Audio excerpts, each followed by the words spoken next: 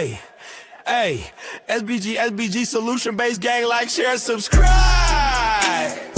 Say no to rim, brothers, Manosphere, and sell no good suckers. Hype him up, hype him up. Shouts out, Sharoon, Bracy, and the Wildest. Wake up, morning show, salute, big dog, shout out to the Lure, PH, Diva, salute, Brownsville, SBG solution-based gang.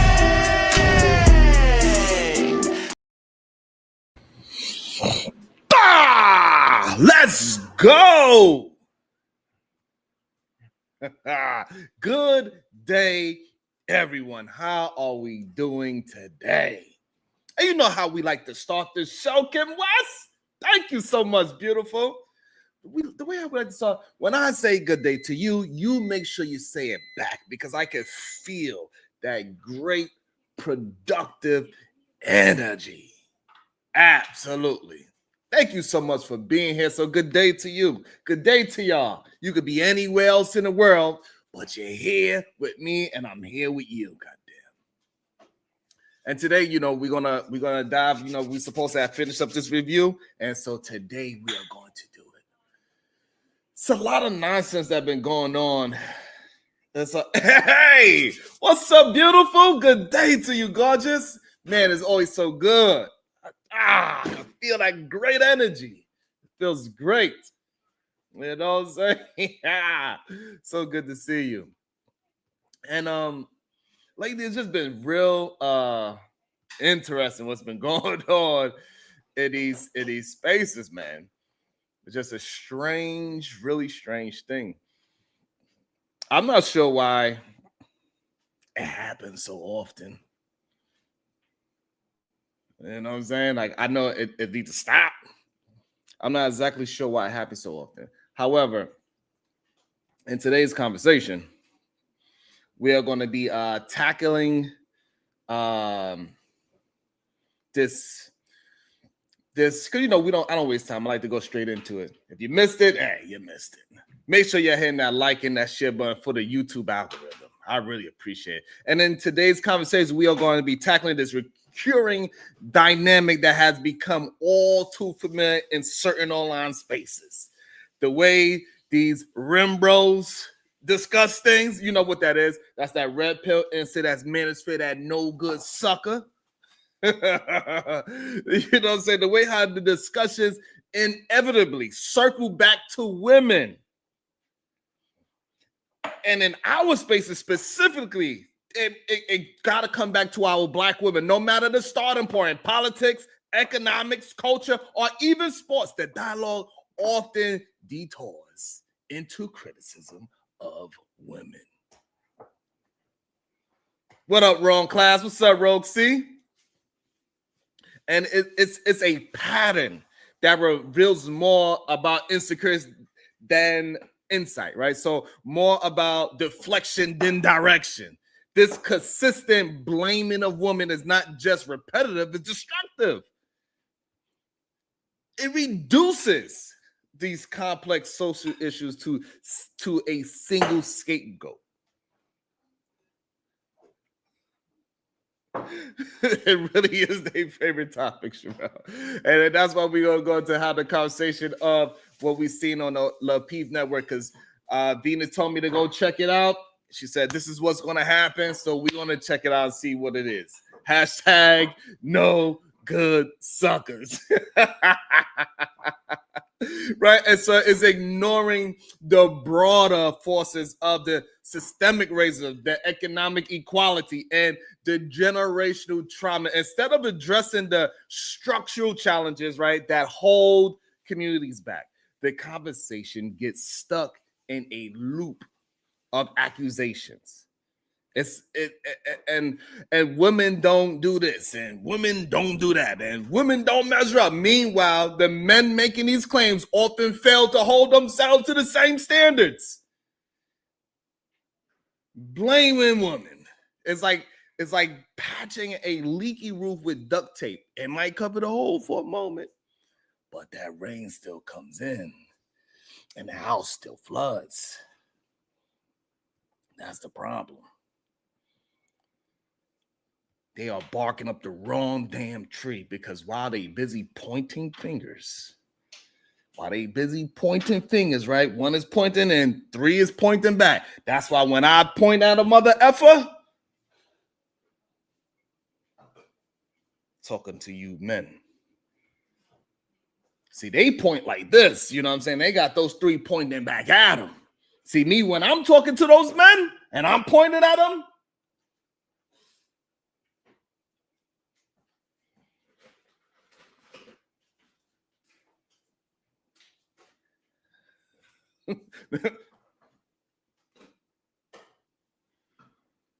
that's how I point at a mother effer. So they busy pointing these fingers at women. And the real issue in our goddamn society, our community, the real issue is poverty, education gaps, systemic injustice. It remains unaddressed. I'm sorry. It remains unaddressed. And it's just this painting black women as the conspirators in some grand scheme to undermine men. But the reality is far less dramatic and far more human. Black women, like all people, they navigate through the same pressure of survival, opportunity, dignity. So to reduce them to villain is not only unfair, it's unproductive. Blaming women is like blaming the mirror for your haircut.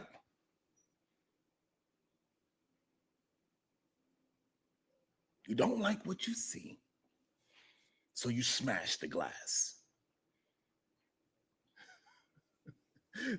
But the problem is the reflection, right?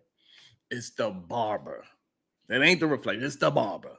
In the same way, blaming women doesn't solve the deeper issue, it only distracts from them. You like that one? You like that one?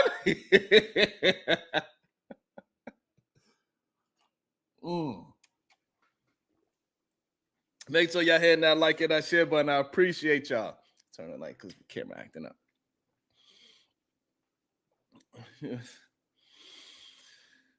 And if every conversation ends with blaming women, then no conversation ever begins with building men. Without accountability, without vision, without self-improvement, the community cannot move forward.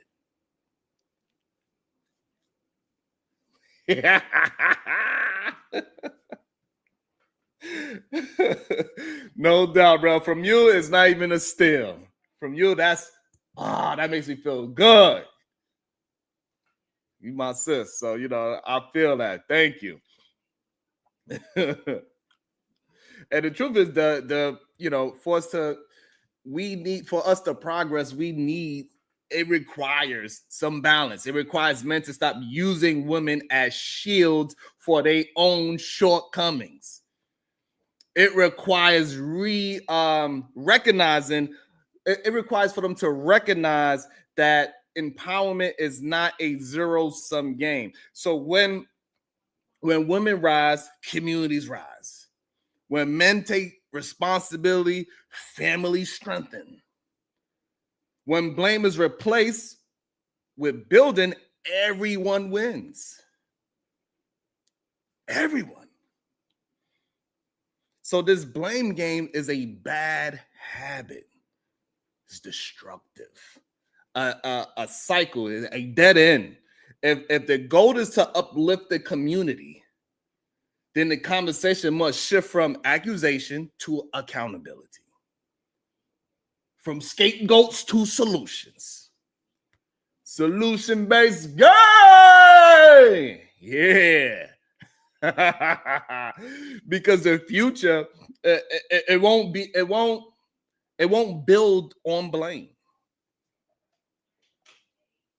It will be built on balance. It will be built on respect and a shared responsibility.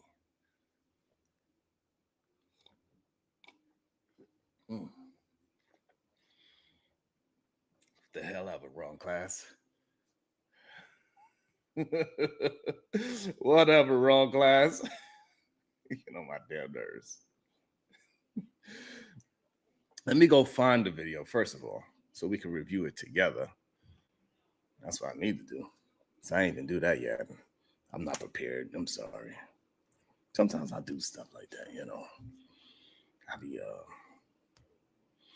be forgetting. I'll be just pressing the damn button and just start talking. I just start talking my talk. I'm sorry sometimes. What's the name of that damn channel? Okay, there we go. What day was that damn show? Okay, it was this one. All right. Hold on, let me see. Maybe somewhere around here. Okay, somewhere around here. This is where we're going to start this conversation at. I got it. Let me see how I share it now.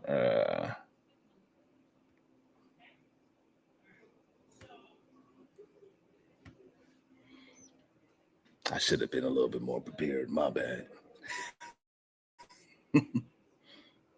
My bad. Somewhere around here is where we need to be. Somewhere around here is where we need to be. Why did it do that? Now I can't see a damn thing. Yeah. Hey, you know, Relly, if you ever want to, you know, all you gotta do is say word. You got the link. Where was I in my thought pattern? Where was I in my thought?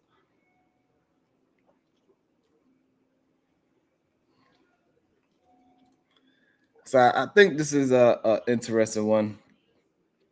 How to shift from we talking about Black fatigue to all of a sudden they concentrate on a Black woman and her face expression, which is just crazy to me. I don't understand it for the life of me. I really don't get it, to be truthful.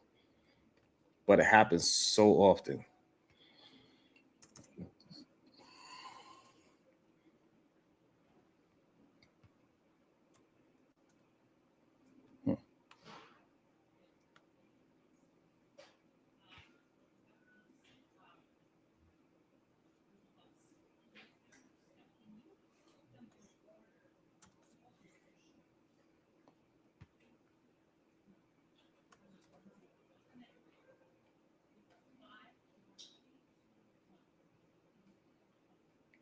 Let me press play.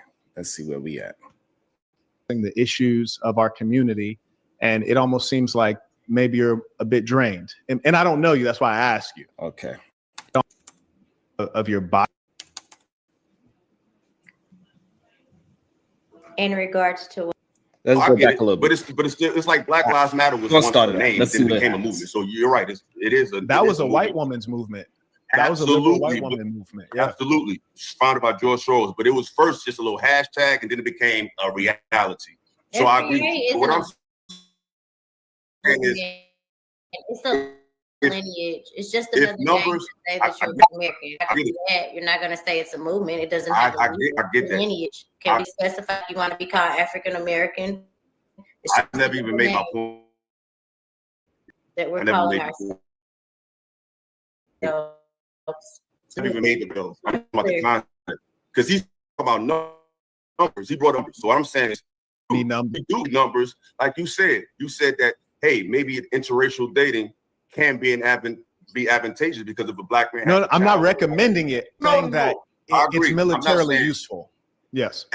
I agree with that. I'm just saying, as a point you advocate for, but you brought it up as an option that can be utilized efficiently. So what I'm saying is, if that can be utilized efficiently, wouldn't you think that? And I'm just going out there to the panel. Wouldn't you think that it would be advantageous to attempt to create bond? Hey, if y'all don't agree, y'all don't agree.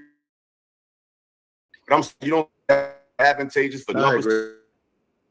They try to connect with Black people all over the world. You don't think it could possibly be an option to work with people of color, although not the ones that don't like us? If it's a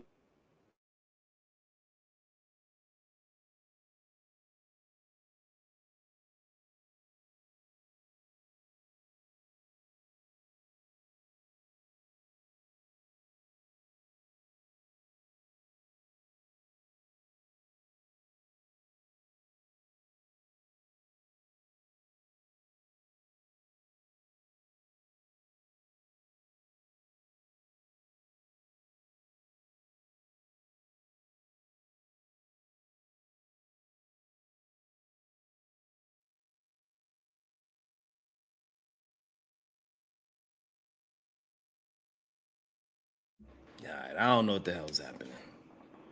I don't know. Sometimes shit just get a little wild.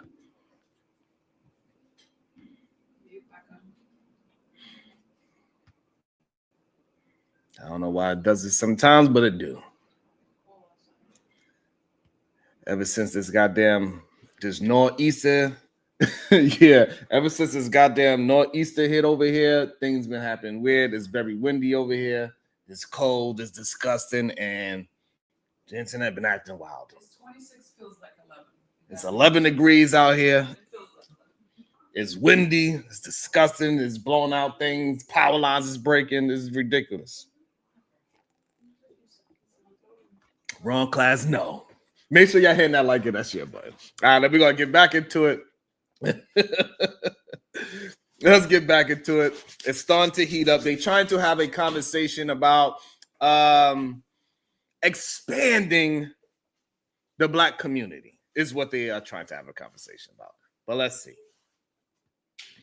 I used to have employees in South Africa. One of the challenges with international business toward the African continent is the distance. So it's just not realistic to be able to collaborate with people who are in a time zone that far away, with a history and language that different. Even English-speaking African countries, their English isn't even quite the same. Like if you go to Uganda, you might not understand them very well. So the first thing has to be ideology, and that has to start with individuals, with families, and with communities that can actually co-locate. And as we do that, then we can grow further. Like, for example, with the Chinese, their diaspora is really highly organized, because if you have a Chinese person in Britain, Australia, or the United States, there's something called Chinese school. They go every Saturday. They study history, culture, and language. So they're all fluent in Mandarin no matter where they were born. So until we have something like that, that provides a consistent, uniform outlet of meaningful information and identity, is not going to work. So what So what is I don't know, our historically black colleges are? What is that?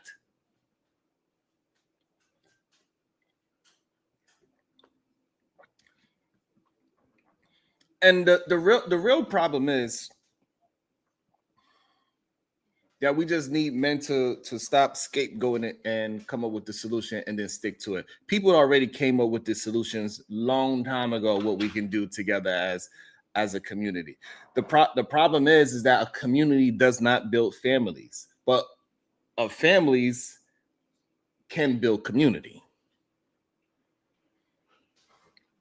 And once we get out this mind, is why I started off saying that we got to get out this blame game, especially us as our black brothers. It's too much blaming going on. And it doesn't matter.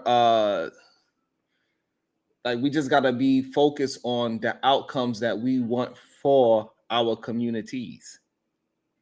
That's got to be the focus. We cannot keep focused on the minority of us. We keep majoring in minor things. We keep complaining about like things that people not even listening to anymore. We don't even care about the goddamn hip hop like that anymore. We move past that. Majority of people barely even listen to the new music. We got these young boys, they fitting for themselves. They putting on quarter zips trying to change their own image. So, you know, I don't know what he meaning. I don't get it. But we're going to continue. We're going to see how this works. Africanists have been talking about is this kind of amorphous thing of like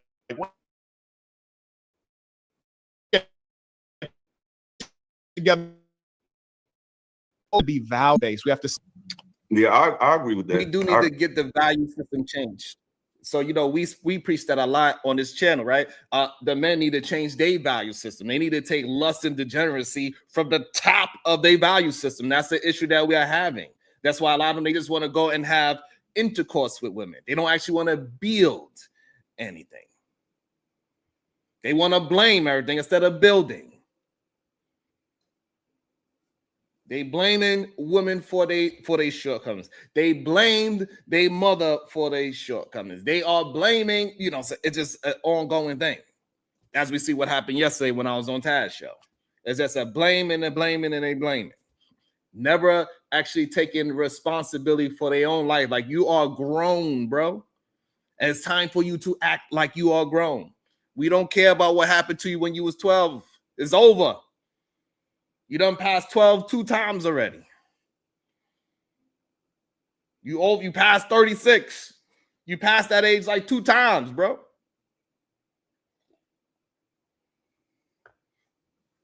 Exactly, melanated. It's insane. Let's see. Let's continue with that. And like you made a great point. You brought up the Nation of Islam. And that's funny because historically the last great royal or the last great empire that we have was an Islamic one, ironically. So how do y'all feel about that? Do you think that Islam would be the answer? Not saying I'm a Muslim because, you know, I used to be, but I'm really not into religion at this point. He destroyed his own point. Islam was the answer for you at one point, but then you left it. What is your value system? The problem is that when y'all choose a value, y'all can't even stick to it because y'all too worried about, who knows? It seems like y'all too worried about what a woman is doing. If you'd have stuck to the goddamn values, then maybe you would be in a better position, but you are more concerned about blaming than building. This is the problem. You can't even follow your own doctrine that you had with you for whatever the reason is. For whatever that is. But that's a value system. This is what Marquette was talking about. We need a value system, and you left that value system to follow what?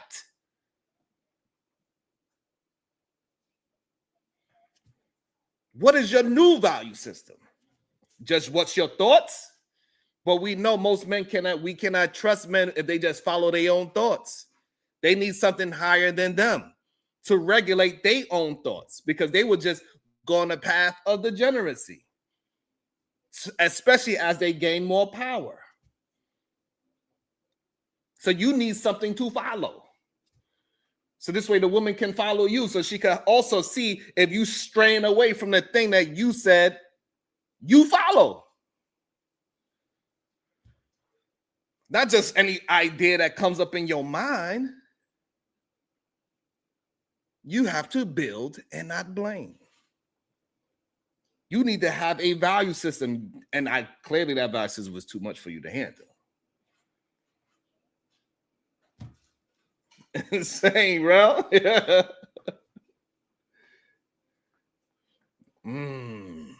Perfect. They followed Diddy. But that's a perfect example of a man that just following whatever comes to his mind. It doesn't matter how perverted his mind is. At one point he was considered a leader. And we see what he lead women into. Death and destruction, ass whoopings, degeneracy, lust. That's what, when you don't have no value system, you will lead a woman into that. And you will take advantage of a woman when she's young.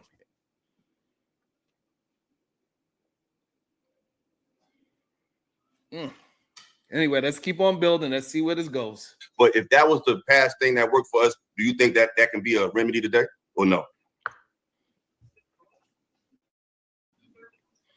Like, did he answer that question already about why you left? Why don't you just say why you left and show? And so clearly you don't think it's a remedy for today. You should answer your own question. Answer your own question. Why did you leave something that was positive and productive for us since that was that last empire? Why did you leave it? Answer your own question. God damn it. May I ask a strange question real quick? Aisha, I've never met you before, but how do you feel? How do you feel at this moment? Is he going to answer Illa's question? Hold on. May I ask a strange question real quick? Aisha, I've never. So he did frame it. I'm going to ask you a strange question real quick. I just want that to be clear. I just want that part to be clear. He starts off saying, Aisha, I'm going to ask you a strange question real quick. So to make sure, I ain't putting nothing. I'm not adding anything to it. No sauce, no nothing. He skipped past Illa's question. And he's going to ask his own strange question to Aisha.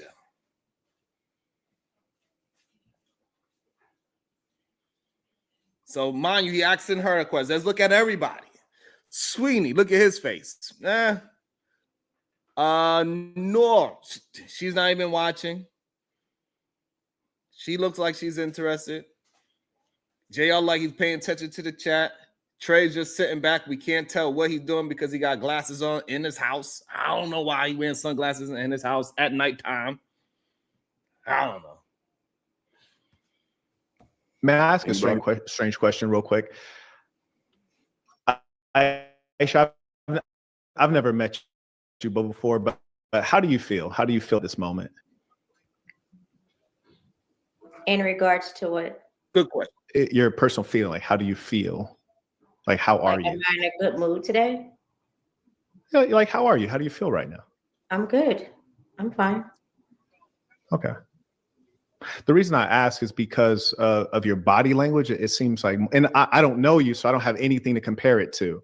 This could be your physical representation of happiness. But I ask in as much as we got all Black folks here, we're discussing the issues of our community, and it almost seems like maybe you're a bit drained. And I don't know you, that's why I ask you. This shit is crazy. That's insane. That's insane. Like, just have your conversation. Why are you singling out this woman for is like 10, 12 o'clock at night? It's late at night. Why are you singling this lady out just because she's resting in her femininity, not saying anything, not interrupting your conversation? Just answer Illa's question, and this would have kept moving. They would have kept building, and we could have seen where they got something productive out of the conversation. But the things that you saying, yes, you said something very nice or whatever, you want to say something kind, but we do have institutions that is set up for Black people. It's called the Historical Black College. And then Illa, he said, hey, we had Islam. That was something that was productive for Black folks. But he himself, he left that. So where is this value system that the majority of Black men are following? Answer that. Why are you asking her about how she feels? That don't have nothing to do with the topic. This is insane.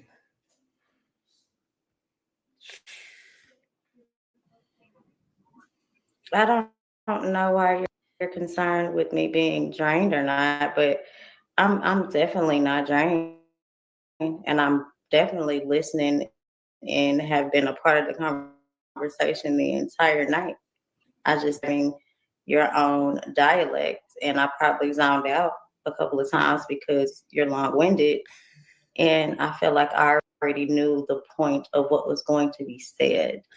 But no, I'm doing just fine.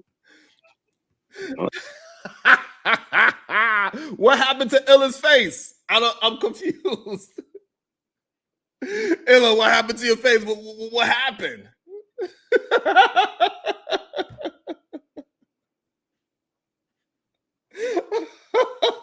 What happened to Illa's face? I am confused. Why are you scrunching up your face like that? What happened, bro? Oh my God. Hold on. I gotta see his face again. Dialect, and I probably zoned out a couple of times because you're long-winded, And I feel like I already knew the point of what was going to be. Why are you rolling your eyes like and that, I sir? feel like I already knew the couple of times because you're I long-winded. can't get over that. Night. I can't I over just the think rolling that you eyes. guys were So having what happened? your own dialect, and I probably zoned out a couple of times Let me see because illustration. you're Now look at it. long-winded. Oh, roll the eyes. And I feel like I Roll it already again. knew Roll the the point neck. of what was going to.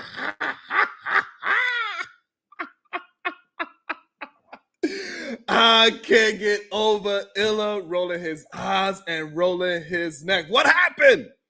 I can't get over that. That is too goddamn hilarious.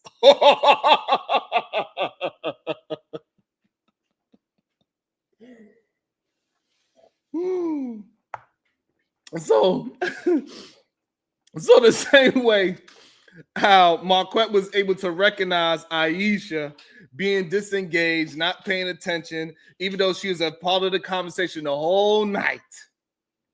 I wonder if Marquette is going to say, hey, Illa, why did you roll your eyes and your neck like that? Are you okay, Illa? I wonder if he's going to ask I wonder if he's going to ask Illa that same question. You rolling your eyes and your neck like that. Are you okay, my brother? What happened to you that made you want to roll your eyes and roll your neck? Keep on rolling, rolling, rolling, rolling. Ah. I gotta see it one more time.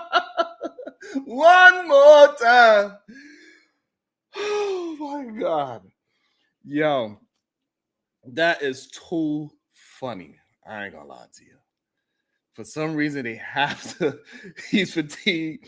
They have to talk about a black woman. She was just sitting there resting, like she just chilling. It's late at night. She had a long conversation, and maybe even a draining conversation with a clear racist white woman.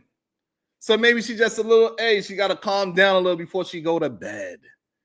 It's late at night, sir. Oh my God, that was too hilarious. I gotta see it one more time. Let's do it one more time.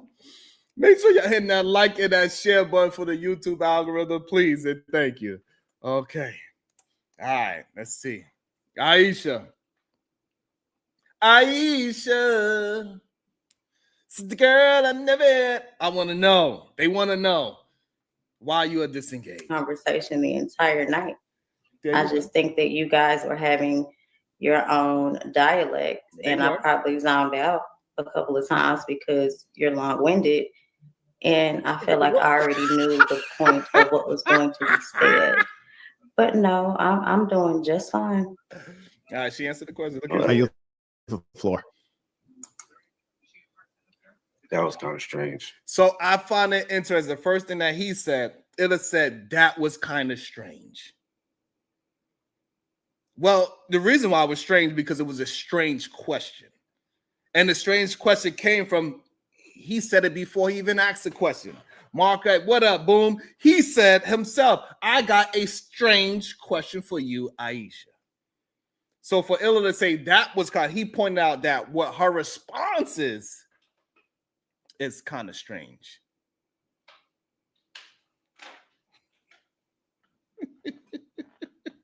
I'm giving you that Illa fatigue.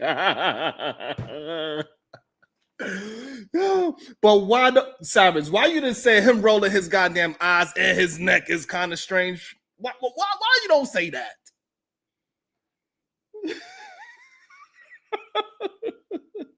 No, nobody's gonna say that man rolling his eyes and his neck at the same time was kind of strange.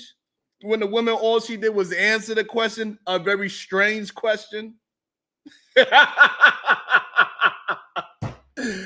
Oh man, that was too great. This is why when you watch the live things, man, like it is entertaining because all these reactions, you can't hide them sometimes. Sometimes things just come out their body that they cannot do anything about. Adnan, what up? Oh man, good grief. Yes, good grief is correct. Hilarious. Where we at with the likes? Where we at with the shares? Let's go. Let's get it together, family. And then he has another to say that was kind of strange, where he asked a strange question. So, yeah.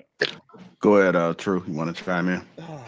No, I mean they laying down pillars. I think that there's a consensus thought of the fact that we do need structure, ideology. And then, man, I swear to you, right after Illa neck roll and eye roll, this man's voice. Right after seeing that neck roll and the eye roll, man, this man's voice, hilarious. I don't know if they you know. Yeah. All right, go ahead. I don't know if we need to tie a tag to it, Islamic, Christian. I think that's where things get a little bit muddy. And I think because we do that now, we're very trying to figure out what maybe be a superior approach. I think that we need to figure out what is most conducive to progress. Thank you. And it could be as simple as patriarchal structure. And for some reason, men are not understanding why other people are tuning out. Right? As we listening to this man communicate right now, at least, this is why people tune out. We don't know what the hell, what is the point of what you're saying at this moment? And it's okay. When he passes it to you, you can say, hey, I really don't have nothing for this. Because we don't need you to summarize what we just heard. It is what it is, though. It could be as simple as men are leading the charge. It could be as simple as having conversations. What I believe occurs more often than not is the men are not the ones who are so much divided. I think when we start having conversations, we're still battling the women that want to have a different approach to what progress looks like. And when we... And there it goes. The men ain't having it, but the women are having it. This is the issue that we keep having. I don't know how we come from a political conversation about having black fatigue, the real true definition of black fatigue, versus the new white version of the definition black fatigue, to now we are talking about if this woman is showing enough appreciation towards the conversation. This is wild. It's insane that this happened in real time, and they find a way to bring it to that it is a black woman's fault. Zero tolerance. You don't like his voice? Say, well, this is what we need to do. We'll be told we're not leading correctly. But then when you ask them, why are we not leading correctly? What are you comparing it to? Are you comparing to the fact that you have a job? Are you comparing to the fact that you have a great FICO score? And then that's where it gets really, really muddy. So I think. And so the problem is you are the one that's muddying it. She is comparing it to your goddamn plan or lack of a plan. You're saying we should do this, that, and the third, but you haven't done it for yourself. She's comparing you to you. You are the leader. So why you bringing in goddamn FICO scores and goddamn jobs? You the one that's muddy in the water. You don't like his glossy lips? His lip gloss is popping? His lip gloss is cool? Nah, Savage, you a wild boy. Oh, man. That's a good point. Also, she could also, if she is using her job, she could compare you to the other men that is around her that she see leadership qualities towards, right? She could say, hey, this man is leading in this way. Even when he get angered, he was able to stay calm, even when he was clearly upset, to get to a solution and not put the blame on somebody, but build with somebody, right? So it's a lot of things that she can see and have a record of what good leadership looks and sound like. And maybe you are just not presenting that. What's up, Victoria? What's up, Prism? You understand? But y'all want these women to have this blank slate with you, even though you have no proof of your own plan. And you want to act as if the woman can't see that you don't have no plan. Women are not stupid at all. This whole idea that you men have that just because you was born and your clitoris fell out that you supposed to be the leader is insanity. Thank you so much. The real victorious one. I appreciate that so much. Thank you so much. The real victorious one with the $1 super sticker. Thank you so much. I really appreciate it for all that you do. Thank you so much. I really appreciate that. Thank you. Much love. You need to have your plan, sir. One of your plans is to speak from a different part of your, like I don't know, stop talking from the back of your throat. Stop talking with your chest, goddammit. We need to hear some damn bass in your voice. Talk with some goddamn confidence. You know what's going on with your throat chakra, brother? Yeah, savage, their clitoris fell out, so they think that they supposed to be the leader because their clitoris is longer than a woman's. Why should you be leading her? Because my clitoris is longer than yours? Shut up. How about you prove that you are a leader? How about you prove with your actions that you, how about you prove with your outcomes that you are a leader? Not just because you got a longer clitoris. That doesn't mean you are a leader.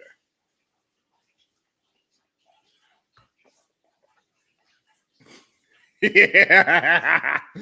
Pause.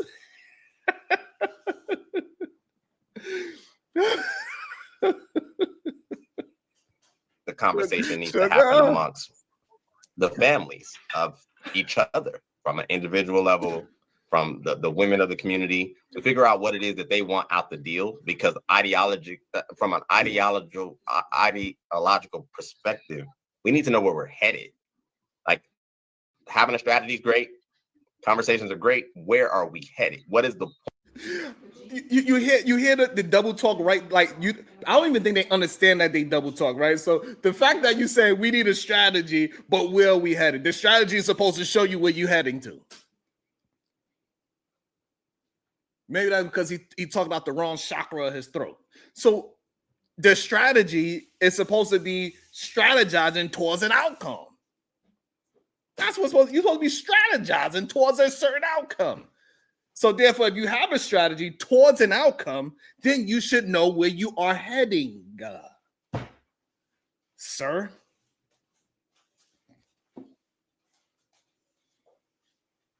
They don't hear or see the double talk. But that's why we're here, ladies and gentlemen. We're here to point out the ill, so this way we can move forward, so we can get men to understand that they're double talking, because a lot of times what we see is that they are not understanding that they are the double talker. The strategy is supposed to be for the outcome of where you are going. So if you don't know where you are going and you need to ask her where she is going, then therefore you yourself don't have a strategy. And if you do come up with a strategy, your woman should be able to analyze, because you trust her, you love her, she's smart, she's intelligent, she got your best interest at heart as well. She should be able to analyze the strategy and have conversations, and maybe even point out some lefts and rights that you might not have seen, because sometimes us men, we have our own horse blinders. And she might be able to see something that you can't see.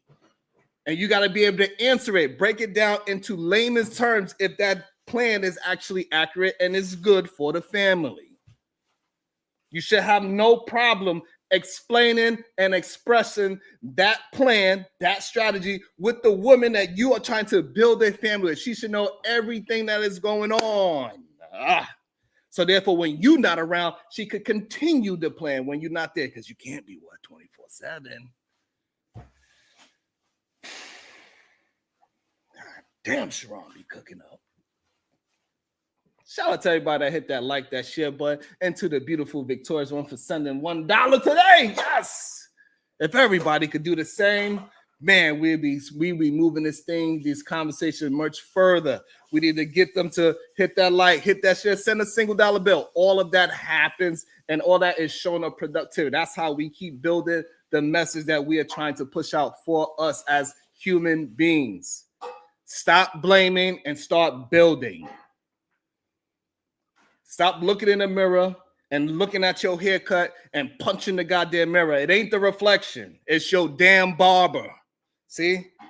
I don't point like this because that's 3 pointing back at me. When I'm talking to you rim brothers, These red pill incel, these manosphere, these no good suckers. Talking to you. All fingers point to you. Anyway, let's get back to it. Point of gearing up? What is the point of formulating strategies? What is the point of any of it? Where are we headed? And I don't know if we can answer that tonight or maybe in the next. True. I can agree to that. It's funny here because we're on this panel. All of us are Black, and I don't think women should lead at all. Just the simple fact that Marquette asked, I believe her name is Aisha, a question, and she said it was long-winded. I zoned out. This would tell you something about the woman's nature, right? You don't lean on the woman. Like they're actually supposed to be a good listener.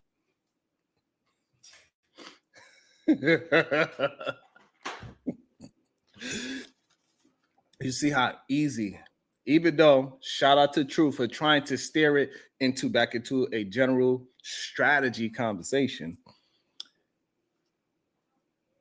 Yes, Fugazi could not help himself, but bring it back to one single Black woman and use her to say that this is how majority of women are acting.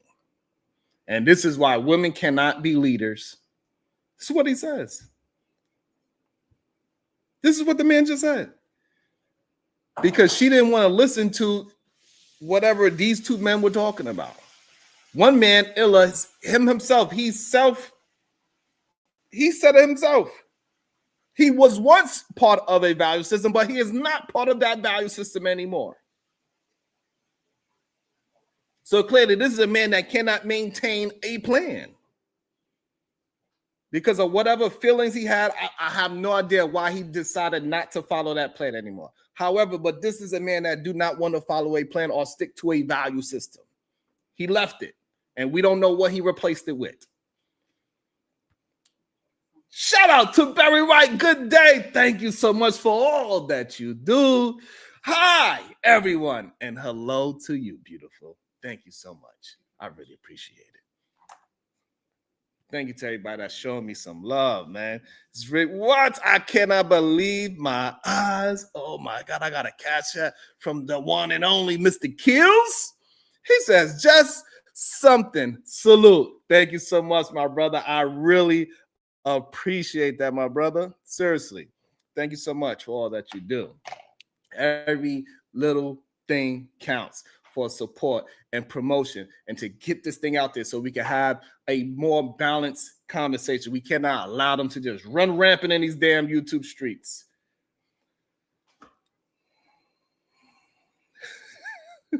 But that was just wild, in my opinion. But we're going to let him keep on talking and how he's going to use this one woman that doesn't agree with Illa the Saint. She did not want to engage in a conversation because she did not want to engage in a conversation, even though we have an institution called Historical Black College that teach Black people about Blackness. He said we don't have it. Even though Illa, he said that one of the best places we had as an empire was an Islamic empire. He was a part of it, but he left it alone himself. These are the things that they are communicating, and they're not understanding. If you want to be a good leader, you need to be a good follower first. Thank you so much, Kills. I really appreciate it. Seriously. Listener, but they tend to not really do that job good. Wow. You know what I mean? So we don't lean on the women or have to ask our women for direction and things like that. No, men need to take charge, and we need to lead our women. She's a prime example, right? Prime example. And nothing on you, Aisha. I'm just saying, like, she didn't. Marquette was speaking. And this is another thing that they tend to do, right? So he's speaking towards her and at her, right? Instead of speaking with her. And he's trying to get a rise out of her. Shout out to her at this moment right now. She is maintaining her character and staying calm because she really don't want to engage. She's listening to it and she's like, this is some bullshit. But she is being calm about it, even though he's attempting to trigger her into a back and forth that is not going to look good for her. He want to be sassy with her. That's an issue. That's an issue. And the fact that he's using this one example is wild. But if I was to use that, we have 3 examples of men are shifting a conversation into a woman. They would say that I'm the crazy one, right? We got Marquette. They was not talking about women. Marquette somehow turned it into Aisha. Philosophical, he turned it into Aisha. Yes, Fugazi, he turned it into Aisha. Even True tried to kind of steer it away from her specifically and turn it back into just a general conversation, but somehow three of the men want to bring it back to one black woman. If we point that out, we the crazy one, we the panderers. Peep game. Very intellectual. He was speaking concise and clear. And for you to tune out and not listen. I was still, and I was absolutely still bored, and that has nothing to do with my intellectual ability. Nothing. I'm 2 degrees in. They were going back and girl, forth. what you are? I was still, and I was absolutely still bored, and that has nothing to do with my intellectual ability. I'm 2 degrees in. They were going back and forth for about 10 minutes about the same topic, and I felt like it was very redundant. I think the conversation took a left turn, and it went from the original topic. So when those 2 gentlemen started conversing amongst each other, in my opinion, it had nothing to do with what we were all speaking on the panel. So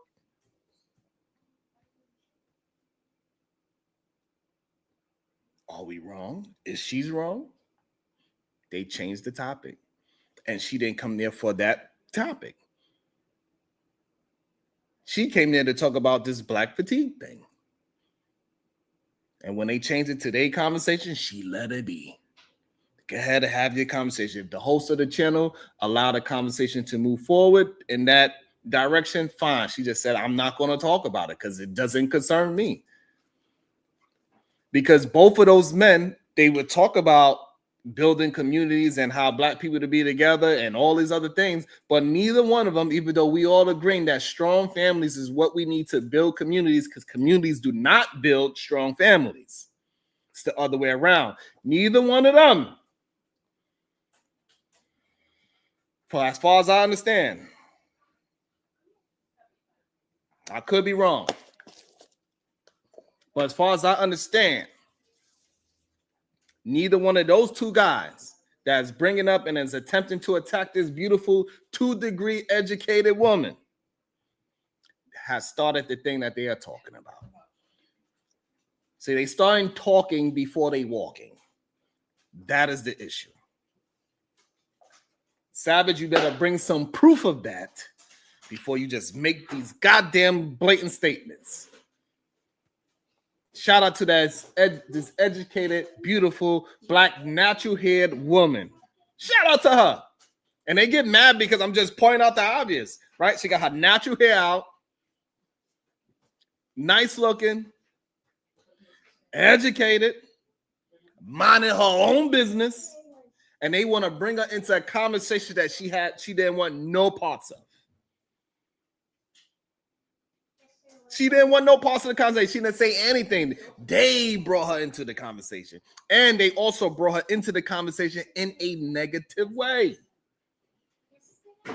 Like she's supposed to just be, it's 2 men talking about their own bullshit that they are not following themselves. They just talking out their ass. One man said it himself, I used to have a value system of Islamic faith, but I left it alone because I don't want to have that. I want to be lustful. I want to be a degenerate. I don't know if he actually said it, but hey, we know he didn't replace it with another sound doctrine. Because he didn't bring up, hey, I left that one because I think this one is more sound. That's not what he said.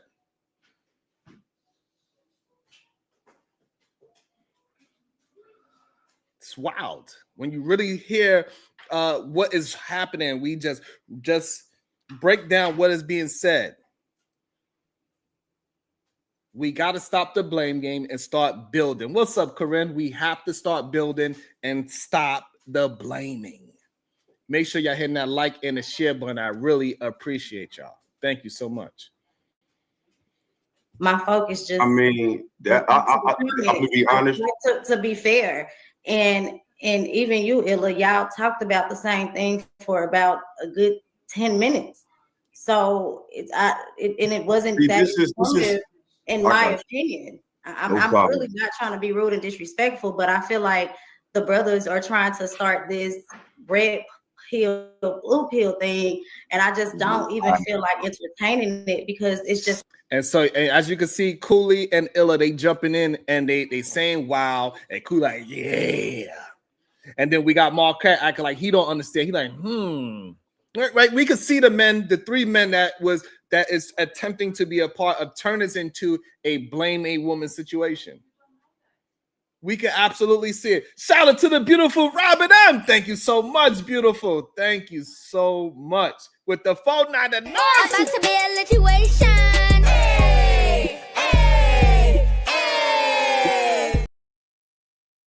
Thank you so much, Robin M, for all that you do. I really appreciate y'all. Thank you so much. Seriously, it means a lot. Right? And so now Cooley, Marquette, and Illa is going to act as if they don't understand what was happening. That when Marquette asked this strange question that he said himself, I had a strange question. And he put the focus on her. And then Truth Table, he wound up turning it into a conversation about women and men. And then, what's this man's name? Yes, Fugazi. He turns it into a conversation how women can't do such a thing because this young lady can't listen for some strange reason. And then when she just assess it correctly and say, y'all attempting to turn it into a red pill, blue pill, they were, what you mean? I don't get it. Now they want to try to act oblivious. Like now they stupid all of a sudden. And I don't understand why these men just cannot be honest about when we see y'all. Y'all are not as smart as you think. Y'all are very obvious. We see y'all. You ain't fooling nobody. Stop thinking that you are so much high superior intelligence than everybody else just because your clitoris fell out. We understand you have a long clitoris. That's why you have to roll your neck and your eyes at the same time. That's why you got to blame women. We get it. You need to understand it now. It's not where I'm at right now. I think the conversation was about Black fatigue, and then we went on to talk about Pearl and all of these things. I think I said this earlier. We all know that we have degenerate classes in society. We know that these things exist, right? We don't have to sit on platforms all day, every day, and discuss those. And to True's defense, like he said, it's time to start talking about solutions and pointing the finger at, oh, well, that's a perfect example. She didn't listen. I didn't listen because I was bored. Point blank. Simple. And she has the right to. She has the right to listen to a conversation and assess it and see if this is bringing any value to me at the moment. And it was not. And you singling her out. SBG, let's go. And she assessed the whole situation properly. And we're going to see, because I have not watched past this, we're going to see if he's going to acknowledge what she's saying is truthful, or is he going to attempt to gaslight or turn the conversation into that's not what happened, even though he keep on attempting to jump in and the conversation was directed towards her. He keep trying to jump in, he's keep interrupting, he's trying to push his dominance in, saying that I want to talk past you and I'm not going to listen to you, right? He's going to do exactly what Cooley said. He's going to follow his brethren. He's going to follow his brother and not listen to a woman. And he's just going to try to talk past her, everything that she's saying. He doesn't care about it, even though she's assessing the situation properly. This is a problem that we have in our community. We have to learn how to listen and communicate with each other. Don't listen to respond, listen to understand. So you can respond properly. And clearly she is listening to understand, and she is responding properly.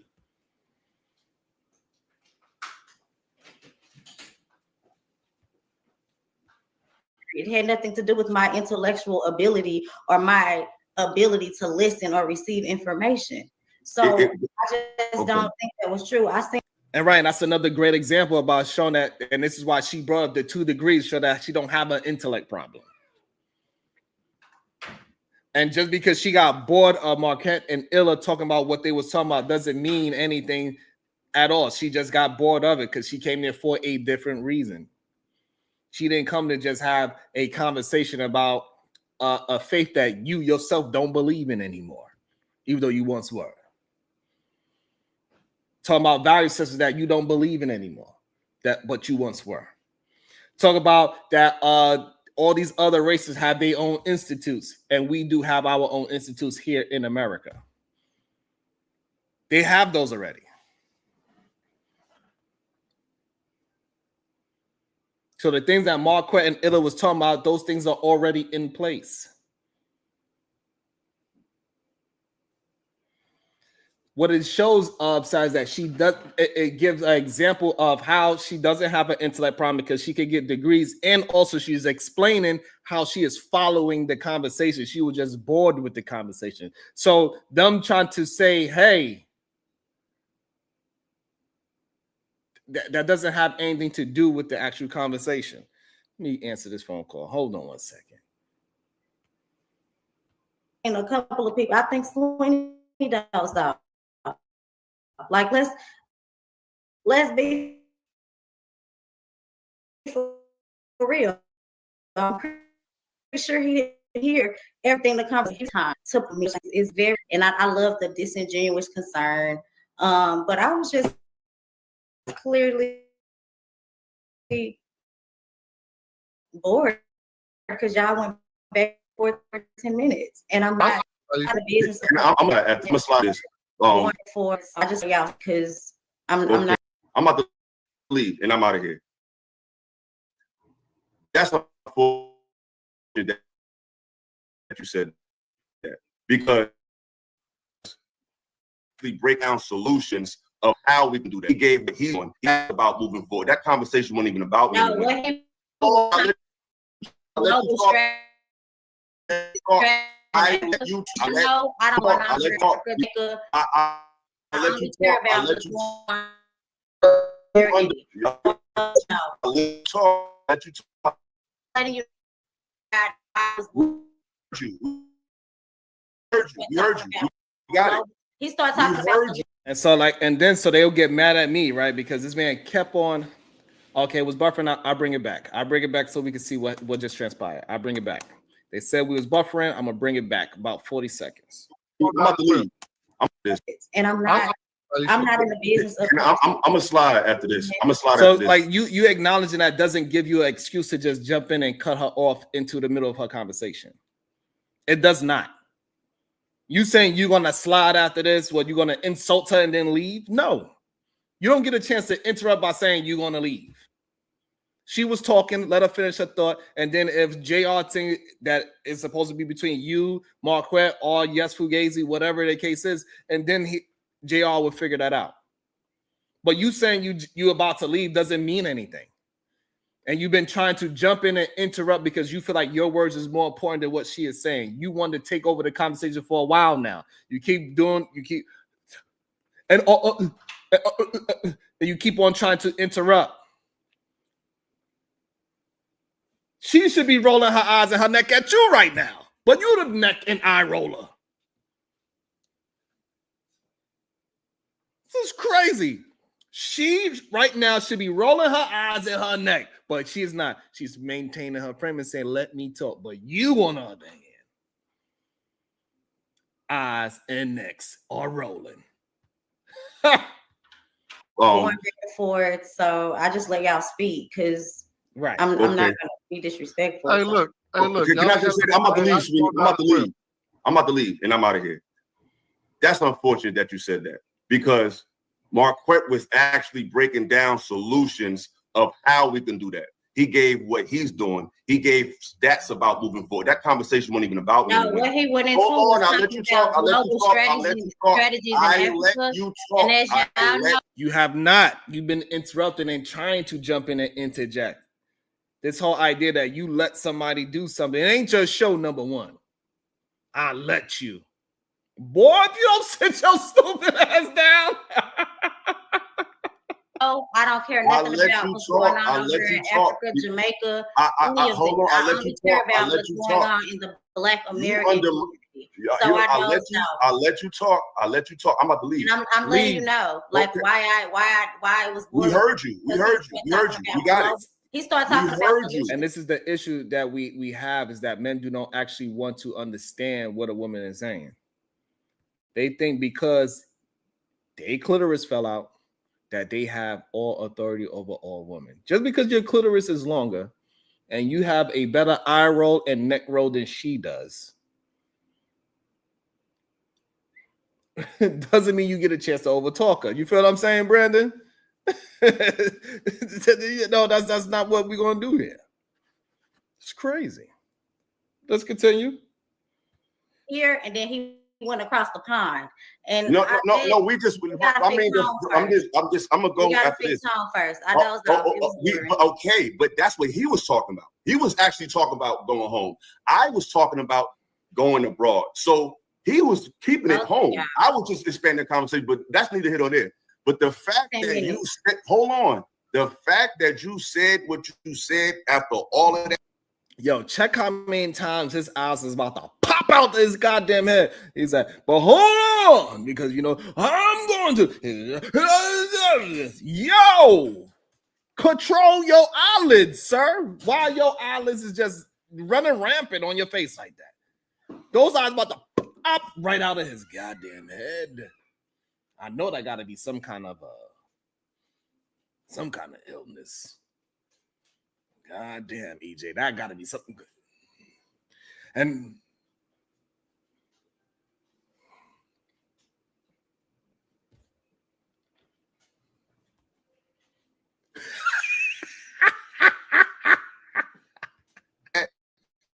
prove that we have a long way to go, because you just did, and I noticed you did this on the last panel, because we was on the panel last time.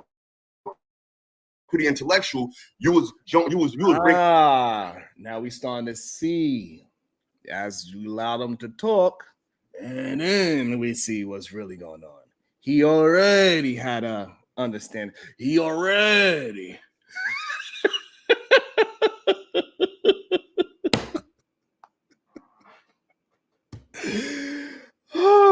It's overactive thyroids. Damn.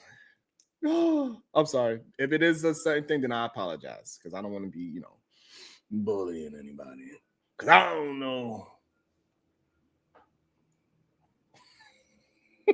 He looks like he in a fishbowl. What's up, Lovejoy? Y'all are insane. Oh, good phone. You was right. 0 times. You was 100% correct. You was 100% correct. I was agreeing with him in the beginning. I was like, hey, he was in some good talking points, but somehow they circle it back around and they start rimming. What is a rim, brother? It's a red pill, insect, a manosphere, a no good sucker, or eye bulging sucker. I don't know. They need to, sugar.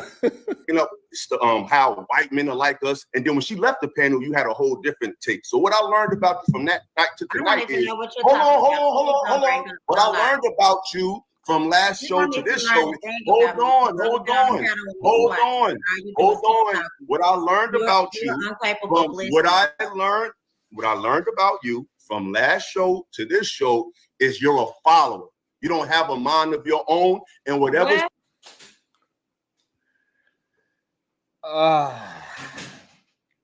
Okay.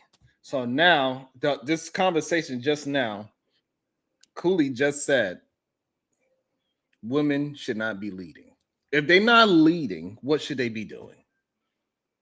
Should they not be following?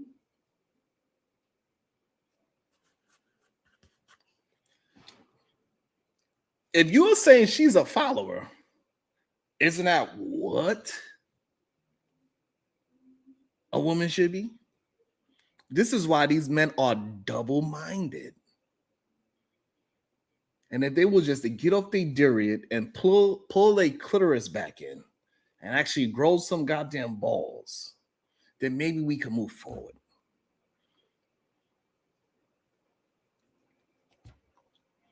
This man Cooley just said that women should not be leaders. If they're not going to be leaders, then therefore they should be followers. And now he is mad and upset and basing his argument on the fact that she is a follower. These men are double-minded. They have no idea what they're saying. They're just talking because, you know, I don't know. There's something about that neck rolling, eye rolling. Why do you want to do it? I don't know. Why your eyes about to pop out the side of your... I don't know. He got some aggressive eyeballs. The flow, hold on. Whatever's the flow. He don't know me. I'm good on that. But what I'm saying is, you either go with the flow or you're just contrarian, because that whole conversation, the whole conversation. I mean, you undermining the whole night. For real. You're undermining you undermining the whole night. But what I'm saying is, we were having a conversation that was open to the entire panel. The only reason. So, and this is where we know it's something really going on, right? Y'all was having y'all conversation, and then Marquette wanted to ask a strange question to a woman that was not involved in y'all two conversation. That's the point that you are missing. He brought her into that conversation. And the conversation, he changed the conversation that he brought her into. He didn't ask her a question about what y'all was saying.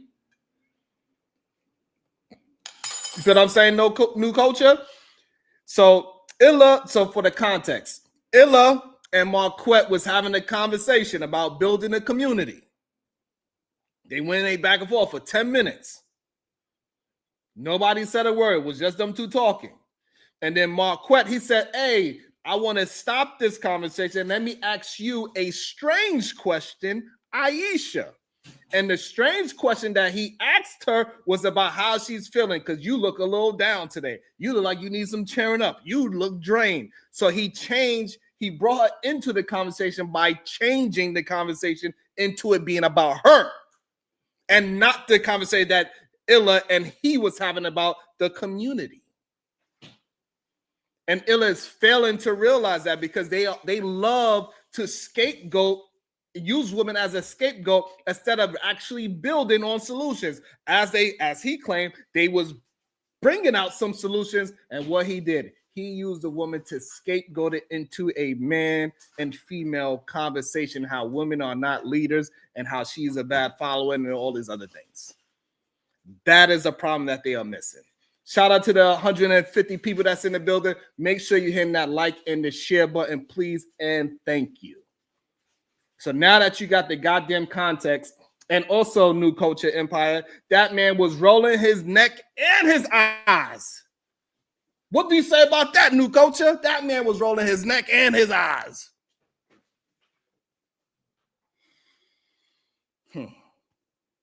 Let's keep going. Why I would speak, because no one was talking, and I think that's kind of why Marquette was speaking. Nobody was speaking in absolutes. Everything that man was saying, and I don't agree with everything Saint and Sinner say, but what he was saying tonight made absolute sense, and it was strictly. That's your interpretation. You said you had sweetheart. You just said you had 2 degrees. And again, and this is the problem that a lot of men are having with they understanding of what is actually happening. We're not even at 100 likes. Y'all should be ashamed of yourselves. Ain't no way we laughing, joking, and hit the like button, hit the share button. We gotta build. We're not blaming. We are building.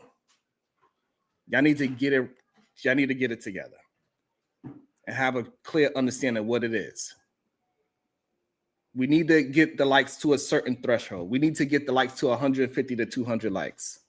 If you come in, say hello, say something, say good day, my first time here, whatever it is, state where you're from, comment on on the commentary, do something. Be a part of the conversation.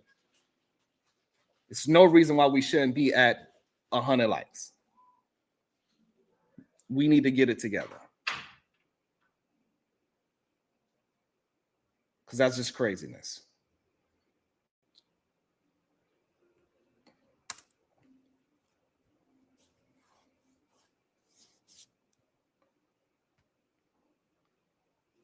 While y'all get that together, let's continue. And you're so intelligent, but you're showing nothing but ignorance. You're right showing you all night. You've been showing. You've been lacking intelligence. No, I just show passion. You've been interrupting and being It's disrespectful. cool, sweetheart. See, women like you, sweetheart. Men like you. And this is when we know words like women like you, sweetheart. Like all of this is just condescending tones, right? The conversation was not about this young lady at all. For somehow, some way, they figured out a way to bring a black woman into the conversation. The conversation was about black fatigue. And then the conversation moved into about what we could do for the community by bringing all different types of diaspora into the conversation of what is black in America. And then he changed it from how do she feels. And then that turns into philosophical, rolling his bulging eyes and rolling his neck. That's what happened. So he is gaslighting the conversation as if she started talking negative about their conversation. No, she was brought into the conversation where she did not want to engage in the conversation. But these men do not want to recognize it and just be truthful. They just want to gaslight and make it seem like black women are doing something that they are not doing. It's freaking wild when you really see it happen in real time. Whew. Shout out to the New Culture Empire with the 199. If you don't stop pushing and pausing the video, my bad.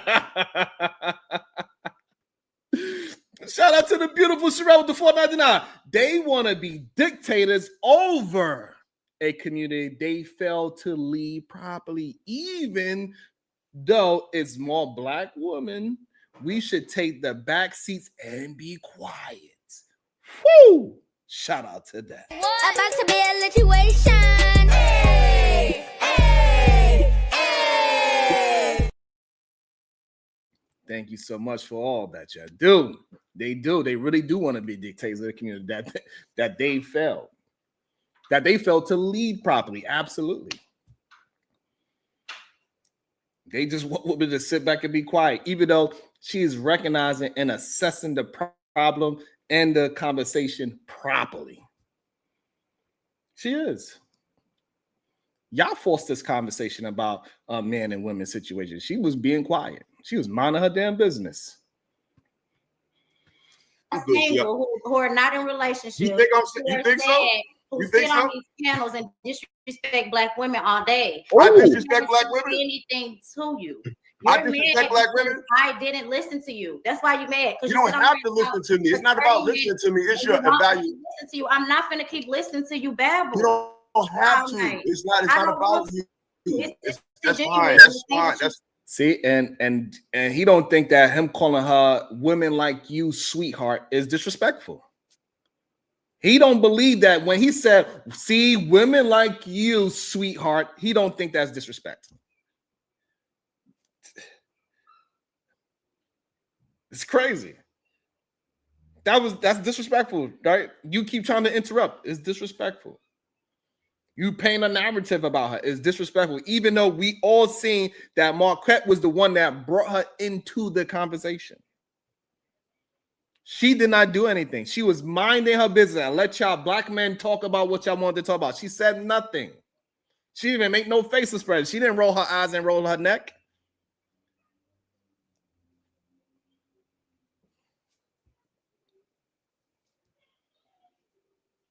And see, and then when men come into the chat and not have a conversation about what is being said, and they say things like this, we know that men are not being honest and genuine.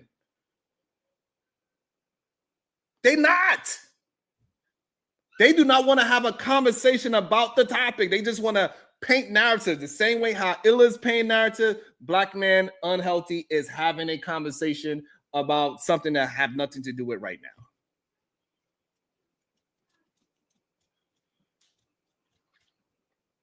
talk about what is happening. This man is, these two men brought her into the conversation, now acting as if she had a problem with them.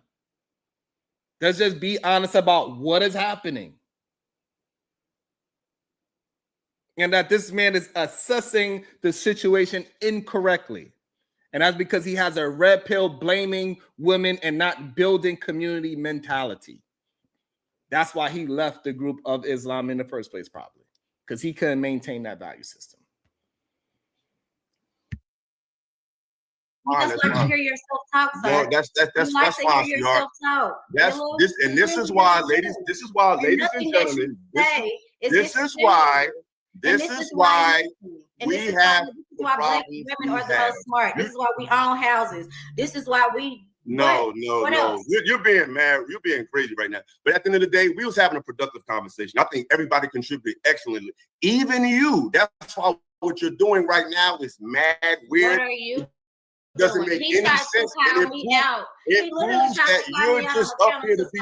All right, I'm not about to argue. You're gonna throw rocks and catch your hands. May I? And see, right there, he is not blaming a proper person. If he'd have just said, hey, you know what, Marquette, you should have never brought her into the conversation where she didn't want to. If you recognize that she was drained or whatever, maybe you should have just tried to bring her in the conversation in a different way. You shouldn't try to attack her with saying, hey, I don't know you, but you seem like, and that's why I asked you, because, hey, we all know that is a goddamn tactic that you're using, and it worked. Even though she tried to get herself out of it, it worked because you, Illa, and yes, Fugazi wanted to keep engaging in the conversation. So y'all led this conversation to where it's at today. And y'all do not even recognize it because you are so double-minded that you, three men, not even recognize you led the conversation into this. This shows how double-minded and bad leaders you are for blaming women instead of building communities. Because you are looking for scapegoats and not solutions. So while y'all was talking, what did he do? He brought her into it in a negative way. He didn't ask her any questions about that topic that y'all two was having. He changed the conversation and turned it into her. Literally in real time, and you cannot recognize it because you are so double-minded. You are such a fan of Marquette. You are such a lover of men. You didn't even realize it. It's the problem. Y'all men get on y'all dairy at the same time, and it's crazy.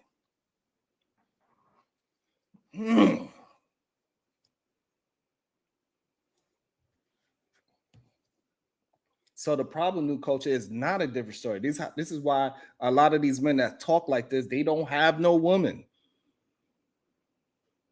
Like this man, he got all of the attributes that the men love to talk about that women want, right? He got a good job. He got his own apartment. He's over 6 foot. He got all the attributes that these men love to say that women like.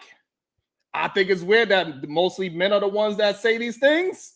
And women are not the ones saying it. It is a little weird to me.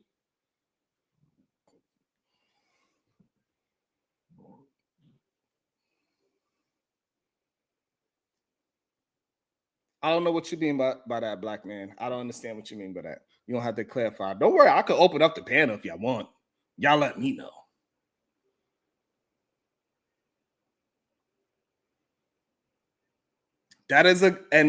So the problem is, new culture, we see the men that are not adjusted to being around females and how to communicate and not chase females off and not get them angry and turn it into a back and forth. Because men that are around women, they don't just turn conversation into arguments. We build, we have a good time, we have conversations, we talk about the things that both parties can have a conversation. Right? You're not going to be at a goddamn, you're not going to go to a function when it's men and women and you start talking to the woman about goddamn Patrick Mahomes. You're going to run the woman away.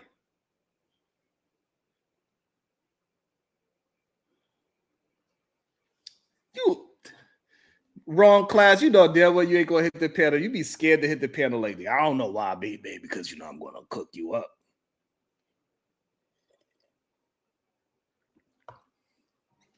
But let's continue. Yeah, in front of May the I whole panel. reply? I didn't even I didn't say call that. you out. And Yeah, I got y'all you. doubled back until I had some. No, you just sounded like Now that I have something to say, you sound like All right, we back. We good? It paused for a second. I apologize. We back. All right. that intelligent. we could. No, you just sounded like Now that I have something to say, you just sounded like a fake smart person. It's cool. That's why you had to bring up the degrees, because you're not that intelligent. We could. Now I'm talking to you. Yeah, do that. Oh, she done ran off. Damn it, the clown. You know what's funny about it? Because I did not see this far. I just said men like that is going to run women off and run them away from the conversation and run them out the party. And it exactly happens like 10 seconds later. Literally ran a woman off the panel.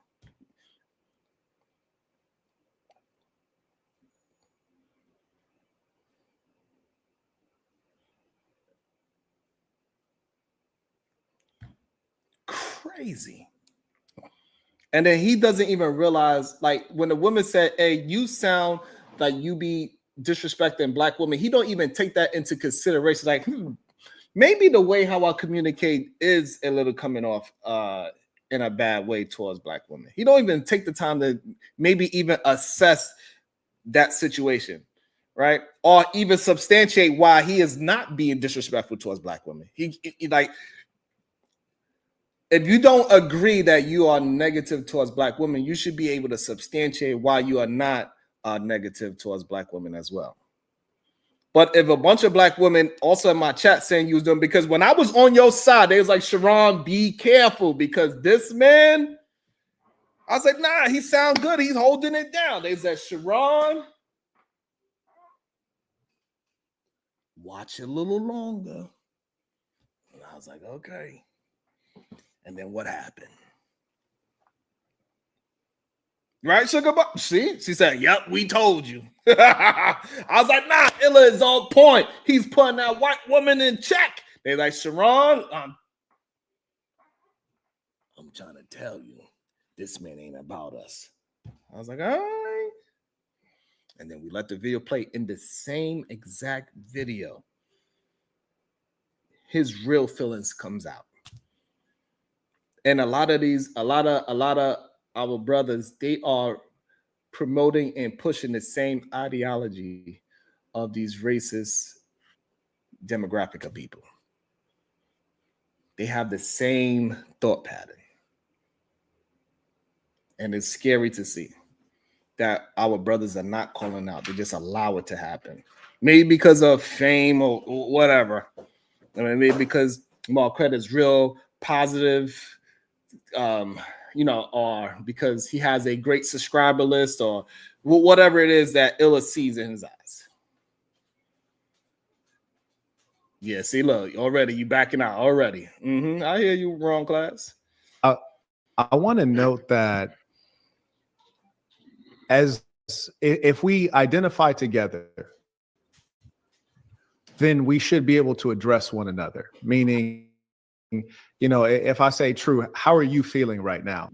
It's a legitimate question, and we can address one another and deal with the way that we're comporting ourselves. One of the things that I did hear Pearl say that I thought was reasonable, among a lot of things that were unreasonable, she said the attitude. And I have to agree with her. The attitude is sometimes not where it needs to be. With women, black women, it might be negative. And with black males, they might not be very masculine. They mumble when they speak. They don't make strong eye contact. They might not be responsible and timely.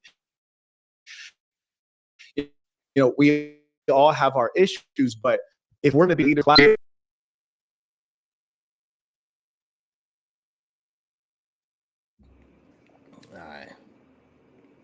All right, we back. Here we go. Here we go. It's insane. Here we go. Let me check. Let me see where we are with the likes. Did we get to 100 likes yet? Damn. We still didn't get to 100 likes. That is wild. I don't know. We got 150 in the building, but we don't got 100 likes.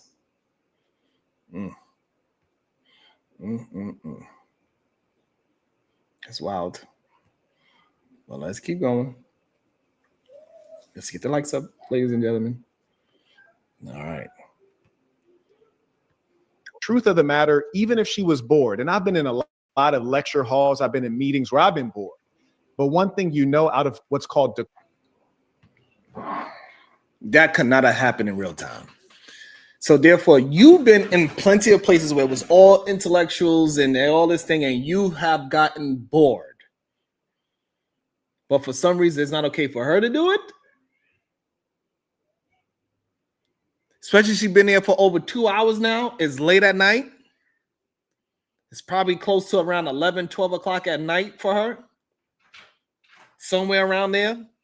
She had a full day before she came up on this panel. And she's been on this panel for over 2 hours now. Plus how long day. It's not like, man, this is wild.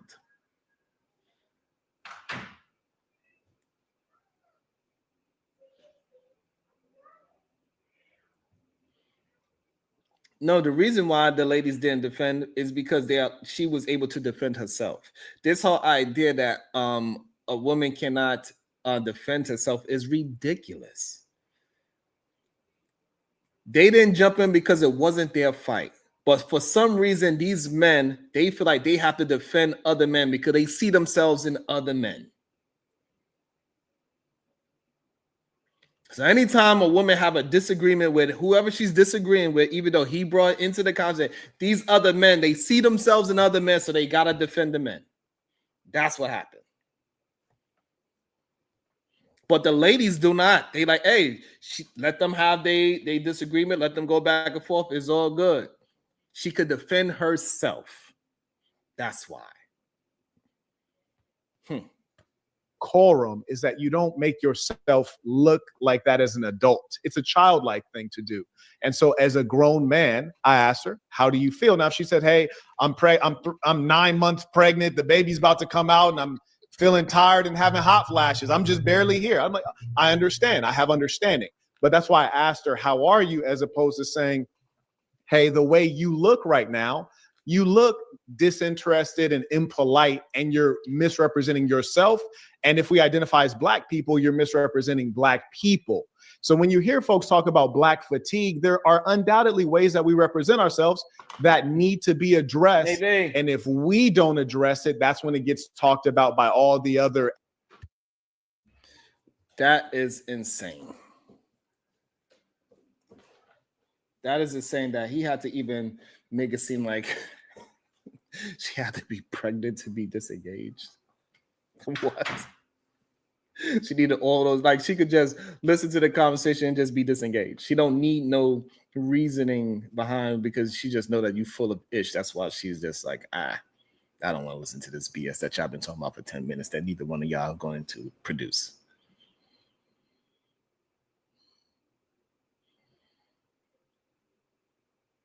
That's crazy. Why you didn't ask none of the men that? Now her position is just think about what he's saying. He's saying her position on how she looked in his eyes was disrespectful to their conversation. Just that one woman. Out of everybody else,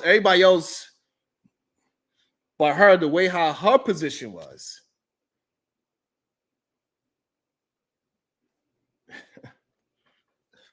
That's a wild thing. That is wild. Hold on, let you hear him again. This is crazy. What are you saying? You look disinterested and impolite and you're misrepresenting yourself. He said she looks impolite. How does she look impolite? She looks impolite and she's not representing herself because of how he looks at her. She was engaged in a conversation for 2 hours. She was going back and forth for 2 hours. Good day, Verbal Assassin. Thank you. Appreciate you. She was going back over to her. Plus, she had a long day possibly before she went on that panel.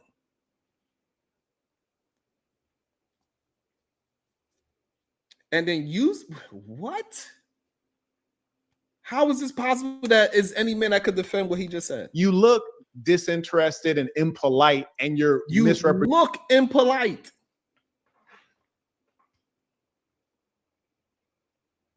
Because somebody is not interested in your conversation, that means that they're impolite.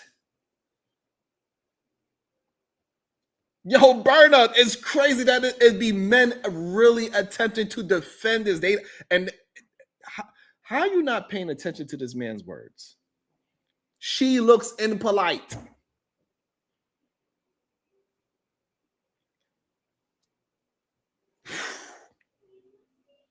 Crazy. Representing yourself, and if we identify as Black people, you're misrepresenting Black people.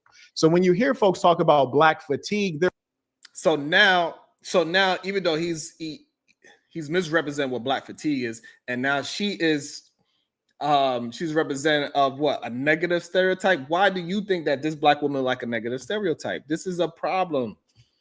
This is wild.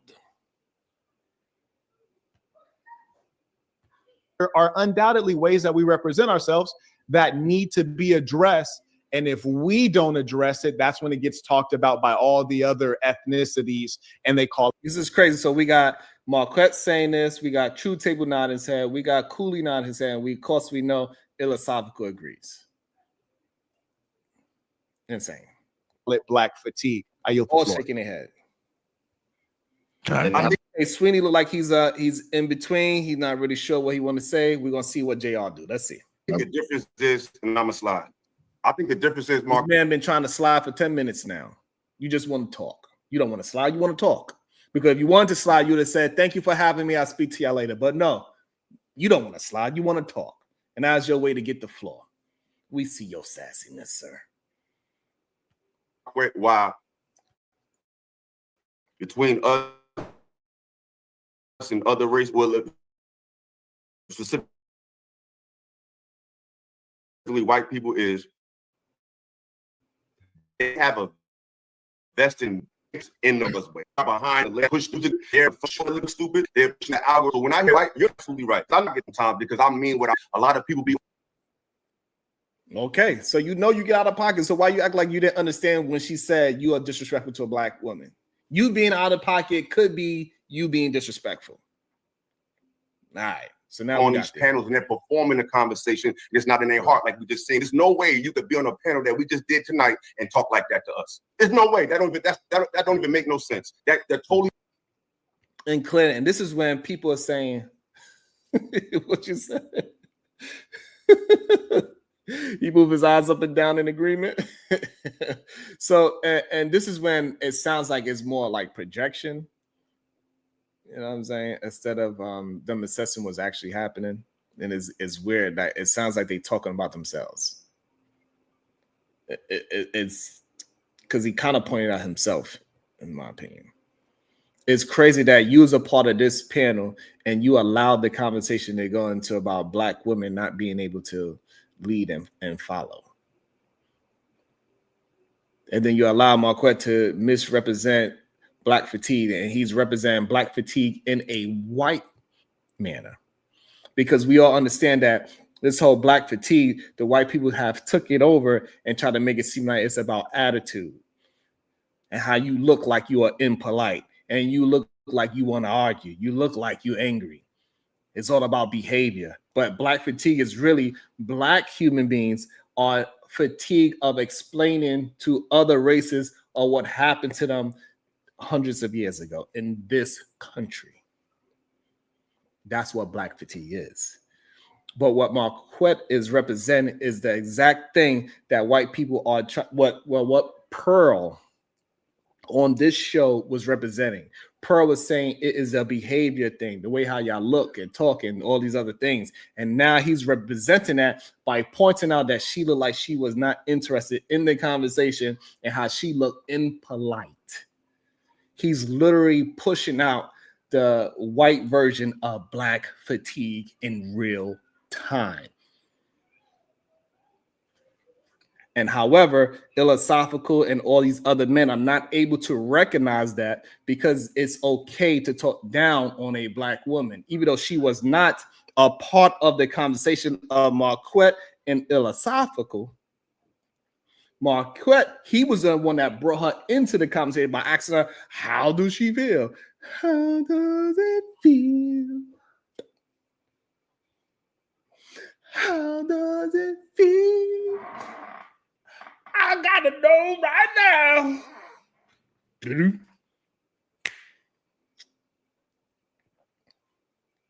That's what he did. He undermines it. That's why like you're the enemy. Talk to you like you're the enemy. Exactly. That's why, because people perform the conversation. So when Crowley was here, she had to perform the black thing, and when they left, now she's performing the sisterhood thing. You're performing. You don't have a stance. You're just going with whatever. But like I was saying, I think the difference is between us and white people. There's no excuse for getting out of pocket. I apologize, y'all, but I'm like this in real life. I'm not acting, so it's hard to stop. So that's good to understand. Right, so we got to stop this whole idea that this is just for entertainment and people are just doing this on panels. He said he's like that outside as well. And there's a lot of men that have this, they are black. You know that Bino, they black in name only. But in real life, they are pushing out this remedial rhetoric of red pill, incel, manosphere, these no good suckers. They pushing this kind of thing out there. He said it himself. We're going to believe him for what he say, right? So this is not just about the panel. He said he does this in real life. He is this confrontational with women for real too. He's not just confrontational with black women on panels. He's confrontational with black women in his real life.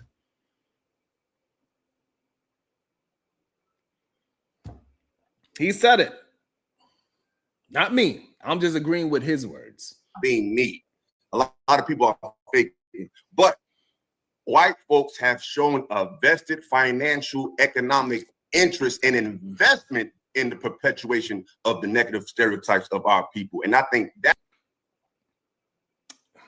you know what? Let me let it play. That's the main difference. And with that, peace to Cooley, peace to Saint. Hope I see y'all again. Peace to True. Hey, Illa, you still in Newark? Trev. Illa, you still in Newark? No, I'm from Newark, but I'm in Charlotte right now. Oh, you in Charlotte? I would love to chop it up with you too. Yeah, we got Jersey up in here. We got Jersey all up in here today, boy. Yeah, I'm from Rawway. Bro, I'm from Rawway. I'm the best shine. You already know. Yeah. Bricks.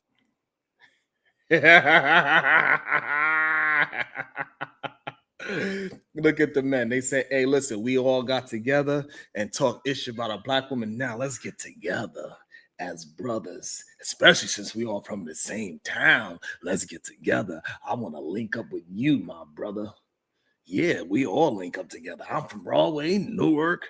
We all from that same area. Maybe it's something in the water in those areas. He said, hey, since you want to talk down on a black woman, I think we could get together. Let's start it. Let's get it started, my brother. Let's get together.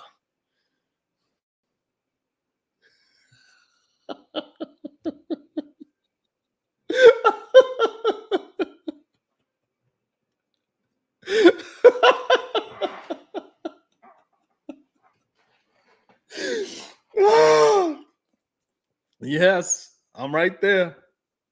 But on my side, the water don't, you know what I'm saying? The water don't taste like that, you know what I'm saying?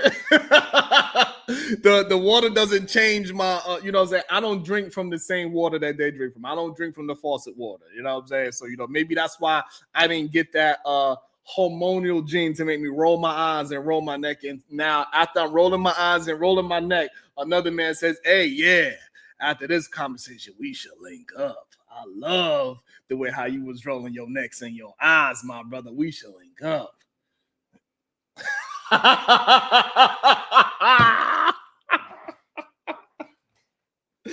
Tony.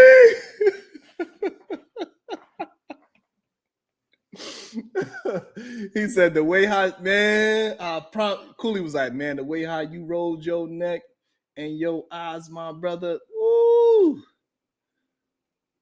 I think we should link up after that.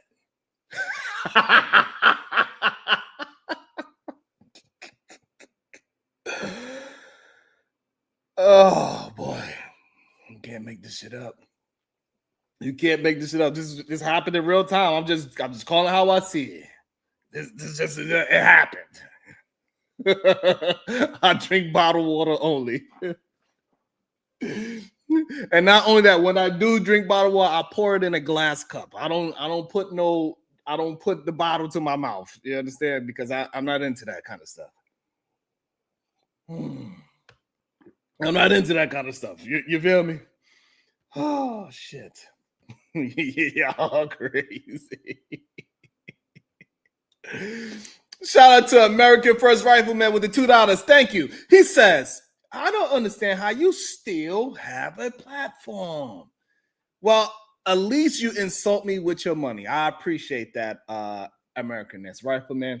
Hey, the reason why I still have a platform is because I'm attempting to build something together. I don't put the blame on people.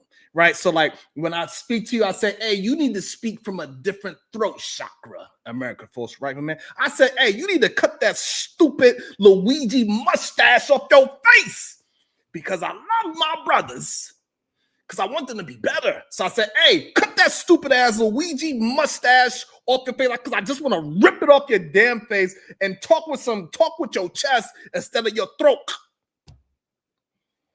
Because I want you to be better, my brother. I don't want you to be like these other men blaming women. I want you to build. That's what I want you to do. I want you to build it up. What's up, Chaotic Truth? I am great, but you are not greater, sir. No, absolutely not. Absolutely not, sir. Shout out to Chaotic Truth. And this is why, SBG, we got to get out there and boss people. Bow! We got to do our thing. We got to do our thing, y'all. Make sure you're hitting that like and a share button. God damn it. Yeah. Because even when we not thinking we in the competition, we in the competition. Salute to you as well. Wow, kick your ass every day. You heard? You feel me? Now, Chaotic Truth now. You don't want me to start the focus on your black ass, because I could hit you with some You feel what I say? I could hit you with some Better watch what you say to me. You better watch what you say to me, because if I focus that attention on you,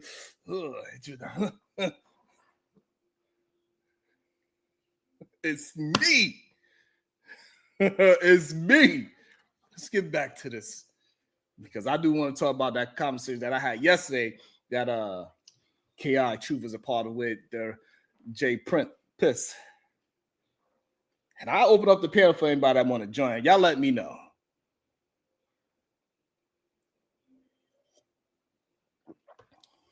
Absolutely, Sugar Bum. He definitely pimps him out. And we understand there's a lot of men that's willing to get pimped out by other men. You know what I'm saying? We seen Diddy. We seen what's going on. We see it. Y'all let me know if y'all want me to open up the panel. Let's continue. Diddy. Yeah, we in here. We here. But peace to y'all. Y'all take it easy, you heard? Peace to the Saints. All right. Let's see where it goes. All right. Anybody got any final thoughts? Oh, okay. Well, I wanted to respond to what Cooley stated. I wasn't saying that we needed to request to be the leaders. I was speaking to the fact that, in my opinion, to be effective leaders, we should inquire, or at least be open to some of the concerns or complaints, whether they're valid or not. I hear things that sisters say a lot of times, the women say a lot of times, and to develop as men, we should be able to have conversation. We should be able to help cultivate their perspective. A lot of times they believe. There you go. Now you're making sense. Now you're making sense. Now you're making sense.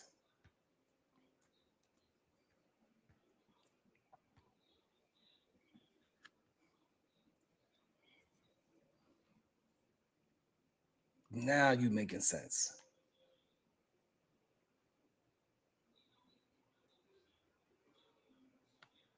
You understand? And so,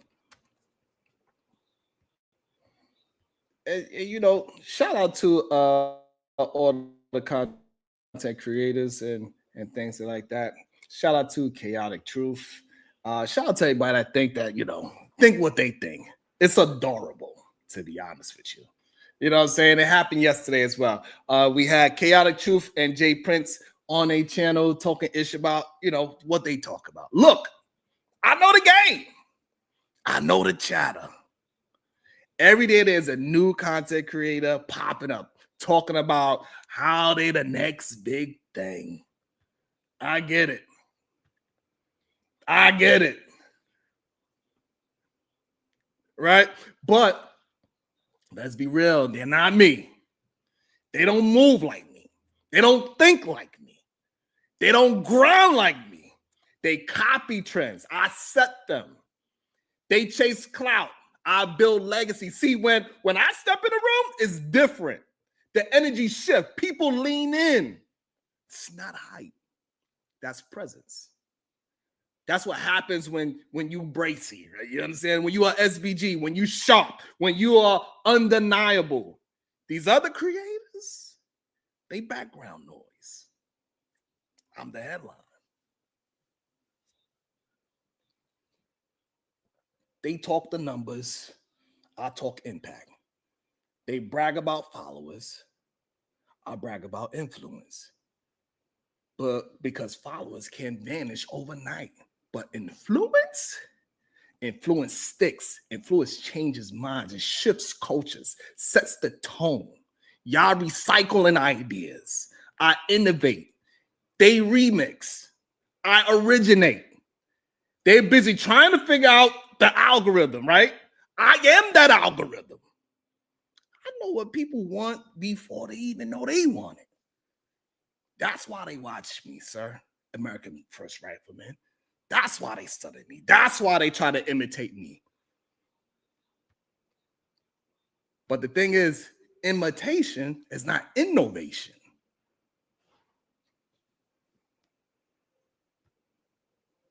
Let me drop this effing link. Stop playing with me. Let me drop this effing link. I'm tired y'all trying to play me.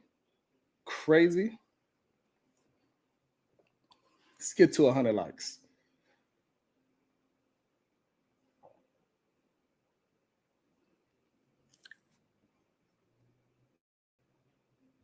Crazy. Hold on one second. What they say?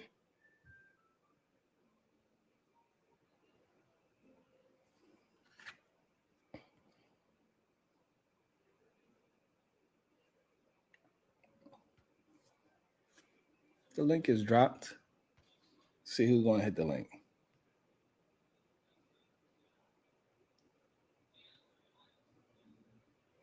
Let me pin it. All right. It's pinned.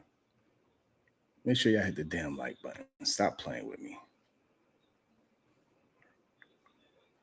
Right? So, their imitation is not innovation at all. And that's why they'll never be better than me. In this moment, yeah. Let me break it down for my brother. Yep, I'm going to bring you up right now. I'm going to bring you up right now. Just give me a second to finish my thought real quick. I'm going to bring my brother in the back. I'm going to bring you up in a second. Let me just finish my thought out. So I want to break down this content creation ain't about who can post the most. It's about who can connect the deepest. And right now, nobody connects like me, my brother. I speak truth. I speak raw. I speak real. I don't sugarcoat. I don't play safe. I give you uncut versions. The version that makes you laugh. The version that makes you think. It makes you uncomfortable. Yeah, come back. Don't leave. But makes you come back for more. Come back. Don't run away now. I'm about to bring you up. Don't run away now. Don't you dare run. Bring your ass back. Yeah. Let me finish what I'm saying. I got you. I promise I got you. And these other creators, they scared of being real. They hide behind filters. They hide behind scripts. behind gimmicks. We see the gimmick. They want to be liked. I don't want to be liked. I don't give a damn about that, but you all going to respect. Respect lasts longer than those goddamn likes. Respect builds empires. Respect makes me who I am today. See them? So don't get it twisted. I see the hustle. I see the grind. But hustle without vision is just noise. Grind without purpose is just motion, right? They running in circles. That's why this thing keeps circling it back around. I'm running a race. I'm coming for that goddamn thumb. I'm taking that crown off your goddamn head. That's what's happening. But you can't wear a crown that doesn't fit. You need another one? You need another one? All right, give me a second. Let me finish talking to the people, and I'm gonna make you another one. See that? Cooking up here while taking care of the babies there. See, my baby's with me all day, every day. See, the crown fits me perfectly. I'm not just better, I'm greater. I'm not just winning, I'm defining what winning looks like. They playing checkers. I'm playing chess. There's a difference. They chasing trends. I'm shaping culture, literally. They temporarily. I'm timeless. That's the difference. So we can settle it, right? At this moment, in this lane, in this game, they're not better than me. They can't be. It's about the truth. It's about standing tall when others fold. It's about being the one that can't be ignored. The one that they can't replace. The one they can't outshine. That's the difference. And until they learn to move with vision, with presence, with purpose, they'll always be chasing me. Always. Because right now, I'm not just a game. I'm not just in it. I'm in the game. So like I said, that link is dropped. If anybody got a disagreement, hit the link and we can have a conversation. Welcome to the show. My favorite guy with that. He still has that silly ass Luigi mustache. American First Rifleman. How you doing, sir? Good day to you. Woo, I'm cooking. Man, it's a beautiful morning. I mean, yeah, you're hyped up. So, but you know, it's a working hour, so you should be hyped up and doing something, I guess. But nah, I just, it's been a while since I've been here. I rock with you in a certain degree. I think you're really goofy in your beliefs and your simp of types, but you do mean well. You really do care. And I think that's what really matters. So I think you're a decent guy, at least for that. And you're a family man. So I got to respect it. So. Yeah, that's what I like. I like honesty and truthfulness. And so, when I'm building these conversations, I just want the men to start being more honest and truthful about what they saying and what they communicating. Because just like the conversation we was just watching, right? The two brothers, they was having a conversation about building a community. And nobody was interrupting these two men having this conversation. Then what happened was one of the brothers said, "Hey, excuse me, miss, you look disengaged. You look unpolite. You look like you have a problem with this conversation."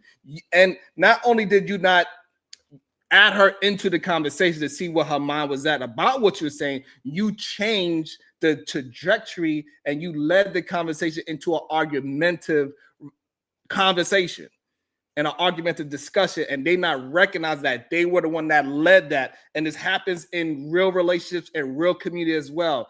They are not recognizing that they are leading the dysfunction. Well, you have a lot of good points, but one thing I will say is that if we're talking about the Black community as a whole or a collective, we have a matriarchy problem. So if we're talking about leadership, I, for one, believe that the Black community is led by Black women. So I'm not saying they're the leaders of everything or blame them, but obviously we let women run the Black community. I'm just gonna compare to other demographics. Okay, so now, okay, so let's go with that premise. the Black community is a matriarchy. What things women are attempting to lead the community with that is a bad thing? What are they leading that's a bad thing? Yes. I would say that they spend a lot of time on identity issues and sex issues instead of economics. So now the thing is that, so those two issues that you brought up, those are part of economics, because majority of our families, they are not able to get past the middle class without being together in a relationship. Majority of our young brothers that we used to complain about back then, they did shape up a lot today. We don't have this teen pregnancy thing. So people have been listening, right? So that is a great thing. That's one of the things that we elevated. And we understand if we are saying that the matriarch is the ones that did that, hey, we got to give them their kudos for that situation, right?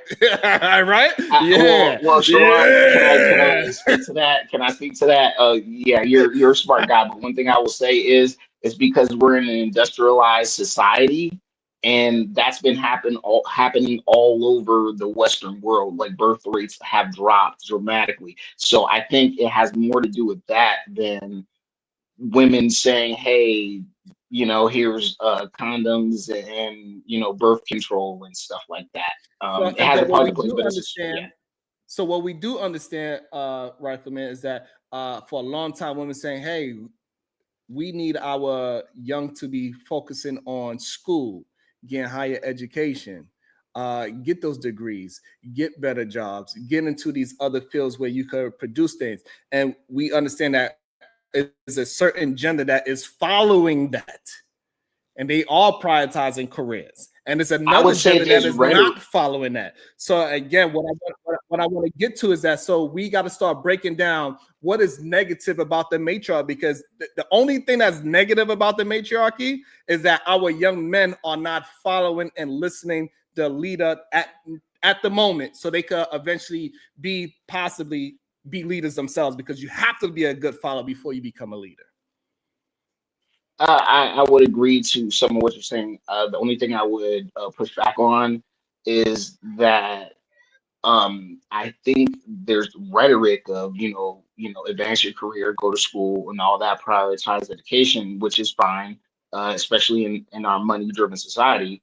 But I would say, if I'm not mistaken, even though Black men have lower levels of education, they still earn more money on average than Black women, if I'm not mistaken. That's a great conversation that we could build onto. That's one point we could build. So the issue with that is that they caught up. They was way below Black men, and they caught up to Black men. So now it's only about a $200 to $300 difference a month. Damn.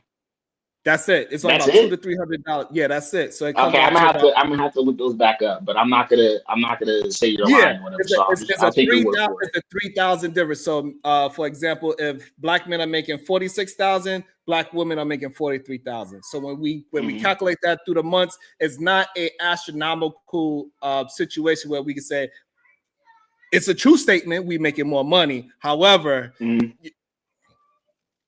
Okay, I understand where you're getting at. Hey, and if that's the case, that takes a bit away from my argument. But another something else I would add to it as well is that, and we're talking about, why we're not having as many children and all that, is because it's more economics, and people need 2-income households, and a lot of younger people aren't forming relationships at the same rate as maybe older people used to. So that's a problem. Okay, so the issue that we have with that situation that you're bringing up, which is a great, here, baby, here you go. Yes, and so when our brothers start understanding that, hey, we need our significant others to build strong relationship. It doesn't go the other way around. Communities do not build strong families. Families, on the other hand, they build strong communities. And we need our brothers to understand that. And so once they understand that, they will understand that the woman that they choose, they're going to have to be a servant to their wife and their children and their family, so we can keep building that Do we that have to say foundation. servant? Yes, you gotta be a servant. So it is something that is taught also in leadership, right? Is that like if you are really leading the people, people are gonna follow you that you are serving first, right? So they're like, hey, he got our back, so therefore we're gonna have his back. The person that have this real negative attitude, that's the person that usually gonna have trouble in leadership. So when we get our brothers to understand that you're gonna have to serve first so that people can understand your vision. Because when people feel like that you have their back, they're gonna have your back 100% because now they have a vision of what you're trying to do and they understand how difficult it is because they're going through it with you. And so they're gonna ride with you with a stronger conviction. One thing I would say is that I agree with a lot of what you say, of course, but I, I would say that the whole maybe service or serving thing, I don't know, it just that sounded a little weird to me. Like me, I think of it as a man doing his duty. His prime directive in life, to say, is to take care of the family, protect the family, provide provision, whatever. And obviously, I guess you can say in service to the community at large and be a good, quote unquote leader in his household, and he can help lead things in the community. I understand that completely. So that's what I think of. But he's a servant to his kids and what it's like, no, like I don't know, like it's just that's what his Own it. role is. It's okay, own it. And this is what we got to get men comfortable with, right? We got to get men comfortable with calling them I'm a servant to my kids and wife. That we are a servant leader, right? We're not a leader that is a dictatorship because we are raising intelligent human beings. I think more about public service officials and stuff.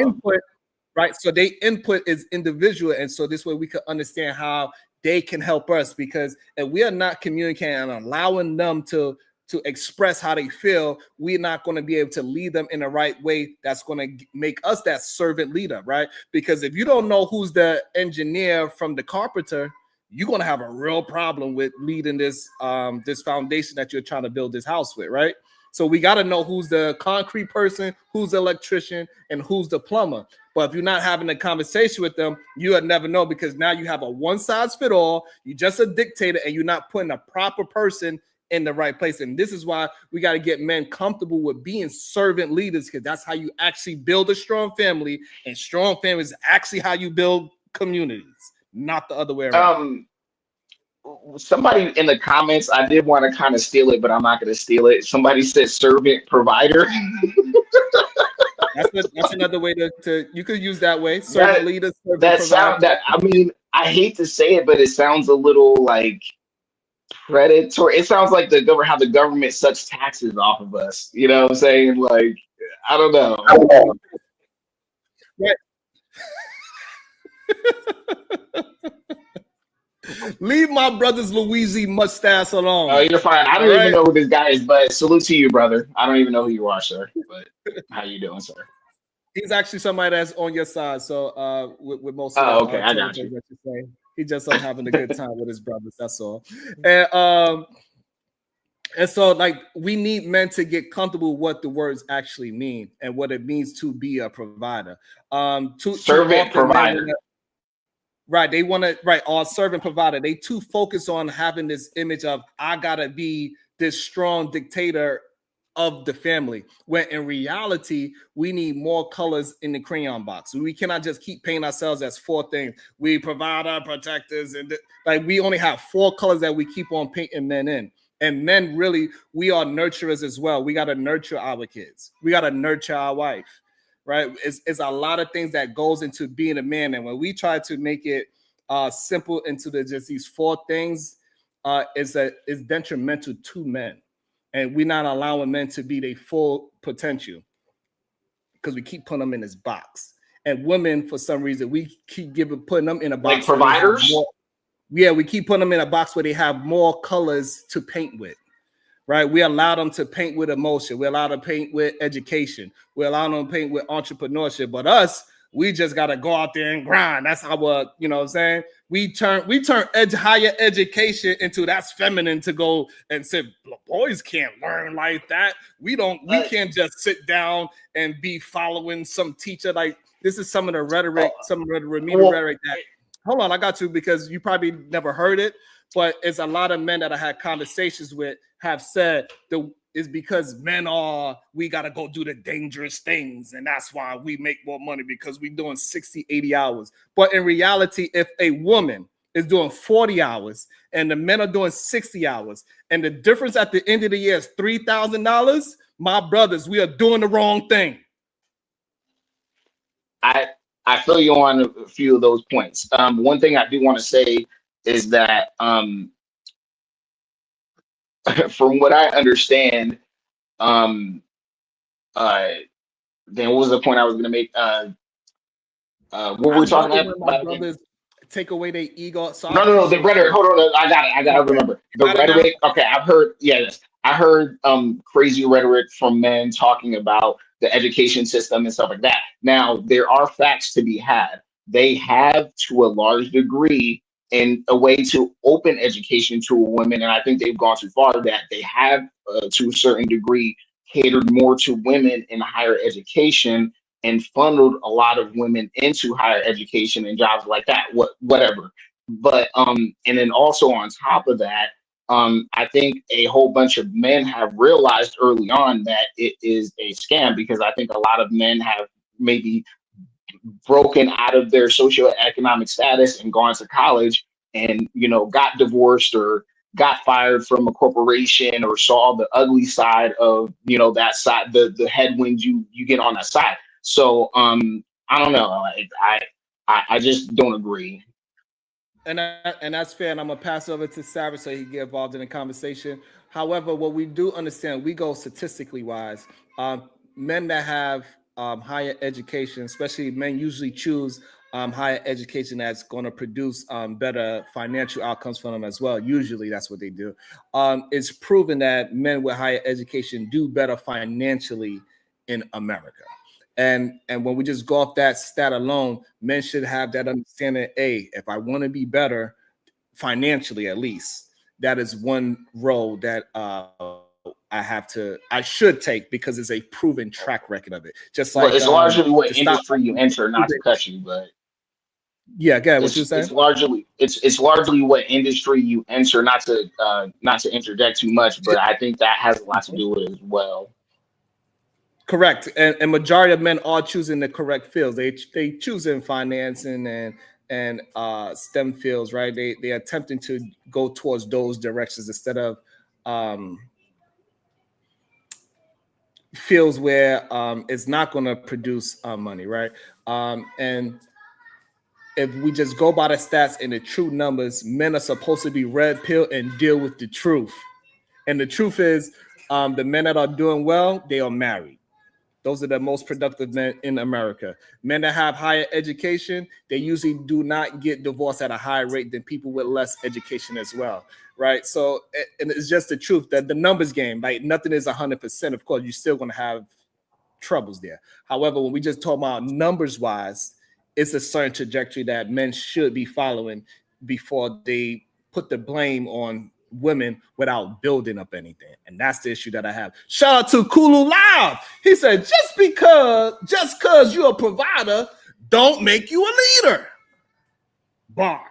Welcome to the show, Jim Savage. Good day, sir. How you doing? Hopefully New York treated you properly. Oh man, New York does the same shit it does every time I go. All right. So I want to talk about the body language, the whole reason why he brought up what he brought up.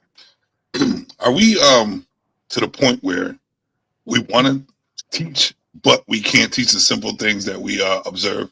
Like if you're having a conversation, right, Sharon, with someone or a bunch of people, and you see someone looking off in the distance, doing whatever, are you not going to call that out and say, are you really listening to me? Am I wasting my time? Are you not going to do that? You're not going to do it. You're just going to let them. So what is the point in them being there if they're not going to pay attention? What is the point in even having a panel if they're going to wander off with their eyes and do whatever and not pay attention to what they're up there for?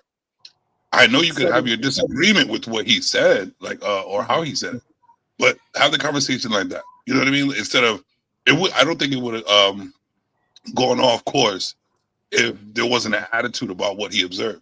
if people had the mindset of like, you know what, this is my body, this is body language. You know what I mean? I understand that I'm looking the way I'm looking towards a conversation of me being on a panel, trying to be, you know, involved with the panel. You know what I mean? I understand. So it would have not veered off if there was a better understanding within Black people, because I don't really see it in anyone else but Black people complain about every little fucking thing that goes on. And that's a simple thing. Body language and is part of communication. It's simple, but they brought it left field. That's why it went elsewhere. That's all I wanted to bring up, because I know if you were talking to someone and they were looking off in the distance, you were like, what the fuck am I talking to this person for? So the issue is, so if I do see somebody veering off, right, I'm not going to say, hey, how are you feeling today? Are you okay? And like make it into a disingenuous conversation. So like how I see right now, right? Reese is not so-called by the optics that he's a part of the conversation because he's eating his food, he's handling his work, he's doing other things. But it doesn't mean that he is not listening. So if I wanted him to get involved in the conversation, I would direct him into our conversation to bring him into the conversation instead of saying, Reese, it seems like, you know, are you okay? You all right? You don't seem like you really genuinely want to have the conversation with us, and assume something on him. Without just bring him into the conversation. What he should have done is just brought her into the conversation. Hey, how do you feel about what me and Philosophical is talking for the past 10 minutes right now? And then he could address if she was. Yeah, but he was licking his fingers though. That's kind of weird though. Yeah. Also, Reese is actually a consistent panelist, and you know that's his thing. You know what I mean? And we're just talking here, and Reese, you know, he pays attention when he looks away, licks his finger with his chicken and all that good stuff. You know, he's paying attention and listening to you. I'm sure we all watch the same. I don't know if we all watch the same, but most of us watch the same. And this is his rhetoric. This is how he acts. He will point out something if he's trying to explain something. That's what he does. And if you didn't understand that, you will go off the hinges like the lady did. But me, myself, if I'm trying to progress in a conversation and I'm on a panel for progression, I would expect everybody to be paying attention. And I'm not sitting here on a panel, which we're all on the panel to do the same thing, to waste my time. Time is money, as y'all see. And so but the issue is that the two people was having a conversation, and then when he veered off and brought her into the conversation and he assumed that she was disengaged, she also expressed how she paid attention to the conversation. She just had nothing to add to the conversation. And then they went on to go even further to say, hey, well, you seem impolite in your manner. Like, hey, listen, I don't want to be a part of your conversation. So I took myself out of it, didn't interject or anything. I've just stayed in my space. You could have moved the conversation around, but you didn't. You chose to focus on me and my personality, and if I'm okay. Then you try to add if I was pregnant, and then now I'm a bad follower. Like all these other things that had nothing. And not only that, when you brought it to how she feel, you are not adding to the conversation at that moment. But isn't that how you see women anyway? Like, isn't that what they? In American First Round, you could go right after Savage because I see you. Isn't that what they work on, their feelings anyway? Isn't that how women work with their feelings? Feelings. I don't understand the question that's related to. You said he went off of how she was feeling. No, so how he thought she was feeling. All right, how you thought we all. But not off of what she was feeling, which is important, Sharon. No, but he wasn't going off how she felt about the topic. He was asking her how she felt. He said, "How do you feel?" She said, "What do you mean? Do you mean by how I'm feeling? Am I in a good mood?" She even clarified, and he was like, "Yes, how you feeling?" And so that means he took it away from how she's feeling about the conversation, but how she's feeling personally, and that's where he was wrong because and that was the issue. But go ahead, American First Round, because I'm interested to hear your take on this conversation as well. I would say that everybody has right points, especially Savage. He really cooked. One thing I would say about maybe her response or a Black woman's response in general in these YouTube streets or whatever is like there's power in femininity, because I can tell you, you know how my rhetoric is, and I've embarrassed myself going a little too hard on the opposite sex or whatever, and I made myself look like a cornball. So even if dude was wrong, black woman disdaining your femininity, he'll expose himself as a cornball, and that's how that usually goes. So that's what I would say.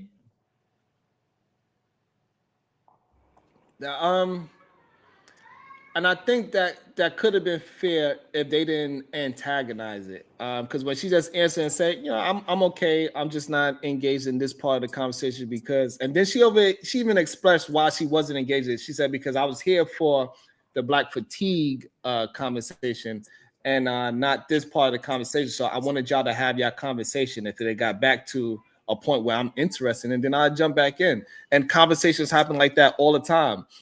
Just because it's an intellectual conversation doesn't mean I gotta be overly excited. People get bored of those conversations all the time, whether if it's good information or not. You know what I'm saying? Like that's just a thing that happens because usually when people are talking or communicating in intellectual ways, they usually do it in a monotone type of situation. They don't have no excitement when they are talking about that situation, and that's why it becomes boring. In the first place, it's not the actually the information, it's the way how you're communicating that information to us. When you say, yeah, so I think that the Black people should go ahead and be positive and productive about what they are wanting to do.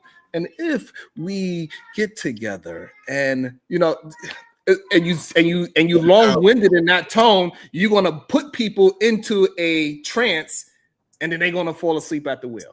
It is what it is. I was listening to you when you were talking like that. I hate listening to people like you can't even like that shit's ridiculous. It's ridiculous. All that arguing and talking at the same time. But all you gotta do as a moderator is say stop being long-winded and check it, cut it down. So but after 10 minutes of one tone, people are going to tune out of you. That's why as a moderator you should shut it down. Like, what are you trying to say?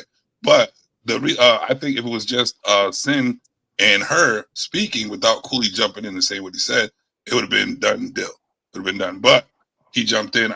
That's where it went wrong. That's where it went over the edge right there. But I do believe that body language, which a lot of people don't even pay attention to anything people do, that's why they always end up missing something and getting jacked up. But everything is very important in the conversation. I want to know something about that, Savage, what you just said. NLP. You sparked a good thought in my mind. So I'm just curious about the body language of a grown man rolling his neck and his eyes. What do that say?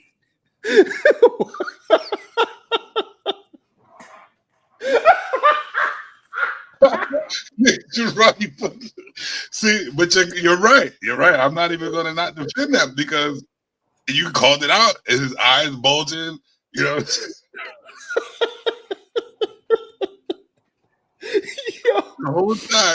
whole time, I'm like, could you please blur his eyes out, man? I can't even pay attention to the conversation. Oh shit! I can't stand when he talks, man. It's so annoying. Man, I don't want to put nothing on that. People are gonna be roasting that dude. Man, that was too crazy. I'll have to act like him on my channel one of these days.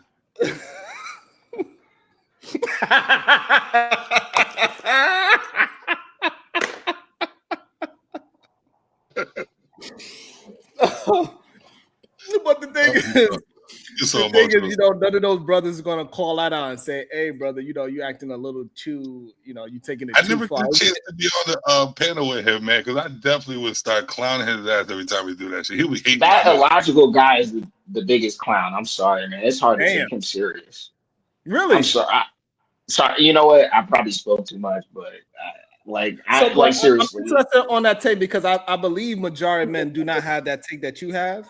What push you to saying that you wouldn't take a man that's using that rhetoric as serious? What is it about? Well, because it's just too victim-minded for my liking. You know what I'm saying? If you want to talk about white people all day and shit, like that's on it, cool. I can go literally. You can open an encyclopedia of what white people did to everybody. Like that shit is boring. Like I'm sorry, like it's boring. Okay, and now we kind of understand that maybe the young lady was correct in how she was feeling, right? Right? Well, people have different types of fatigue.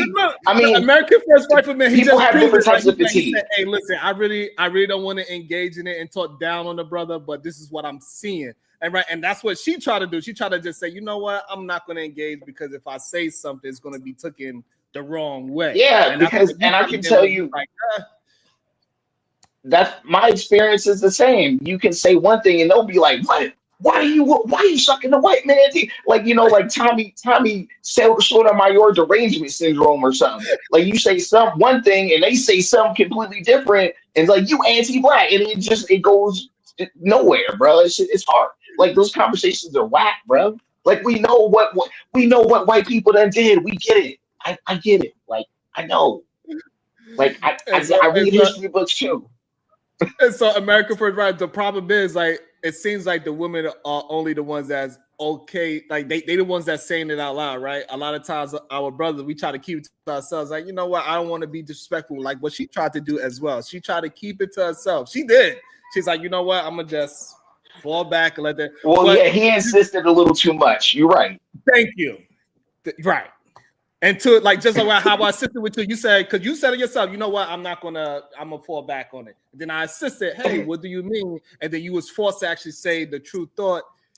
And that's all that happened. She was just being a full autonomous being, and she was attempting not to engage because she had nothing productive to say at that moment. And she was there for 2.5 hours already. It's late at night. It's about 12 a.m. somewhere, or maybe 11 p.m. And we acting as if she cannot be a little fatigued on a panel when it was an emotional, it was an emotional conversation too, right? It was about race and how Miss Pearl was gaslighted. Like, so a lot of things was happening in those 2.5 hours for you to try to sing her out and try to pursue the conversation. You were wrong, my brother. And it's okay for us men to call that honesty out. It is what it is.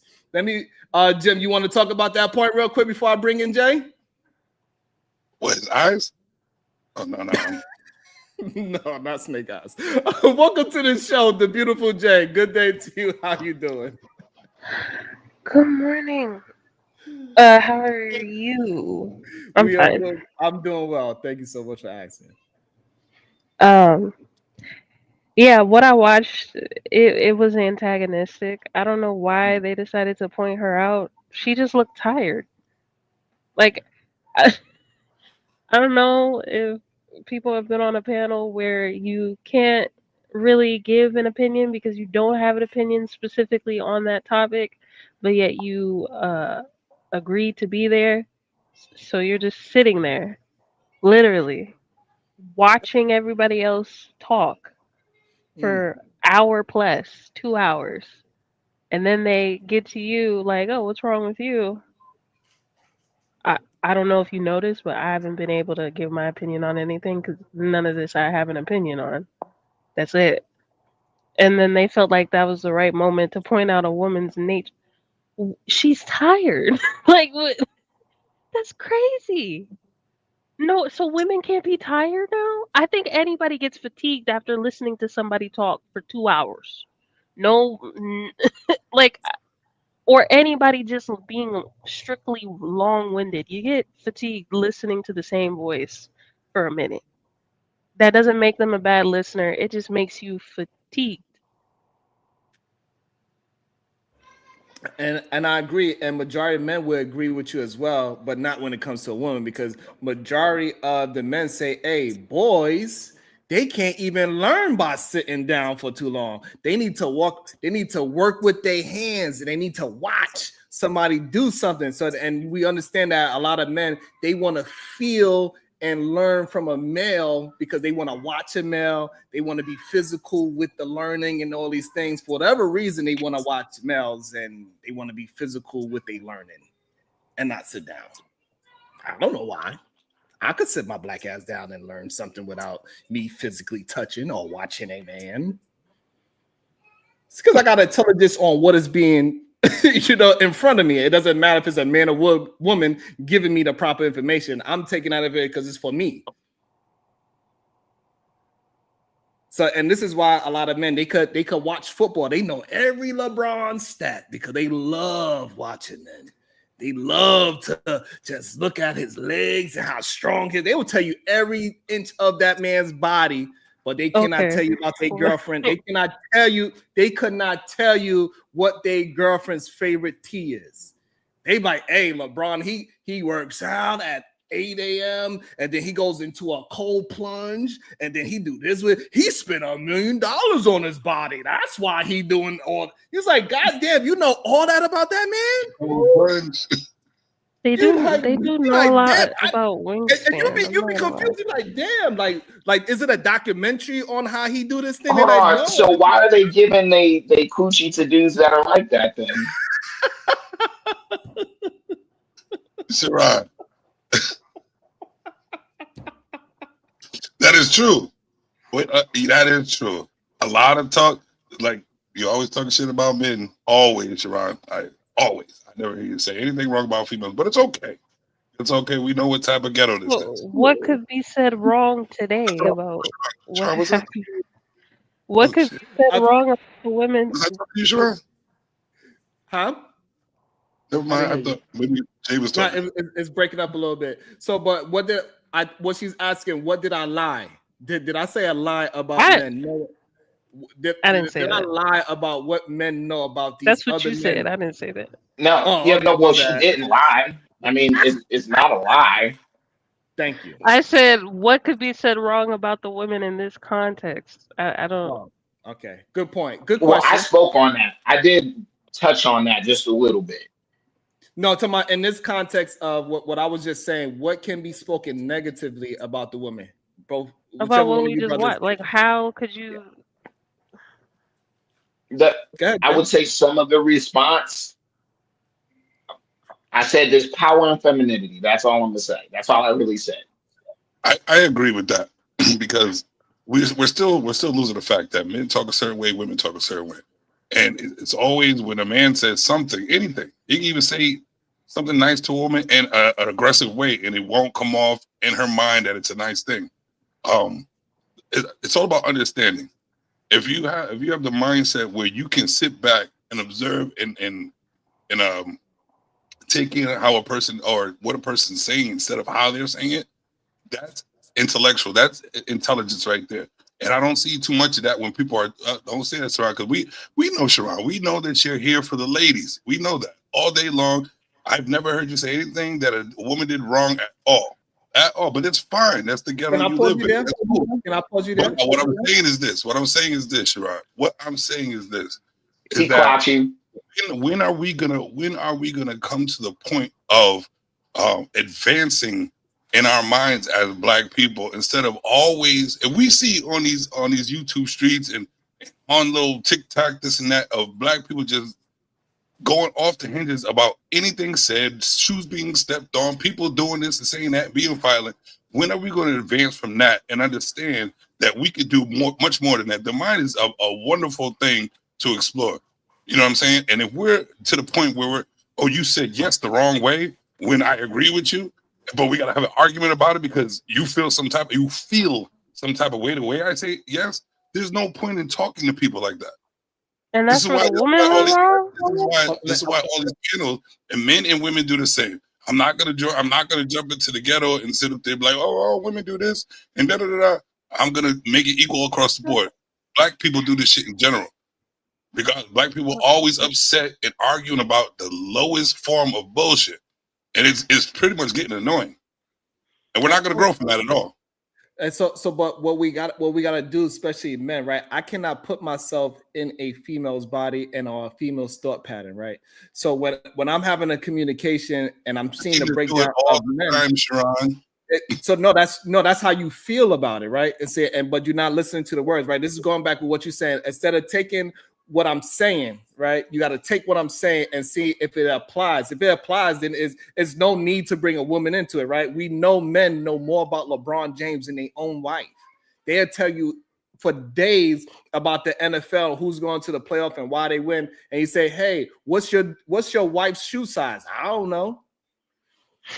So I'm not saying a lie, right? So I don't have to bring up women in a negative or a positive way because I don't say nothing about a woman in a positive way neither, because our main focus on building up men without pushing women down is my main objective. And so if men could learn how to just understand that blaming women is never going to build a community, then we could move forward. If they understand that attempting to use the minority of negative women that's in our community as scapegoats, we will never actually get to a solution to something.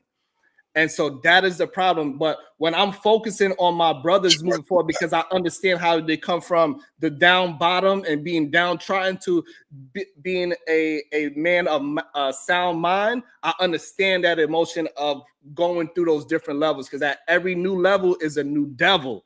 And so I express that from a female's point of view, because when I walk down the street, there's nobody whistling at me. So I don't tend to try to talk from a woman's thought process. So how are you able to sit there and say this woman was on panel 2 hours and she's feeling this way and she's tired? How do you know this if you're not thinking it from a woman's perspective, sir? Perfect, because guess what? American First Riflemen seen the same exact thing. That's not from I want to answer it. Because that's not from a female's perspective, right? That was from a human perspective. We see that she was there for over 2 hours. That body language? That body language. Because it would have. So what I'm saying, that we see what was happening in real time, that she was not trying to be a part of the conversation, and he changed the conversation from community building to saying, hey, why you looking the way how you looking? Why you feeling how you feel? He moved the conversation to something completely different. I didn't just see it. American Rifleman seen the same exact thing. It just happened to be she was a woman, but he pointed it out because she was a woman. That is the problem. Don't misrepresent me, Sharon. No, Sharon. How do you know that he pointed her out because she's a woman? Well, do you feel that way? The way how did you feel that way, that he pointed her out because she's a woman, or because her body language showed that she wasn't paying attention? Because he never said because she's a woman, or is that your feelings about that? He did say it. So he did say it later on in the because she's a woman. Yes, he said it later on in the conversation, because he said he brought up pregnancies. He brought up because women are not good followers. You wasn't looking at the context of the conversation. He brought it into a female version of why she was disengaged, not a human version of why she was disengaged. He either insulted her intelligence. So this is what I'm saying. Like, when we see the evidence, we have to be honest about it. We cannot try to sugarcoat it. And we you actually the evidence while you're speaking, because you're bringing up other shit. I'm not bringing up other things, because we all seen it together and we all agreed at one point. So we don't hold the conversation hostage. We're gonna go American First Rifleman, and then we're gonna go with Jay, and then Savage, you get the chance to rebuttal everybody. Yeah, I'll be real quick. Listen, I stopped short of using the word antagonize. I said he insisted a little more than I would have done, but she took the Click Farm angry black woman reaction. I'm gonna just say she could have just been like, man, just disengage like 100%, just be like, bro, you goofy, and just be 100% feminine, and then he would have just been clipped himself being a quote unquote goofy. That's literally what happened. She took the bait. That's it. Like, I try not to say it that way, but you made me, Sharon. You made me. Go ahead, Jay. I said antagonistic because it seemed like they were trying to be argumentative with her, because she made it clear, hey, I don't really have an opinion on this, and I just zoned out. What? There's nothing wrong with that answer. That's a truthful answer. They should have left it there, but they didn't. They decided to go further and talk about women's nature, and then talk about how women are just bad followers. Like, why? There's no reason to. Oh, if she only just acted 100%, she told you the truth as to why she was just sitting there. Is that bad to ask for black women just to be like, please be feminine? Is that terrible? I felt like she was being feminine. Where was she not being feminine? She said, I zoned out, and frankly, I have no opinion. Where is she not feminine in that? I Jill, think can I ask you what you're asking for is a performative type of femininity Ooh. to where it's pleasing to his ears and not just accept the fact that she was actually being a woman in that she didn't cuss him out. She didn't say anything insulting. She didn't yell. She didn't scream. She just said it in a matter of fact tone and left it at that. They're the ones that took it to a different level. So I'm confused.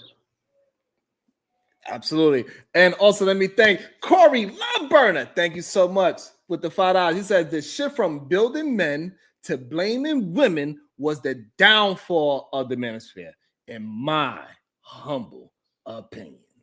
About to be a situation. Hey, hey, hey. Absolutely. Go ahead, Savage. You get a chance to answer all of us. And I'm gonna bring it to Reese. I think Reese has finished his food and he's ready to communicate as well. Go ahead, Savage. You know how they have the saying, hit dog holler, right? Mm-mm. Oh, you never heard of that? You can't use it in this example, though. Sharon, stop feeling yourself. I'm asking you a question. It just needs to be answered. You don't even know what I'm doing. I said, have you heard? I'm asking you a question, Sharon, for you to answer. Yes or no? Yes or no, sir? A question, however, it doesn't. I got you. Hold on. So the reason why I mentioned that is because he asked her a question. He involved her into the question, into the conversation when she was trying to stay out of the conversation. So we cannot say a hit dog holler. But yes, we all heard you saying. I'm gonna answer it now. I'm gonna say we all heard that saying. Go ahead, Sharon. It's okay. It's a hit dog holler. Yeah, we all heard it before. Go ahead. I'm listening. How you gonna build it? Go ahead. I'm listening, Savage. Okay. All right. So you've heard of hit dog holler before, right? Correct. All right. So if they asked her a question and she was done with what was said, anytime they brought her up again or was trying to explain something that they saw, why was she engaging herself in the conversation instead of just letting it rock on? Because they're trying to paint her in a different light. Sharon. Because it's okay, and that's because she was being talked about while being involved in the conversation where she was attempting to be out of the conversation. So they brought her into it. No, actually, he was just the coolie was describing he said just like blah blah blah did. He was describing what she did. He didn't say, "Hey girl," or say into this conversation. He was describing something she did. So she didn't have to say anything about what they were talking about. She didn't have to say anything. They could have just had a conversation. She could listen, Sharon. This is about communication, right? If you're not in it and they're just talking something, let it rock. Why do people have to respond to everything that's said and just let the conversation happen and then respond afterwards? If you hear it at the end of it, you'll see that it has nothing to do with you. Or if it did, you respond. But it went left field because nobody knows how to respond. Nobody knows how to listen to the conversation, watch the body language, understand it, and observe what's really going on. They just ready to attack by words all the time. I do it with people all the time. I can trigger every. Okay, hold on. Savage. So Savage, who did the attacking? Did she attack? There wasn't really any attacking. It was talking, and it was misunderstanding. That's what it was. I take this attacking. Attacking is someone coming at you and beating your ass. That's attacking. A conversation is a conversation. This is why I said hold on. Sticks and stones. No. So, but it's just not true. Majority of violence happen from talking and communicating. That's how violence happens. Majority of violence that your words. Hold on. So what I'm saying is that people who are sensitive and can't take what people are saying. That's why people get violent. No, regardless of that, what I'm saying is that communication is before any violence. And so when she said, "I do not want to engage in it," and somebody keeps on engaging you in it, you have to respond properly. So if somebody pushes me and I say, "Hey, brother, I don't want no problems," and then they push me again, "Hey, listen, this is just not my thing. I'm not into this thing," and then they swing and then I knock the person out.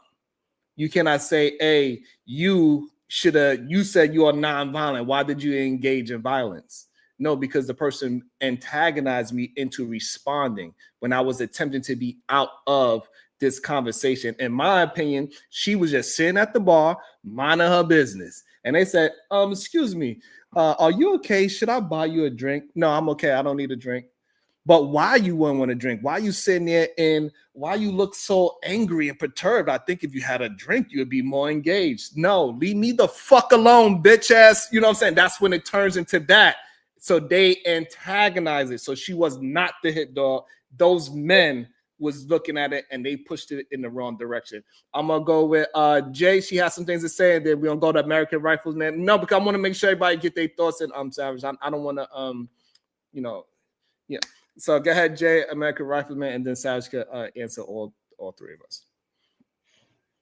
They were deliberately being oppositional. The same questions you have for her behavior, I have for them. Why did you need to push after she gave you an answer as to why her behavior was the way it was, or body language? Take it for what she said. But you decided to paint her in a negative light from a pessimistic viewpoint instead of being like, oh, well, she said, she said what she said. Cool. I don't know where else in that conversation or body language that she gave you any right to use her as an example to talk about unruly women and how women are bad followers. She just sat there. She just sat there. And when you bring somebody up as an example, they have every right to respond because, again, you're using them as an example of women being bad followers when she told you why she was sitting there. That makes no sense. And that is antagonistic because you're being oppositional and contentious on purpose because you know the true reason why she was sitting there.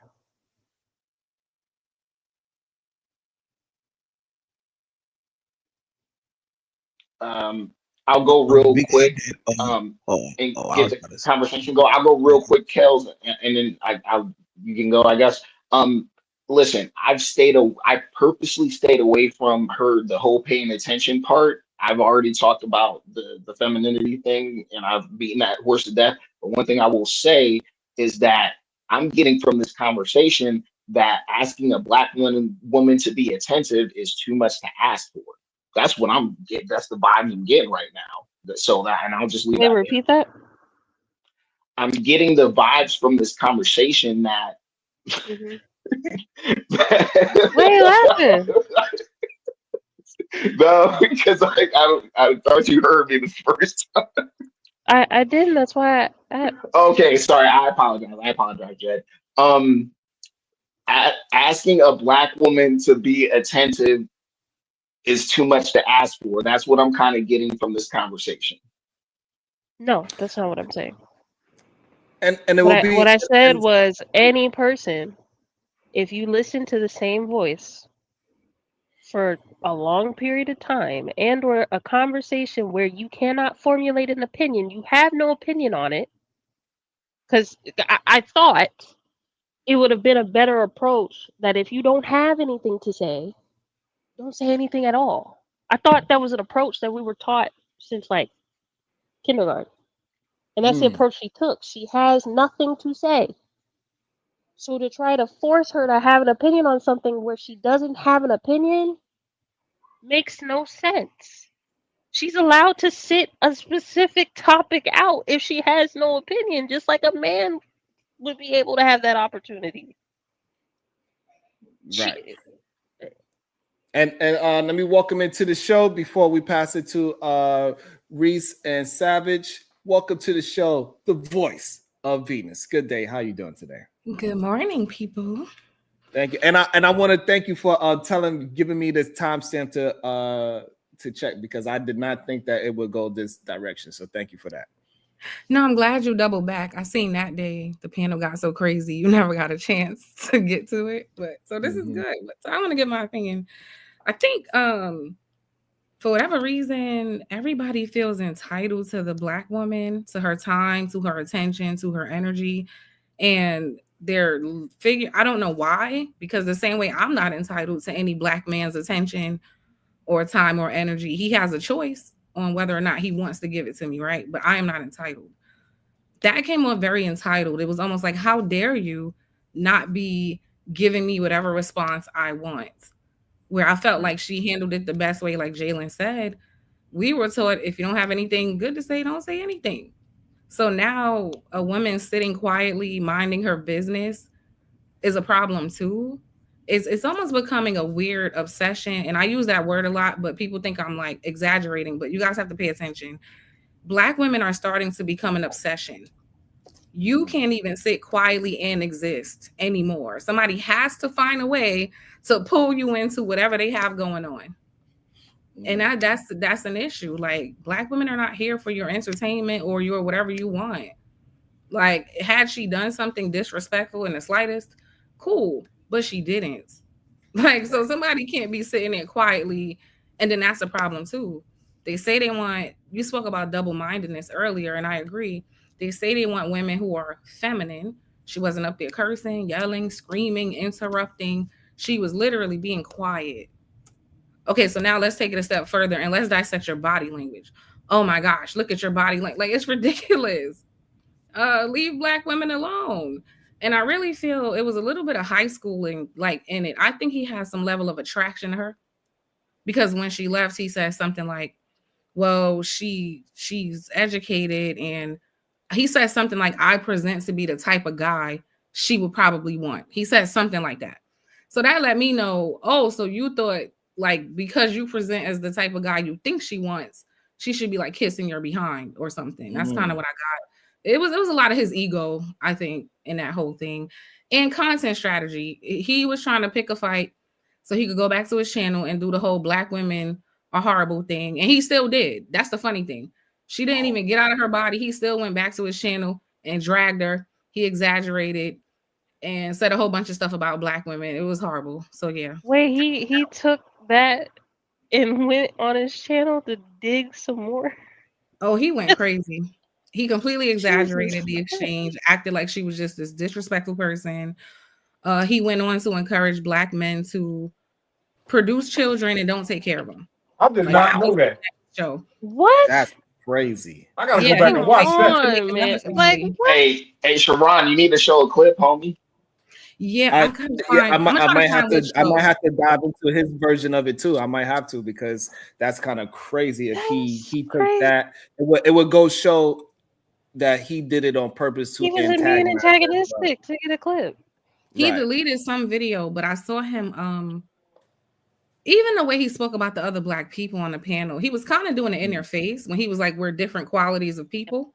But when he got back to his show, he was essentially saying like, yeah, I just, because of my status and the money I make, I'm not even around these types. So it's like, why'd you go around all these people you feel like you're above just to go to your show? And then shit, like, it was crazy. I don't know. He got some stuff going on with him. Did they invite him? So if he actually did that, it kind of proved that we are assessing it properly, that he antagonized her and that she assessed it correctly as well. And that's the thing that we really gotta address as men and call these things out, that it is men that literally would try to blame women to build up men. And that is a problem. Kim said she deleted it. Allowing men like him to scapegoat women into a solution of this is what we got to do from the community. It's a lie. Oh, Kim says she watched it too and he deleted. Yeah, because I went back because I was gonna send it to you. He deleted some stuff, but he was going in and he was exaggerating. He was making her out to be like this disrespectful, crazy Black woman, like just not what she was doing at all. It just wasn't cool. Wow. Go ahead, Reese from Philly. What's your thought on the topic? Yo, the sister might be a crazy, deranged, disruptive Black woman, but she did not do that on that show. That brother was out of pocket right there a little bit. I understand what he was saying, because if you were just looking at her, you would and watching her body language, you would think that, you know, she's drifting away from the conversation and isn't engaged, or maybe she's just not trying to hear something that's going on at that time. You know what I mean? That doesn't mean that you know, her time on the panel isn't valuable. At some point or another, when she hears something that she wants to chime in on, she'll chime in. He didn't give her a chance. I noticed that. he went right at her, and it was kind of early. You know, she didn't really have a chance to get engaged like everyone else was. I mean, they were going around, and in his delivery, now, I understand his point, but in his delivery, the way he said it, I can see how a woman would be rubbed the wrong way by that. You know what I mean? A tone means a lot when you're speaking to anyone. Tone and delivery means a lot. In my neighborhood, tone and delivery can be the difference between life and death. Seriously. Seriously, That's not men versus point. women, but you know, generally. Right. And that applies, but the concept applies even with small children and old people. When you understand who's in front of you, you know you got to deal with that person a certain kind of way. You know what I mean? Especially if we're talking about issues with men and women. When you're having a discussion, that's the time to be a little softer than you usually were, because you don't want to ignite the other group and turn it into fire. You know what I'm saying? I think he was right in his assumptions, but wrong in his delivery. Okay, I like when we attempt to be honest. I appreciate that. Right in his assumptions. Can he explain why you said that? I mean, there's no way to know what was in that sister's mind, but I'm just saying, just on her body language, if you were just on the outside looking in, you would think, well, wow, she's not trying to hear this shit. You know what I mean? She was looking around and just huffing and puffing and stuff. And So hold on, Reese from Philly. No, I think you. Hold on, there ain't nothing wrong with it though. Hold on, Reese. Hold on. No, I think you're assuming Illa's position. He was the one huffing and puffing and having his neck rolling around. She was just sitting there with her hand on her chin, just staying still. She wasn't having no interaction. That's what he didn't like about it. Even though was doing a lot of mind shit. He reminded me of those old even movies. though Sweeney was on the panel and he had his hand over his mouth like this and looking like he's disengaged. The other people on the panel as well was looking like they was disengaged in between Illa and Marquette's conversation about uplifting the black community by using Nigerians. Like nobody was interested in that. They allowed them to have a conversation. Only them two was conversing about it. And so Wait, but Sharon, this is important. He's doing what a lot of people do to black women. When you are looking at black women with a biased lens, you start adding things that never occurred.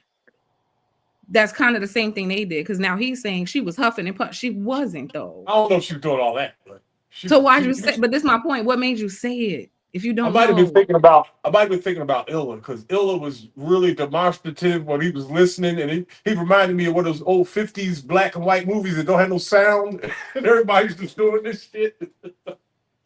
But I might have been thinking about him when I said that.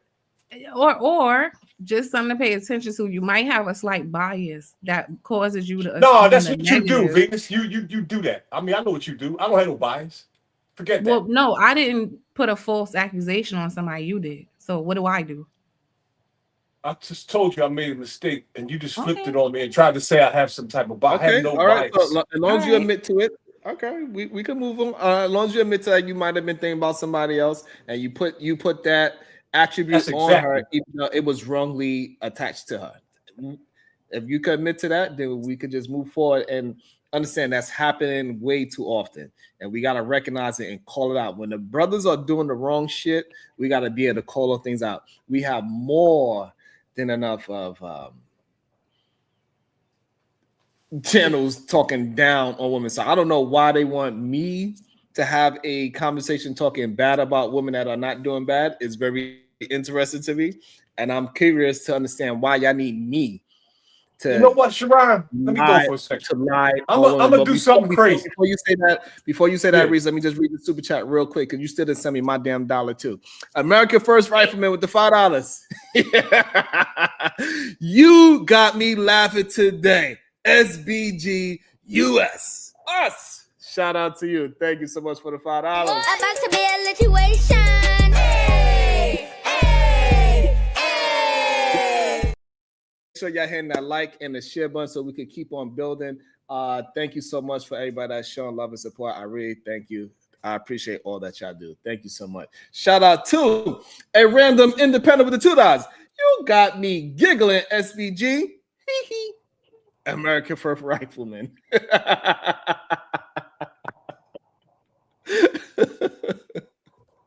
Shout out to that. But go ahead, Reese. What you was about to say? I apologize. You know what? This talking about women is old now on the internet. Well over a decade, right? And a lot of the younger brothers that have jumped on that wave and got involved, I do think that there is some bias sometimes loaded up, preloaded already before the conversation even begins. Sometimes you can tell sometimes. That's a real thing, man. As red as my pill is, I still see what I see. Venus is right about that sometimes, dog. I see it. You want to win the argument, you know what I'm saying? So sometimes you go in, you know, with bullets loaded already, and your mind is already prepared, you know, to go against the women. And you can't listen completely when you're in that mode. You got to be totally relaxed and listen to what's being said instead of having your response preloaded to try to win. You see what I'm saying? You're not going to learn that way. Nobody is on either side. Hey, we got to take our victories where we can. Venus, fuck it. He gave us a backhanded comment, but that was great. I'll take it. Listen, it's a step in the right direction. We got to take them. Y'all still know that, right? Go ahead. Reese, you was cooking. Yeah, that was good. We appreciate it because we starting to have a little bit more honest conversations. Yo, being red pill does not mean that you have to be against the women. You see some bullshit, you acknowledge it, and talk about it. Every time you have a woman in front of you in a discussion, you don't have to have you don't have to take the pill.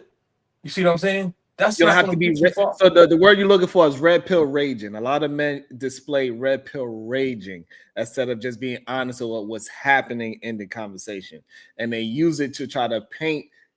Even though they're the one that's antagonizing it, they would use it and they would keep their monotone voice, even though we understand what you are actually saying and how you being condescending and like all those different tones is going to push somebody to feel a certain way. We all understand that as grown-ups, but in these spaces, they try to act like we don't understand this thing. Yep. Can I speak on the red pill rage just momentarily? Absolutely. Red pill rage is a real thing. It's an unfortunate, I guess, side effect of taking your red pill. One thing I would say is that should dissipate after a while because it's just another emotion you feel when you come into another understanding. Just like any other thing that you come across, some people can express, anger. They can express joy. So that's just another feeling. So that's what I went through a stage of red pill rage, but it didn't last my whole whatever because I'm red pilled, but it dissipated because like Reese said, being against a woman is not red pill. So I'm gonna say that. You got you some coochie. I stay getting coochie. I just don't talk about it. That's hilarious with your stupid Luigi mustache. Get on my damn nerve. I'm gonna rip it off. Shout out to you. I shave it off sometimes. Well, I'm glad that you are getting a little bit more balance and understand that the rage of the red pill, to get back to the serious part of the conversation, is just not a healthy thing. It's just not. Sharon, the other side has to do the same thing too. Everyone has to soften up the dialect a little bit. So the issue is that I have, Reese, is that we don't need to talk about the other side. Why not? Because it doesn't help anything. Because it doesn't help. Oh, so if I'm talking to you and I need you to wash the dishes, me talking about an analogy. Hold on, let me just build the analogy. If I need you to wash the dishes, me talking about American Rifleman sweeping the floor is not going to help the dishes at all. Analogies are not fair, man. It's just like stereotypes. They're real, but it's bullshit. Now come on, man. So what I'm saying is that if we are attempting to fix one thing, it doesn't help the situation to talk about another thing. There's more than one party involved. Both parties have to repair, dog. You can always talk about both. Always. This is crazy. As long as you're not being, disrespectful. The people that talk about both are not going to get it done. That's the problem. If we are focused on, if this is a problem, we need to focus on that problem, solve that one first, and then we can move on to the next problem. That's how projects get done. I cannot be worrying about the plumbing when we still working on the goddamn foundation first. Who decides which problem gets addressed first? And you're talking about foundation. That foundation has 2 male legs and 2 female legs, 4 corners, dog. No, it does not. It does so. That's what the a unit is.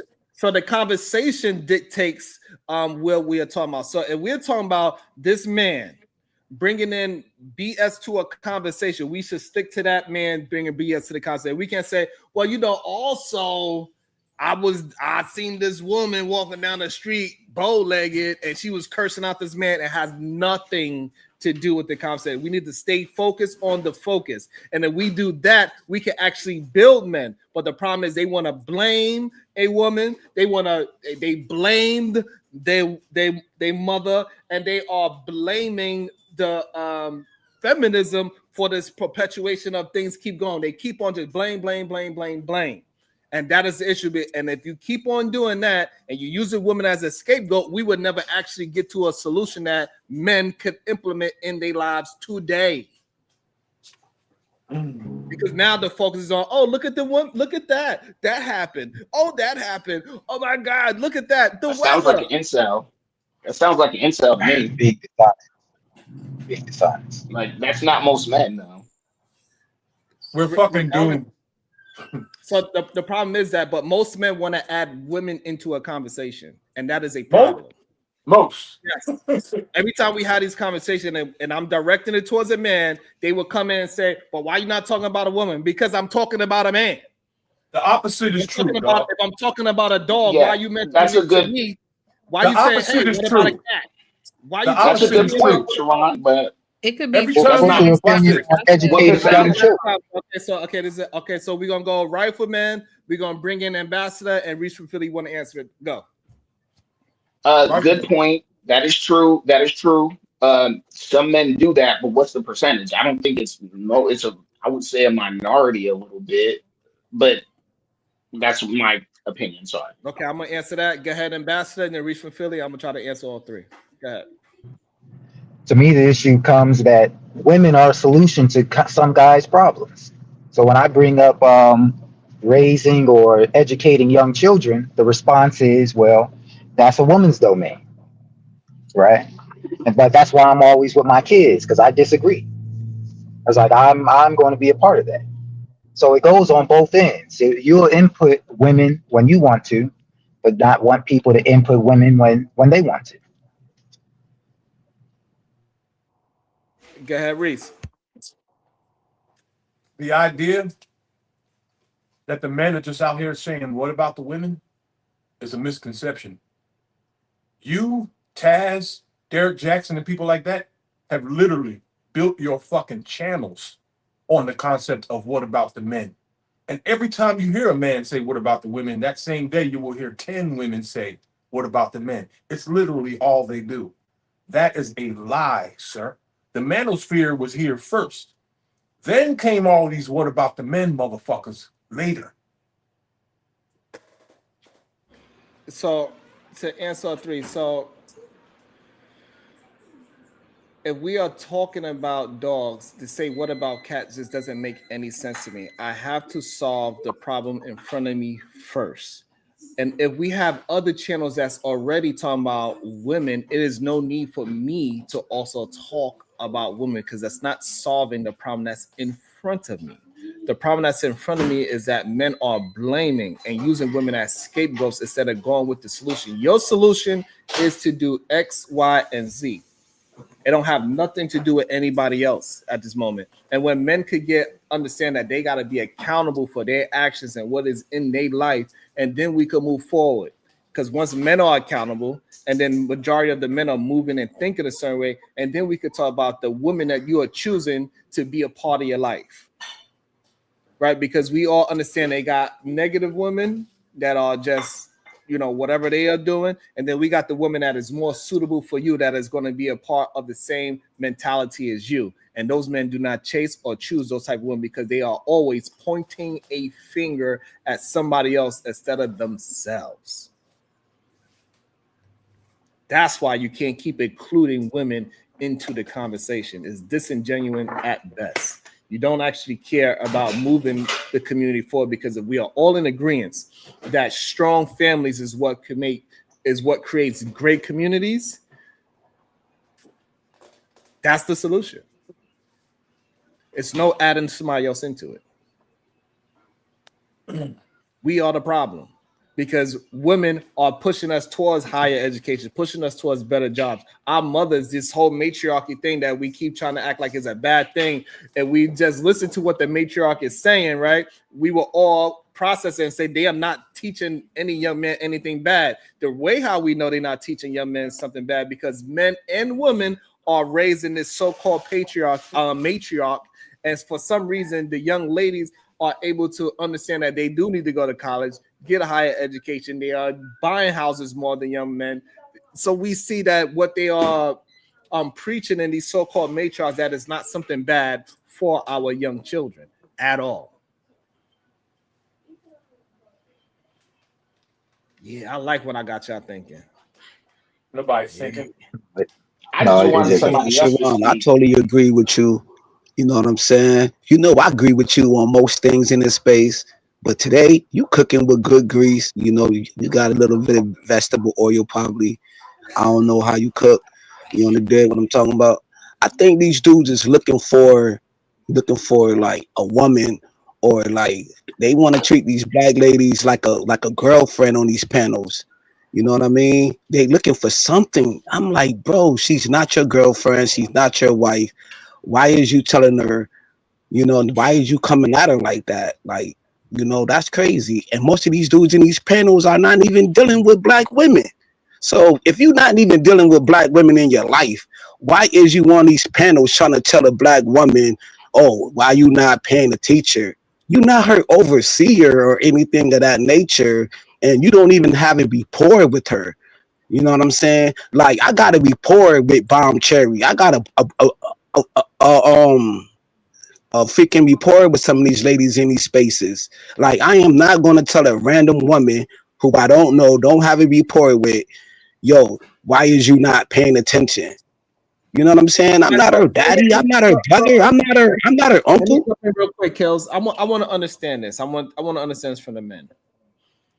When you go to a channel that's talking about comic books, why you don't say, why you not talking about movies?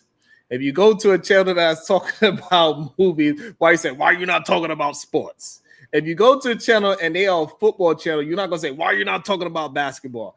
What is this obsession that I need to change my ideas and my ideals towards talking about something else? What is that obsession? Start with American First Rifleman, then we go with Reese, and then Ambassador. Go ahead. Well, if you're talking in this instance, I would say that there are, man, it really just stemmed from the etiquette, the panel etiquette not really being followed, and it spiraled from there. So I'm gonna stop short of saying. So yeah, that's what I'm saying. I'm gonna stop short of saying he antagonized or instigated. I would just say he just inquired just a little too hard, and she had her response. That's it. Okay, so Reese from Philly, why do you think it is you feel like you need me, Sharon Bracy, to talk about women when other channels, when they had their conversations, nobody says, hey, you need to talk about something else? If we go to CT channel, nobody says, hey, you need to stop talking about black people, right? He talks about them all day, every day. He played monkey sounds. He do it every single day. Why is it that when I'm having my conversations and I'm building a conversation towards my thought patterns and open the panel, why do I need to change what I am doing? I make the statement because I think I was responding to a comment that Rifleman made or whoever made the comment. I never said you had to do anything. That's some shit you just made up in the back of your mind. And maybe you need some Q-tips or something, because what I just said a minute ago is that Do you hold on? Pause, Reese. Reese, hold on. I'm asking you a question. If you don't have a thought I just on said it, that I did. Okay, so you could just say that. You don't have to paint it into I'm trying to say something that I'm not saying. I'm asking you a question because a lot of people say this about me, that why I don't talk about women. So I'm just asking you a question. If you don't have no thought in it, that's fine. But I'm not trying to make it seem like you are the person that I'm asking. Oh, all right. I see what you're saying. A lot of people say that why you don't talk about women, right? Well, the reason why you don't talk about women is because that ain't what your channel is about. A minute ago, I just said your channel is what about the men and nothing else. You, Taz, and Derek Jackson, and the rest of the Simps. That's what y'all do. It's what about the men. That's why half of the sentences come out your mouth start with these men. It's the most ridiculous thing I ever heard. And all it does is fuel the war even more. Every time one of these Simp channels come out, 10 fucking Manosphere channels come, and it's just going to keep getting bigger and bigger till the fucking earth blows the fuck up. So you believe that I'm more detrimental to this conversation? You think that men talking about women is better off for this? No, I think in hell there's going to be a female side and a male side, split down the middle, even Steve. And so why Nobody's do you think? worse than nobody else. So this is why I'm not understanding. If I am talking to men, right? Why do you think that I'm talking to women? I don't understand that question. What are you talking about? Exactly, and I don't understand why people can say if my conversation is catered to men having conversations about how men need to improve. Why do you think that I am simping for women? Because all you do is attack the men that are talking about improving themselves and talking about the fuck shit that women do, as if they're being disingenuous, they're lovers of men, they're gay, they're this and that, they're competing, and it's all lies. All they're doing is just talking about what they say. So hold on, pause there. So you saying that I'm lying? Did that man roll his neck and roll his eyes like a man?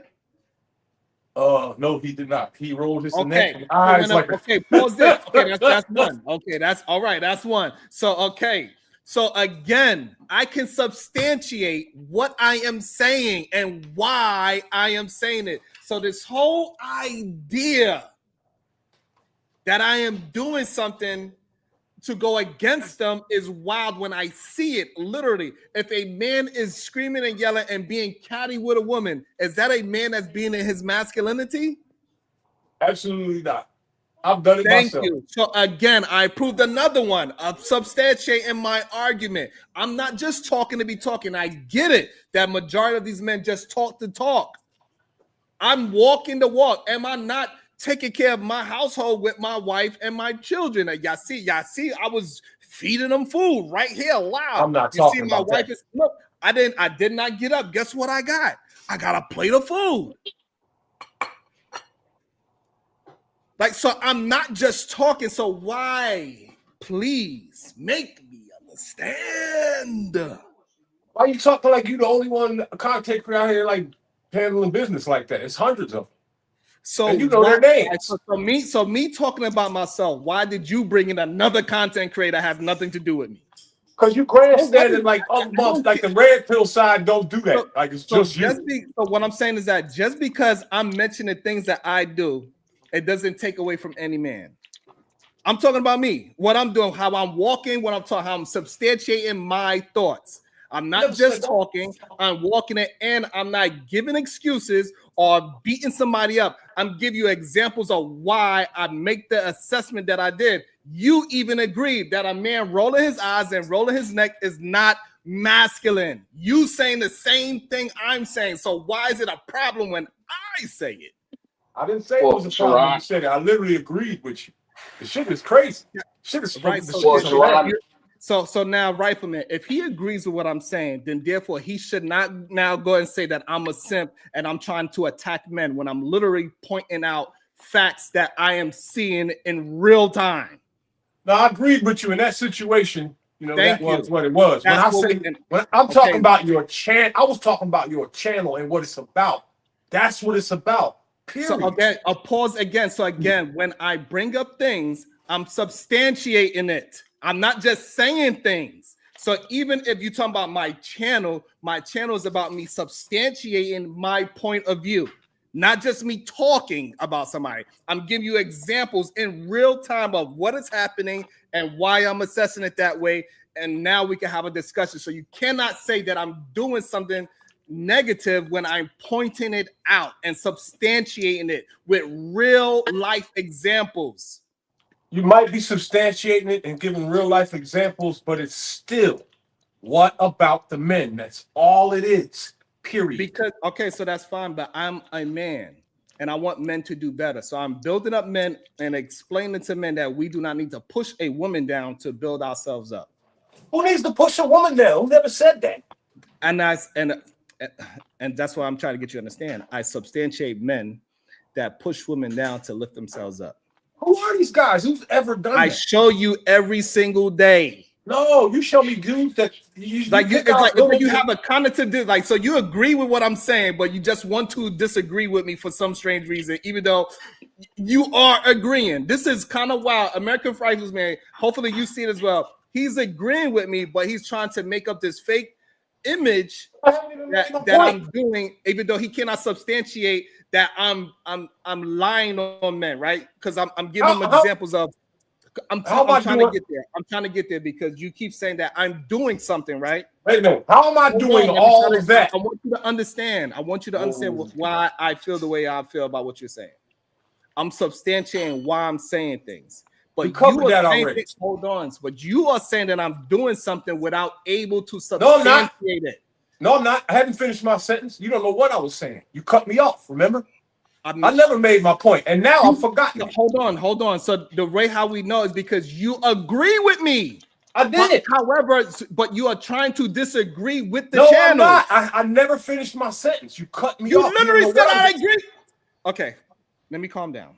American Rifleman, the man literally said I agree with you, but he's also trying to disagree with me at the same exact time. No, I was not trying to disagree. I can speak. Hey, Reese, I can speak to this.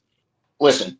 In this instance, we largely agree with you, and we agree with you on there is a subset of men that go a little too hard on the ladies in whatever instance. We get that.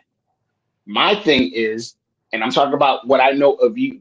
You are a family man, which I will always respect. You have a wife, and I don't know if you have a daughter.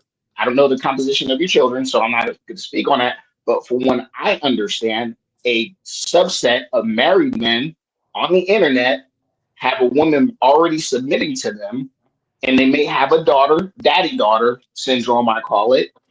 They start, for some reason, looking from that point of view, and they will project protection via the digital way. So they'll invite in people like Venus and people like that are girls, and you're like, oh man, because like the red pill men, whether it's financial, health wise, whatever, you have to self-improve. And if you can get with other groups of productive men, that's what you're supposed to do. That's the actual red pill, not sit around beating off, getting mad at women and being broke and stuff. That's not red pill. You can talk red pill talking points all day, just like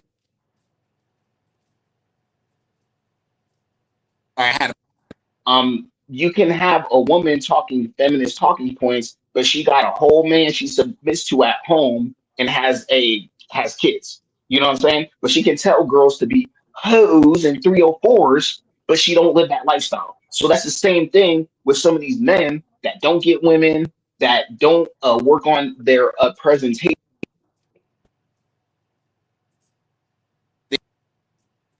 Personal skills, then yeah, and then he's like, oh, so women need to do it. So that's what I'm talking about. So I say, from your point of view, and I'm gonna land the plane, I would say you, because of your background, it's easy for you to point out just to men, but there's plenty you can point out for the women. That's all I'm saying.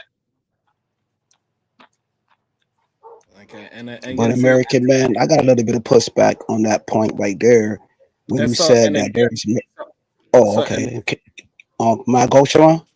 I wanted to answer it, but go ahead. Oh, okay. No. I'm gonna make it quick. I have to disagree with you about the married men. You know what I'm saying? I've been in this space for a while, and when this space was built, there was a long time where married men didn't even have a voice. They start getting their voices about, like, I'll say 3 years, 4 years ago. This space is like probably roughly 10 years old or whatever the case may be. So even married men wasn't even allowed to talk in the space. So I have to agree with you on there. But I do agree with you, like there are a subculture of men who do, I don't want to use the word bash, but they do harp on the black women a lot. Just by watching that video, I think them two gentlemen should have stayed conversing with each other though, because they was having a great build when we watched the video. By the optics of it, they was having a great build between Marquez, Marquise, and Illa. They was having a wonderful build. They should have kept it on themselves. They didn't have to bring, her into that conversation. You know what I'm saying? That's all I want to say, bro. And that's the gist of this conversation that we're having when you listen to Sharon. Sharon was like, yo, why you didn't keep it on yourselves? Because it was a great conversation. It was. That's all I'm saying, bro. This by the optics of watching the video. That's a good place to land it. Don't keep on turning to run sentence. Good place. Go ahead, Ambassador. Why do you think they need me to talk about women? Ambassador, go ahead. I think it's just we maybe look at you as a potential middle ground. So you have a lot of women in the chat. You have educated women on the panel, and they may kind of want you to be able to put in some of the more reasonable concerns that a husband or not a no good sucker, but someone who actually is trying, maybe input some of the issues they may be still having. And I just think it's not the space for that. I do think there's it's more of a space for misandric points of view, so you guys be able to kind of vent that out. But that's just my observations of it. And if you stay within that framing, for the most part, you won't get dogpiled on. But I think that's what's going on. Okay, so my issue with that is that where do this place exist? What place? This so balanced man that he's talking shit about men and he's talking shit about women, or he's talking truth about men, he's talking truth about. Where does this place exist? Can you please point me in a direction where there's a man that all he do is so-called talk about the ills of men and women? That's a lie. That's literally a lie. What? He calls out men and women. That's literally a lie. Tommy Sotomayor started off like that. Another lie. Hold no, on, he did. Tommy Sotomayor started off like that. Yeah, he talked about mental. Yeah, Reese is correct about that. But Reese, I have a question. Does he called DJ the man the Ed 309? That's what he called him, the Ed 309. Hey Reese, I have a question. Does DJ Hamp not call out men and women? Yes. Yes. Thank you. Okay, then thank you. Thought I was going crazy. I thought Sharon said something like, "No, he doesn't do that at all." Okay, so point out. You know what? Let's pull up a show where he did it. Hold on. I disagree with him. Where the show is that. I disagree with him on. You just say things. No, just because you like somebody, that's fine. And I disagree with him all the time. I literally talk shit about him in his chat. So, but okay, I'm just saying. But hold on. So when we're talking about DJ Hamp himself, he does. When we're talking about the channel itself, right? Because those are two different things. Because what y'all are saying is y'all just lying on me, right? Y'all saying that. I mean, he is the channel. I thought he is the channel. Hold on. I have plenty of shows where I talk about women. Plenty. Y'all just don't care. I have plenty of them. No, I had plenty of them. What, like a ratchet video? No, when I actually talk about when they are making wrong decisions, I had plenty of conversations about it. The issue is that it hits y'all at a different. The problem is that women are willing to hold accountability when it's truthful and when it's honest, and when you're not trying to use it to undermine them. The problem is men are not willing to take honesty and truthfulness about the negative things about themselves. That You is know the how truth. red pilled it is to call out men? Because you have to call out the truth. Bias is bias, but that's just Sharon. Like, we just want you to be more balanced because you do have a following. Right. I don't know. Anyway, I don't. But I don't. Yes, you do. You literally came up here and said that. So No, I again, didn't. I told you I was again, responding you to know the what? rifleman's comment. I was not coming at you. So again, see, like, because y'all think y'all know my demographics. I have more men in my channel than women. That's number one. Women are just more able to communicate in the chat more than men, because men are afraid to even agree with me in real life. Because So once you they got agree them, with me, they put them become women a first simp. Negroes, huh? You got them You put them understand? women first Negroes. Yeah, I You know, understand, but I'm just so are they put them women first Negroes like you kind of are? right. So whatever that case is, right? They don't want to actually come out in a chair and say, yeah, we support you, Sharon. We actually just like how y'all did earlier, right? Y'all actually agree with me. American Rifleman didn't disagree with me all day today.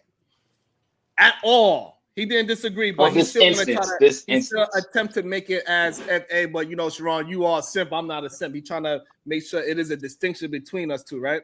And it's fine. It's okay. You're making a distinction that, hey, today We're I agree still with black everything that men. you said. I agree with everything that you assessed. We agreed on the same thing. With However, this instance, you right, say with the this word instance, that's it. instance. Right. But Okay, what I'm okay. saying is that majority of the things that I say, men agree. They don't disagree with me. They disagree with Yeah, the but you fact that put your women, what they your disagree spin with, on it. what they disagree with is that women will be able to or willing to listen to what I'm saying. That's what they disagree with because they want that attention. That's what they disagree. They like, why you don't? You like when I was talking about myself just now. What did Reese say? It's other men that's doing the same thing you doing. Right, that's Well, what I mean, they do. What about they I keep mean, saying, it's "What the truth about though. me, Sharon? What about me? I'm doing it too." I'm not talking about Well, you, my brother. I mean, Reese was correct. I mean, there are other men like you Exactly. on, Right, but you I was talking know, about myself. doing it. I didn't say was no other man in the world that's doing it but me. I never said that. I said what I'm doing with my household is X, Y, and Z. Is other men doing it? Why did you bring up other men? That's what happens because they want that attention that I get, but I'm getting it because I'm authentically myself. I've been like this before I started a channel. I don't didn't know have what to do this. YouTubians. You're YouTubian. I don't know. Sometimes y'all be completely different people when the So camera's off. I y'all don't know. haven't heard Sharon call out the women? Really? I have. Not really. Like once or twice, maybe in like 2 years or something. No, he's done it a lot. Maybe not every day, but It's usually calling them out for there are dealing with topics no where good he men. feels strongly about where he does disagree with. I've heard him disagree with PhD vehemently a lot. They don't always agree. Well, she's really nuts. So he's But still a man, so he has a little logic. to like, I'm just saying, if we were to judge everybody based on this spectrum, there's a lot of people who are unbalanced. That people love to call balanced because they agree with them. I think that maybe I could just be wrong, but maybe because y'all don't agree with him, you consider him unbalanced. I feel like if he was truly unbalanced, he would be up here with a feminist flag in the back, pink on, nails polished, like women all day, no men up here. We gonna spill the tea on all these men. That sounds unbalanced to me. You're being This silly. man says he has daughters, he has a wife. He feels like he can understand the female perspective because he's around women all damn day. What? What? There's men like that too. Men be like, oh, I like being around men. I want men to be in line. Fuck the women. The women just cause harm. How is that balanced? If we're using your spectrum, how is that balanced? If that's what It's they're not. talking about every day. It's Hold on, not Kel. Let me balanced. You're right. welcome somebody into the show. Give me 1 second. Let me also hold on. Also, we got American Random Independent with $2. Don't let them gaslight you, AFR. Fight back. And also, let me bring somebody into the conversation. Welcome to the show, Taz, the GOAT. Good day, sir. How you doing today? Welcome to the show. What up, though? What's good, fam? I'm doing well. Appreciate you. I got a question. You know what? So we could try to bring it all together. Hey, Taz, why do you think these men need me to talk down on women? Wow, that's crazy, Sharon. You see, hey, Reese, you see what he be doing, right? Making up shit, man. Leading. I don't. Well, I've been in the same position, so I don't think it's leading at all. The fact of the matter is, a lot of dudes just want us to sound alike, like one uniform voice. And as you ignore some of the issues that some of us think need to be talked about, you may think it's something crazy when in reality there's just more issues than the ones y'all willing to talk about. So it's like y'all have a cutoff point for the issues you want to deal with. Then when you're reminded of the issues, you'll make it seem like somebody's unbalanced. No, the only unbalanced people are the people who run around talking about women every day. You're the unbalanced ones. I have to agree with Taz because Taz, I heard you in these spaces for a long period of time. You know what I'm saying? And like you got good qualities about yourself. Let me just say that because my brother always told me, yo, before you say something bad about a person, say something good about a person. When it comes to Black history, you know what I'm saying? You definitely on point with that. You in a healthy long-term relationship. You know what I'm saying? Your children are in college. I salute you for that, bro. You know what I'm saying? But I did hear you. I want to ask, do the two fellas, do y'all disagree with what Taz said? You have anything? He's gonna shoot at me. He was gonna shoot at me. No, I'm not. You know what, Taz? I'm feeling charitable and my life is going well, so I don't need to attack you for very easily to be attackable because I've known you, Negro, for like 3 years and I'm not fond of you, but we're gonna keep it peaceful. Okay. Yes, I disagree because there are plenty of red pill men that call men out. That's all they literally they get the bag off of just calling men's bad behavior out. They'll talk about women momentarily, but their main thing is male improvement. So what y'all saying is like wrong because you can get a crazed incel minded dude algorithm if you want, but mostly it's self-improvement, improve yourself, get with others, whatever. So this whole we want people to talk down on women to feel better about ourselves. That's like that, like Reese said earlier, that market is dying. Like just talking about women, all that's it's It's dying. dying, but those channels Like, I don't are. think y'all be listening though, right? So here's a prime example, right? There's some slut ran through bitch in the chat named Kim West, probably done fucked on half the Manosphere. She's in the chat saying Taz a scammer. Most Come of on, the bro. time, Why she got to be called out her name though? Why she got to be called like a B and all of that stuff? Come on, bro. She's right, saying so that you a scammer or whatever the case may be. Let it rock, bro. right, so you're a bitch ass nigga trying to defend that hoe. So look, so check this out, like I'm saying though. So I don't know her. I've never done anything to the bitch in my life. But just like other women on this platform, they try niggas who would never even bother them. I don't even know who this is, but everywhere I go, this whore is somewhere bothering me. I'ma deal with that every time I see that bitch talking. That don't mean I gotta talk about every other black woman on the planet because I'm talking about that bitch. And I think But that's how the do you issue. know that chick though? Do you know her? Do you know the chick who made that? Who made? Bro, you want niggas to be mad at women in totality. I'm gonna deal with the bitches who try me. Not But you just still displaying the same thing. No, I'm not. The same guys who you talking about, like dudes bash women. You explain that right now. You're bashing the Okay, chick. all right, hold on. Let me read some of the super chats where it started from because I didn't know we was having an issue. Let me hold on. Let me just read some of the super chats. Don't engage in the super chats. Let me just read them, and then we can get back into the conversation. $2 ass bitch.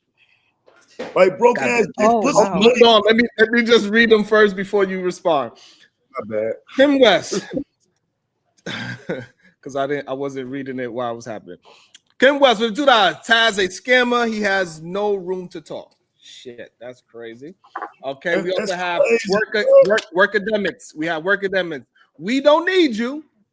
I find your rage baiting entertaining. All right, so we also have Kim West with the $2.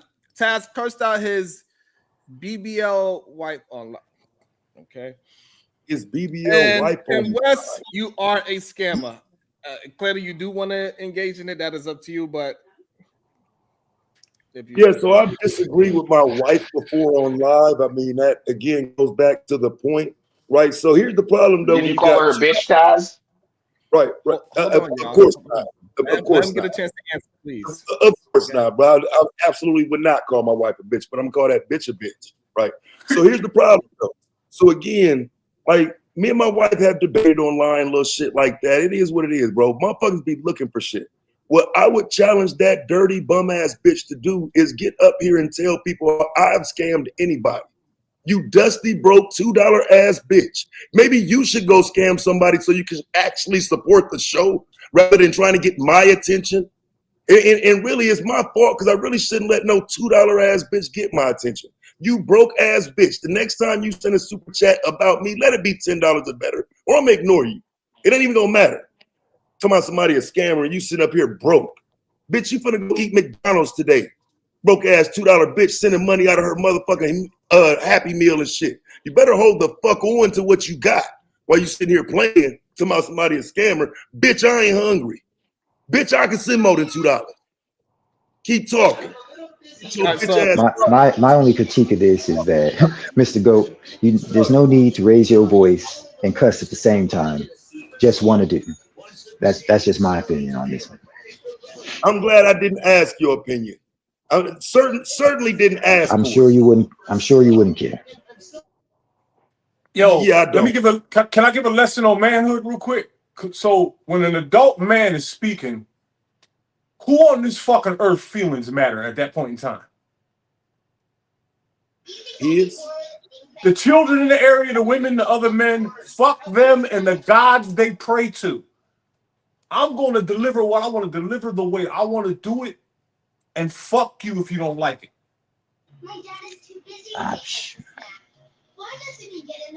If you think it's effective, then so be it. Check you how you talk. Let's try it in an elevator. Niggas are crazy as shit on the internet, man. Crazy. There's no way to be effective, bro. When people coming for you, there's no effective way to communicate.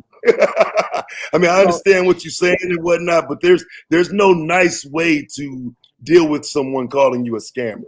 But I do understand you're a nobody, so you ain't never been in my position.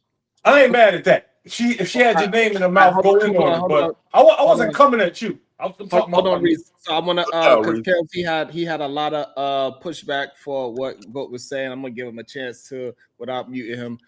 Kills, what is your pushback for what the Goat is saying? Go ahead, Kills. Slap the taste out of your mouth. Man. I thought I'd like to see it. Damn. They said drop Kills. I don't know who you bothered in the chat, but it is $26 to bring back Kills. They done kicked you, my brother. They don't like you keep interrupting the Goat. That's crazy. they ain't like you keep interrupting you. Go. So the thing is that at the same time, right? They say that Taz is a simp and all he do is cater to women, and clearly that's just not a true statement, right? He's willing to go at somebody that is going at him, whether it's a male or a female, and that's the part that a lot of men tend to miss for some strange reason. So we are going at the thing that we see as a negative or a problem. So if I'm coming at X, Y, and Z, and that is a problem, all I'm doing or all he doing is going at a problem that he see is worthy of him talking up against. I would say the bigger problem is men are willing to use those women as long as they're attacking a man. So the same niggas who sit around and cry about what women be doing all the time with men, Yeah, fam. Them the same ones that get behind her as soon as she starts talking about somebody they don't like. The entire Manosphere. I watched the entire bitch-made Manosphere get behind the most ran through slut bucket, bottom of the barrel, 8 kids having ass bitch. Twice. Just to try to get at me. Who wants smoke for real? Who wants smoke for real? Them bitches ain't around no more. Them hoes died. That's why them niggas be quiet. But they still say what them hoes said before they died, though. They still repeat them bitches. That's what the Manosphere is. A bunch of fuck niggas who sit around and watch women, complain about what the women said, then come back and try to gaslight me and get mad at another man for saying, well, why you ain't watching her too? I don't care what she said, nigga. Right. So what are these niggas, these pussies that are talking about them? What do we call them? Okay, These hold weak, on. emotional bitch-made Gonna niggas. answer. Let me answer What the do we super call chat them? real quick. We're Simp gonna ain't answer good that. enough. Hold Simp ain't on. good enough. We'll answer that as well. We'll answer that as well. All right. So we got work academics with the $2. Is that Sharp from No Jumper? You acting like a female. I don't know who Sharp is, and for No Jumper, you acting like a female. He's the light-skinned pimp. He's a light-skinned pimp. Okay. Really interesting person. He's on. I think he's on that degenerate Adam 22 stuff. So yeah, and he was on Soft White Underbelly. Yeah, really interesting scumbag. Okay. And no, Verb Assassin. That's just what the person wanted to pay. They said, hey, it's 26. That's what they wanted to pay. What? Damn, Taz, you got anything to say before they kick your ass off? God damn. Bye. Slap the taste out of your mouth. I'd like to see it. Sheesh. What the hell? Man, on a husband thing. Candy Landy. It says, let's get Taz out of here too. Sheesh. What Taz do to y'all? That's just I mean, Taz is kind of a scumbag. I don't like that guy, so it's not really hard to see that he has a lot of enemies as well. But he's a super simp. It's just crazy to see his transition to super simp. It's hilarious. I would have never thought. And it's crazy. Last thing I'll say is it's crazy. The pro woman dude is like cussing women out. It's so hilarious. But he loves and respects women. Yeah, he was showing what he was complaining about. Yeah, my thing with this on a husband, like dealing with husbands, is that when I hear guys articulate themselves that way, I eventually, like when you have a conversation, they've been sitting on an issue for like months. I mean months, not communicating. They don't say anything. They do like this indirect form of communication within their relationship. They don't really just, know how to pull the information out. And then a lot of them just want to sit and let that stuff build up so that when they're justified, now they feel justified to spaz out. And because they've been building up this whole thing this whole time, they feel like, well, now a man is talking. What I have to say is valid. You guys have been effing up, so you guys got to take the way I'm expressing it. And just be like, man, if you just conversate about this earlier, pick it up earlier, it wouldn't build up to all this.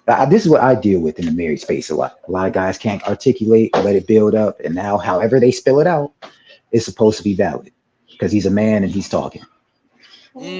Great point. Unlikely with the $2 says, are you not entertained? Tip the host. Appreciate that. I thank you. It means a lot because people will act as if that we're not having a good show or a good build. You know what I'm These saying? motherfuckers a bunch of poets, dog.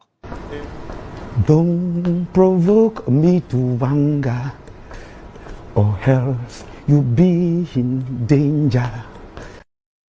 I'm feeling like it today.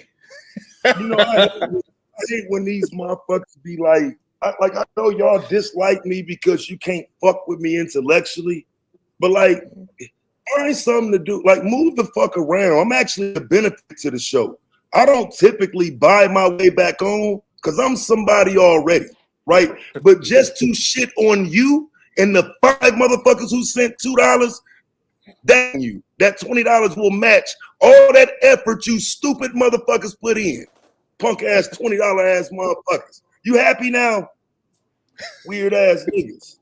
Anyway, bro, what was good, man? Corny ass shit. I hate that shit, bro. I don't be doing no bounties, and I don't never bounty nobody off. I don't bounty myself back on, but that shit just gotta like, bro, what the fuck is wrong with people? Like y'all really in America First Rifleman, let's be real, fam. You an incel. I know why you don't like me. The whole incel out here, bro. Am I lying? Yes, because I don't fit the profile of the actual incel. Like if it was true, then I'd probably be yelling and screaming but that's just I'm laughing. Bro. You got the Hitler mustache. You're a funny looking dude. Every time I talk, you talking, you know what I'm saying? You talking crazy about women and shit. Like I always thought you was in jail. So what have I said crazy about women today? Today?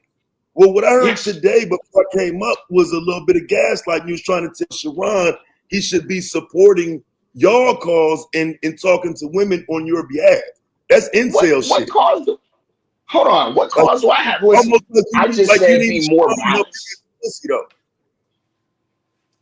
I just tell him listen. We're just saying it's okay to critique women as well. That's literally it. Like So like that's it, Taz. I saw American First Rifle. So the problem is that when you're just not being honest about what's happening, you're trying to curtail it into we have to talk about women is what it sounds like, as if you are being an incel, not because you're yelling and screaming, but because you are keep trying to turn it into a way that women have to listen or submit to a man. Slap the taste out of your mouth. I'd like to see it. It says, "Bye, American mustache." Everybody's getting thrown. They got jokes. They hit you with a 20 ball. Just so you know, American First Rifleman. They hit you with a 20 ball. Hold on, let me. Also, what was you saying, Reese? Before I got kicked, you was in the middle of saying something. I don't remember. Whatever. What's up though? Shit, you got it, bro. You was talking about Reese, you was talking about the men that are acting a certain way. What can we do about those men? That's what your sentiment was. And also shout out to the Cash App. It says, just for supporting. Thank you so much. That means a lot. I really appreciate that. Shout out to everybody with all that you can do. Thank you so much. It's really appreciated. And so I think when we see an issue that's in a community space where it could affect the men that is going to potentially date my daughters and my cousins and all that, I think we should absolutely address it. Because it's much easier for me to talk to my sons and cousins and the males in their life and say, hey, this is the type of woman that you could look out for. That is very easy. We could see them a mile away. And also we could see the negative men from a mile away as well. And there's nothing wrong. Go ahead. I think there's no shortage though on this shit though, but like there's no shortage of people saying the male side of it. There's a shortage on contesting that. I think that's the issue. Like when it comes to your point, Reese, you got 100 channels of men talking versus 35 channels of men that would support the women talking. All right, there's a difference.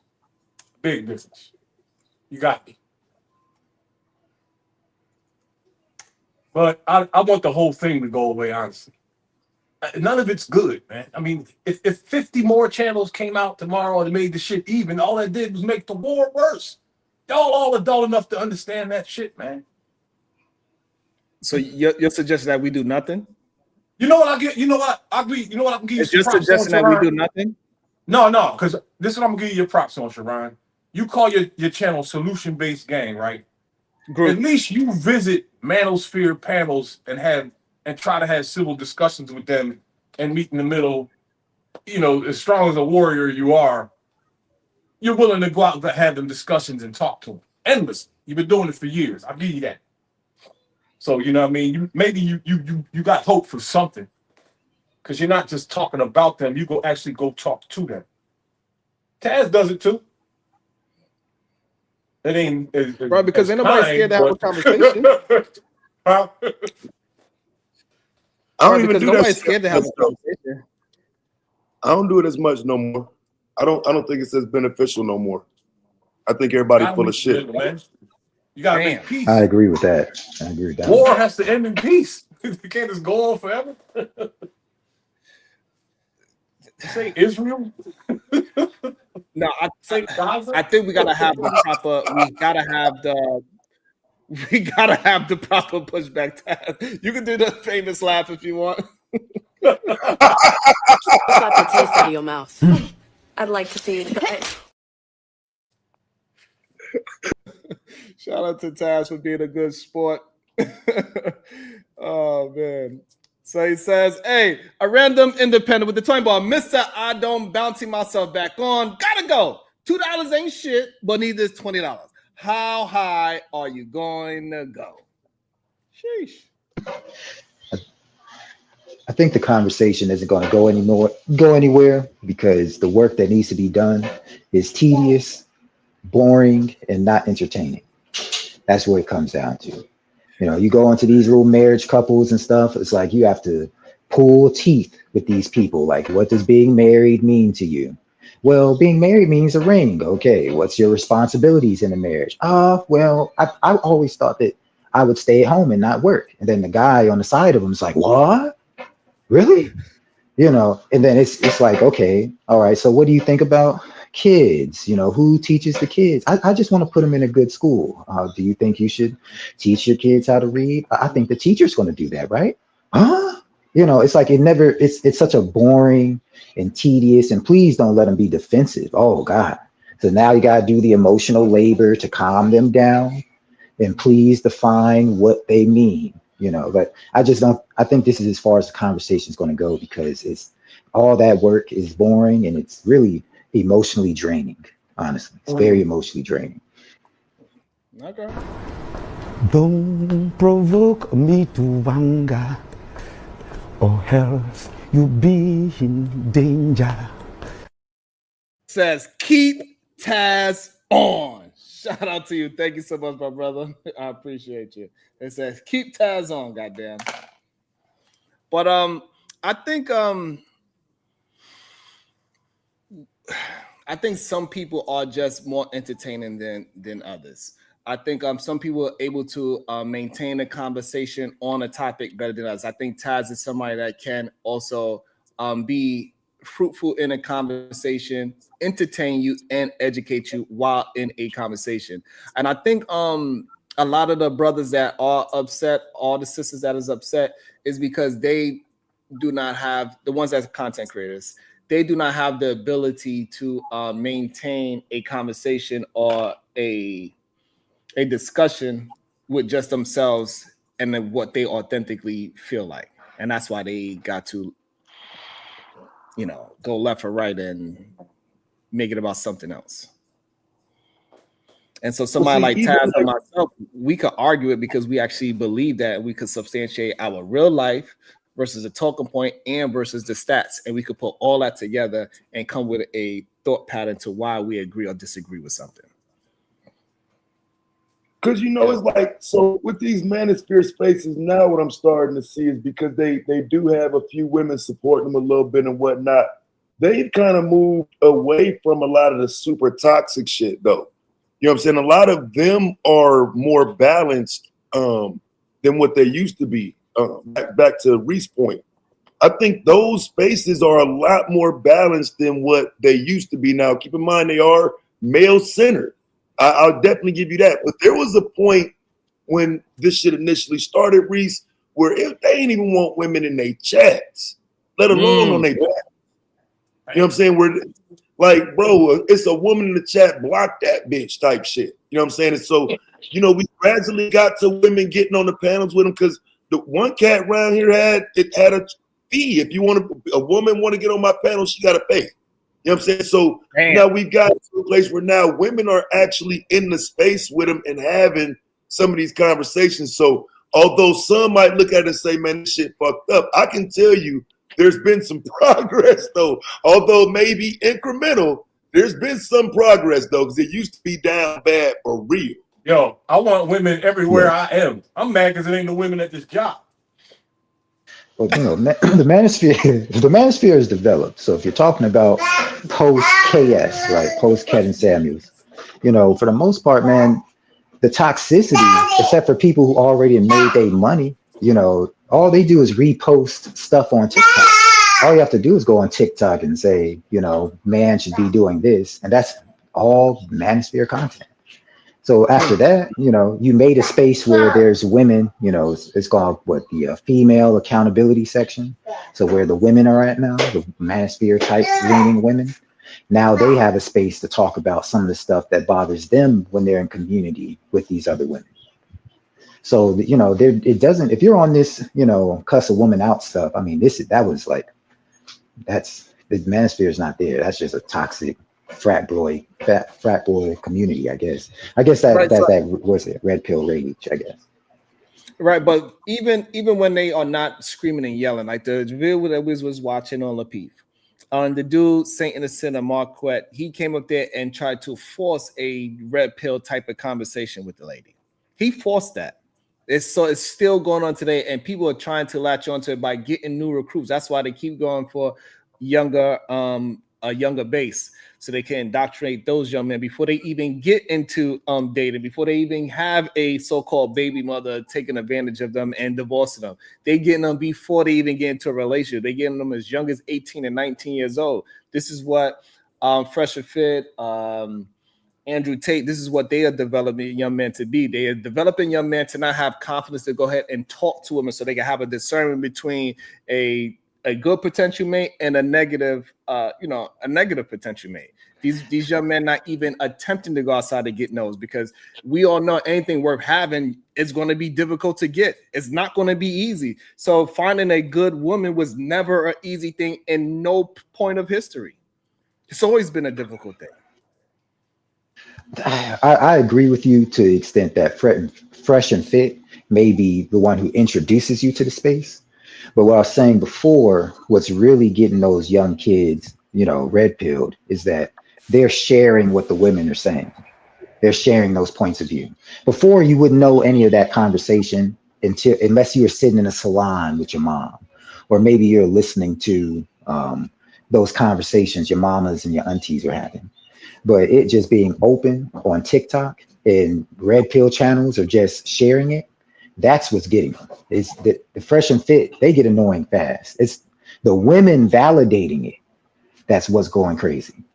That's what's being spread amongst those young boys. But the problem is the majority of women are not displaying the things that Fresh and Fit are talking about. It's only that group of women that is displaying that. That's why they keep having the same type of women, just with different names in the conversations. They all have alcohol involved in their conversations because they are not attempting to have no real genuine conversation. They do not invite anybody that is attempting to actually combat a conversation or have a discussion. They just ask them questions about things that normal people would just answer to. Do you want your man to make more money than you? Yes. So any woman's going to say yes. Why wouldn't she? It's the ideology they respond. It's not just the drunken women on Fresh and Fit. That's why I'm trying to steer it to the normal conversation. It's the conversation about, yeah, she wants you to make more money. That's understandable, but I'm not willing to do this in the house as well. But if you were a man, I actually wouldn't have to do these things, or using your manhood as a way to be like a credit card for the materialism, right? There's a lot of stuff that just being shared. It's not just the Fresh and Fit. It's the ideologies. I know a lot of young couples right now who are going through what Manosphere shares. So shout out to America First Rocket Man. You got another 5 minutes. You want to brainwash young men to be servant providers. It's not brainwashing. It's just what it needs to be done to have productive relationships. A man have to learn how to serve his wife and his children. That is a productive and just for the record too, right? So here's why the Manosphere hate me for real, right? I went into their spaces and I always won. Okay, I have a son. So a lot of these stupid ass talking points, that they try to make is like anti-male or any of that shit. This shit is cap. I have a whole son out here, fam. The shit I'm saying to you niggas ain't no different than I'm gonna tell my grown adult son. It's weird that, again, men don't want to deal with things that would make our lives easier as men. So, like I say, I would venture to say back then, most of the things that men started doing was, they started doxing a whole bunch of lame shit. And like I said, they end up following women, right? Because, for example, this Candy Landy, probably some dusty, dirty ass bitch. She's down there saying I scammed somebody. Who the fuck did I?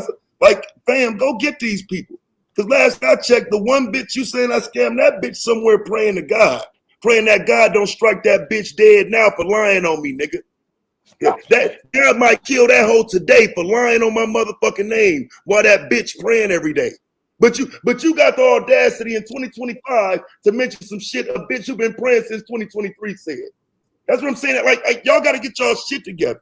And when it comes to the space, it seems like y'all have not grown. Listen, we just seen the paperwork. Seen the paperwork for what? Seen the paperwork for what? For me scamming somebody? You're a liar. You're a liar. You're a liar. And again, I know where they come from, but they come from these spaces where people have been losing to me since they got on this bitch. Tired ass, broke ass. Yeah, they've been losing since I got here. Insignificant ass, unwanted, unloved, never respected. That's what it is. Shout out to the wife. Shout out to the wife. That's all Manosphere fuel. Past incarceration. Well, don't get fucked up then, nigga. My past incarceration. That's weird, but like, why do y'all care about my past incarceration 20 years ago? But we know about the Mexico fiasco. Like, what is the Mexico? You know what I found? What I found is that they would try to use anything in our past to try to negate where we come to today, which is a very interesting thing. When us as human beings, we're supposed to grow from where we came from, and we should be champions. Go ahead. They be making up shit. That's the problem, and it's like. It's weird because he doesn't seem how much of like, why are you on my husband's nuts so deep that we haven't lived in Mexico since 2019. Why are you even mentioning that? Like, that's weird. You don't feel like you're a stalker or at least a fan in the least? These niggas fans. Dick sucking ass. I don't know these niggas. I don't know none of these fuck niggas. These niggas be fans. Some bitch ass nigga that heard about me, nigga. I'm the fucking GOAT. That's why you heard about me, nigga. Don't believe that shit, nigga. Hit the link and talk to me, though. Don't believe shit you heard about me. I got you the second air for your time is almost up. And and I just find it interesting, like just like the same thing with Jay Prince just said. He tried to bring up some fake past that they don't even really know nothing about. He want to bring up my past baby mothers, but he don't know what they look like, what's their background, what the situation is. I was 18 at the time, right? So there's a lot of things that happened between 18 and 44. So the fact that they keep trying to hold on to the past, it shows that a lot of men and these people they have arrested development. They cannot go past who they are mentally. Oh no, they ain't holding on to the past though. These motherfuckers just repeating some shit. They praying some shit that somebody else said was true. You hear me? Like, just so we clear, they ain't holding on to shit because I don't know these motherfuckers. They sitting somewhere praying like, damn, I hope he a scammer. From now on, I'm gonna start telling y'all to suck my dick in 2026. Fuck you, nigga, and fuck the bitch you thought I scammed, nigga. I ain't gonna keep on telling y'all and showing y'all and proving y'all. Those videos of you scamming people. Let's stop the cap though. Like 40K, nigga. Damn near 40K. Hold on. So Kills, you saying you actually seen some evidence of past scamming somebody? That's what you claim? It's videos. It's multi-video to this space. These people ain't fam. All of these people is not lying on this man. It's like 10, it's like 5, 6 people in the chat agreeing with the same shit. You the common denominator is 5 people saying the same thing, bro. You the common denominator. No, they all saying it from the same source. Look at the video. And you use My nigga. Hey, Sean, My nigga. this is me. Why you left when that shit came out though? When that shit came out. Hold on 1 second, Kills, because your microphone's really loud. When it came out, what do you think I did? I stepped on that bitch. That's why that bitch ain't here now. That's why when I tell you to go get the video, I know you can't go get it. The motherfucker ain't there. I just told you the bitch is somebody's church. Are you kidding? And why we don't ever discuss that bitch criminal record? Man, most of the niggas. man, I want to see the scam. Me too. Fuck that other shit. Show me a scam. It'll be the first. Slap the taste out of your mouth. I'd like to see it. I guess Candy says, can't tell me which one Taz and company can go. So Kills, so the problem is with you bringing up somebody made a video. People been saying I said something and plenty of people are regurgitating that information that I never said. So a lot of people can go on a wave and say this is what's happening. And I never said a certain thing or did a certain thing. Oh, hold on. And so I don't understand why you saying that. Don't provoke me to anger, or else you be in danger. Thank you for that shit. It says they all can stay. Shout out to that. Thank you so much. And just so y'all know that I'm not trying, because I don't want to get called a scammer neither. This is a real cash app, okay? Just so people know. Sharon, you never heard. Let me give you some pushback. We never heard you of scamming anybody in these spaces. You may got your talking points. It is kind of zesty, like certain people on this platform say. You know what I'm saying? But you do got a heart though. You know what I'm saying? Some of these dudes in these spaces got a cold heart, bro. And then you could check my track record. Like I never scammed nobody in these spaces. Nobody would never say that bluntly on me though. They would never put a jacket on me. And if they did, I'm gonna fight in tooth and nail to defend my honor on that, which I did on other platforms. You understand what I'm trying to say? Don't bring it on to you. So Kills, you're saying your proof is other people that dislike him saying it. Nah, they don't dislike him. They show proof and evidence. Yes, he got people who don't like him, but it was evidence presented, presided. You know what I'm saying? By other faces that show information, which credited that he did what he's saying that he didn't did. It was evidence. It was receipts. It was receipts in this space. Okay, what was the receipt? What was it? What was the proof? Like this is how fucking stupid y'all are. Bro, be honest, bro. Just be honest. If you did what you did, you did it, brother. Hey, little dumb nigga. I could play the bitch videos back. I got them. I can tell you what the slut said. I can't help it. Your stupid ass running around. You are ex-con. You can't. You are ex-con though. I'm an ex-con. And then you got dudes like Taz. Hold on, Kevin. Everybody can't talk. I'm an ex-con. That's why. I ain't no ex-con because of no scam shit. I'm an ex-con because I'll beat your ass, nigga. I'm an ex-con. Nigga, you won't be. What are you talking about?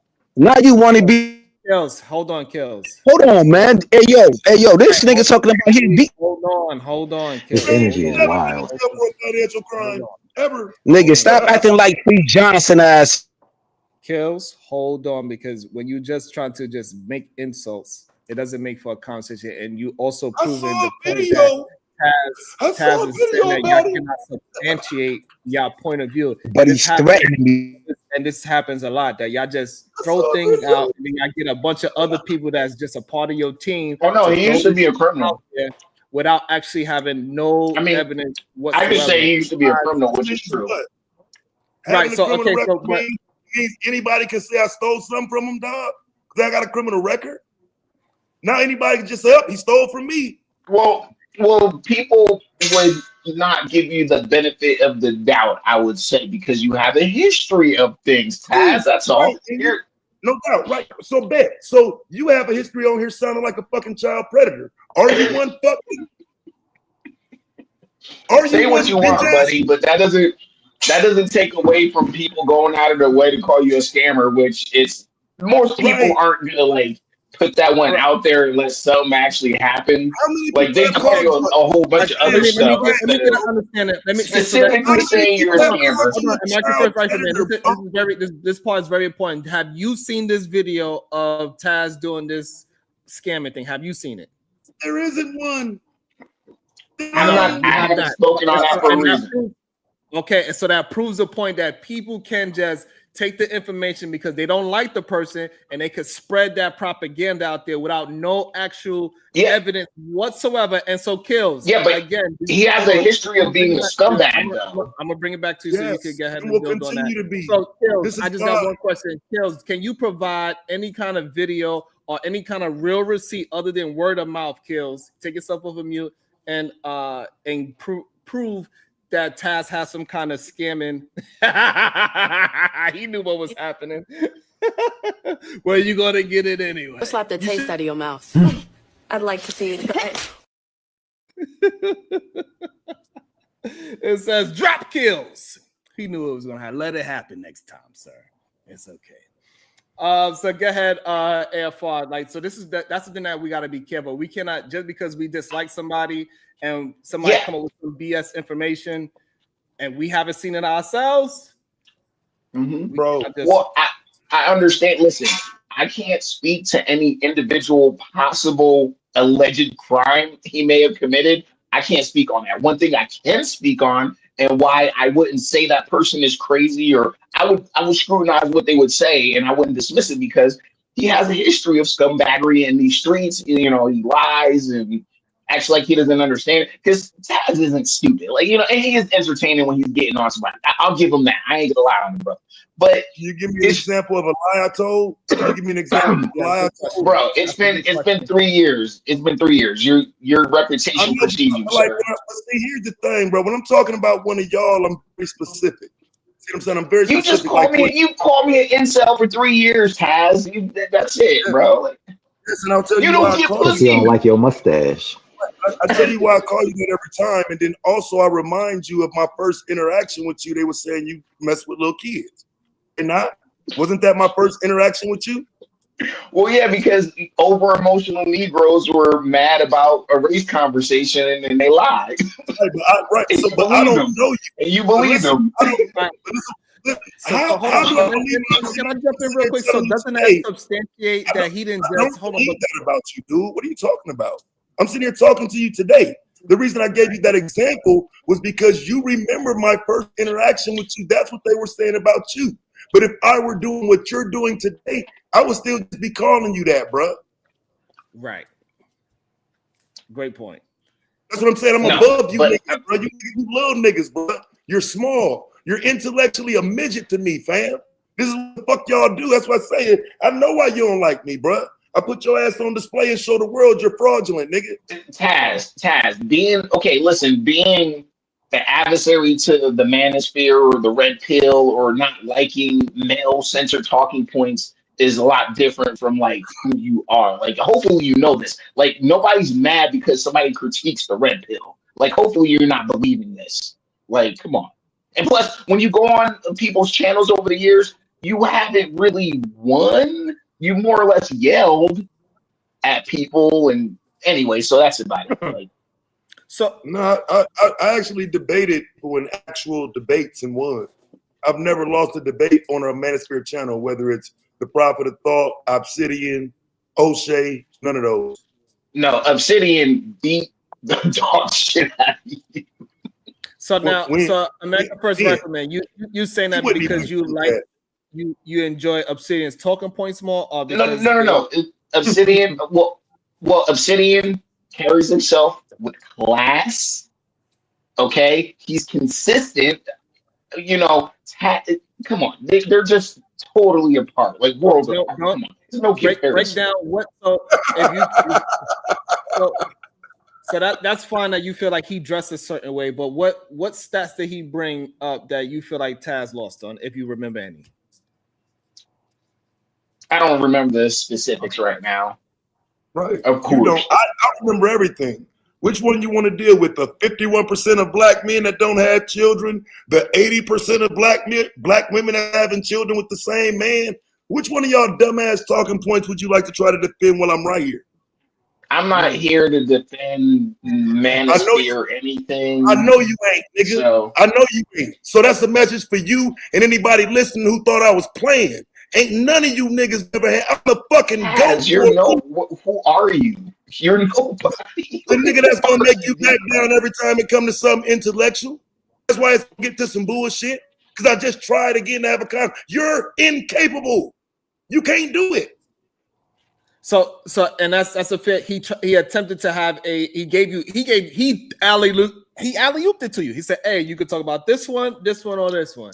But instead, you say, "All right, I'm going to engage in that one," or you could come up with your own talking point that you want to defend. You didn't do that. He gave you an opportunity to actually have a conversation. I came up here to talk about, like, listen, I understand Taz is thrilled that he was able to center himself in this conversation for the last, like, however long. It's cool. You got it, buddy. Okay, cool. I came to talk about the topic. That's why I stuck around. The reason I did that because I thought one of you bitches wanted to try me. We can move away from me. Shut up. Yeah, man. The mute button is what I was talking about before. When I was on the panel, that mute button, Sharon, when I was talking about this, obviously you do a lot of shows, so I expect you to remember. You know, some conversations can't really develop without the internet and that mute button. That mute button is really what has caused this conversation to go forward.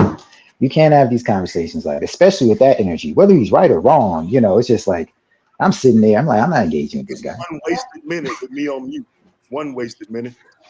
Yeah, I enjoyed it. So, all right. So, do you have? Would you like to attempt to engage? Because Taz can have a conversation. Me and him have plenty of conversation. Me and Taz disagree plenty of times without us going to fisticuffs and screaming and yelling at each other in a negative way. And we also stay very passionate. We still raise our voices without it being a disrespect level being crossed. So Taz is more than capable of having a discussion with a person. When he's not threatening, I did it finish.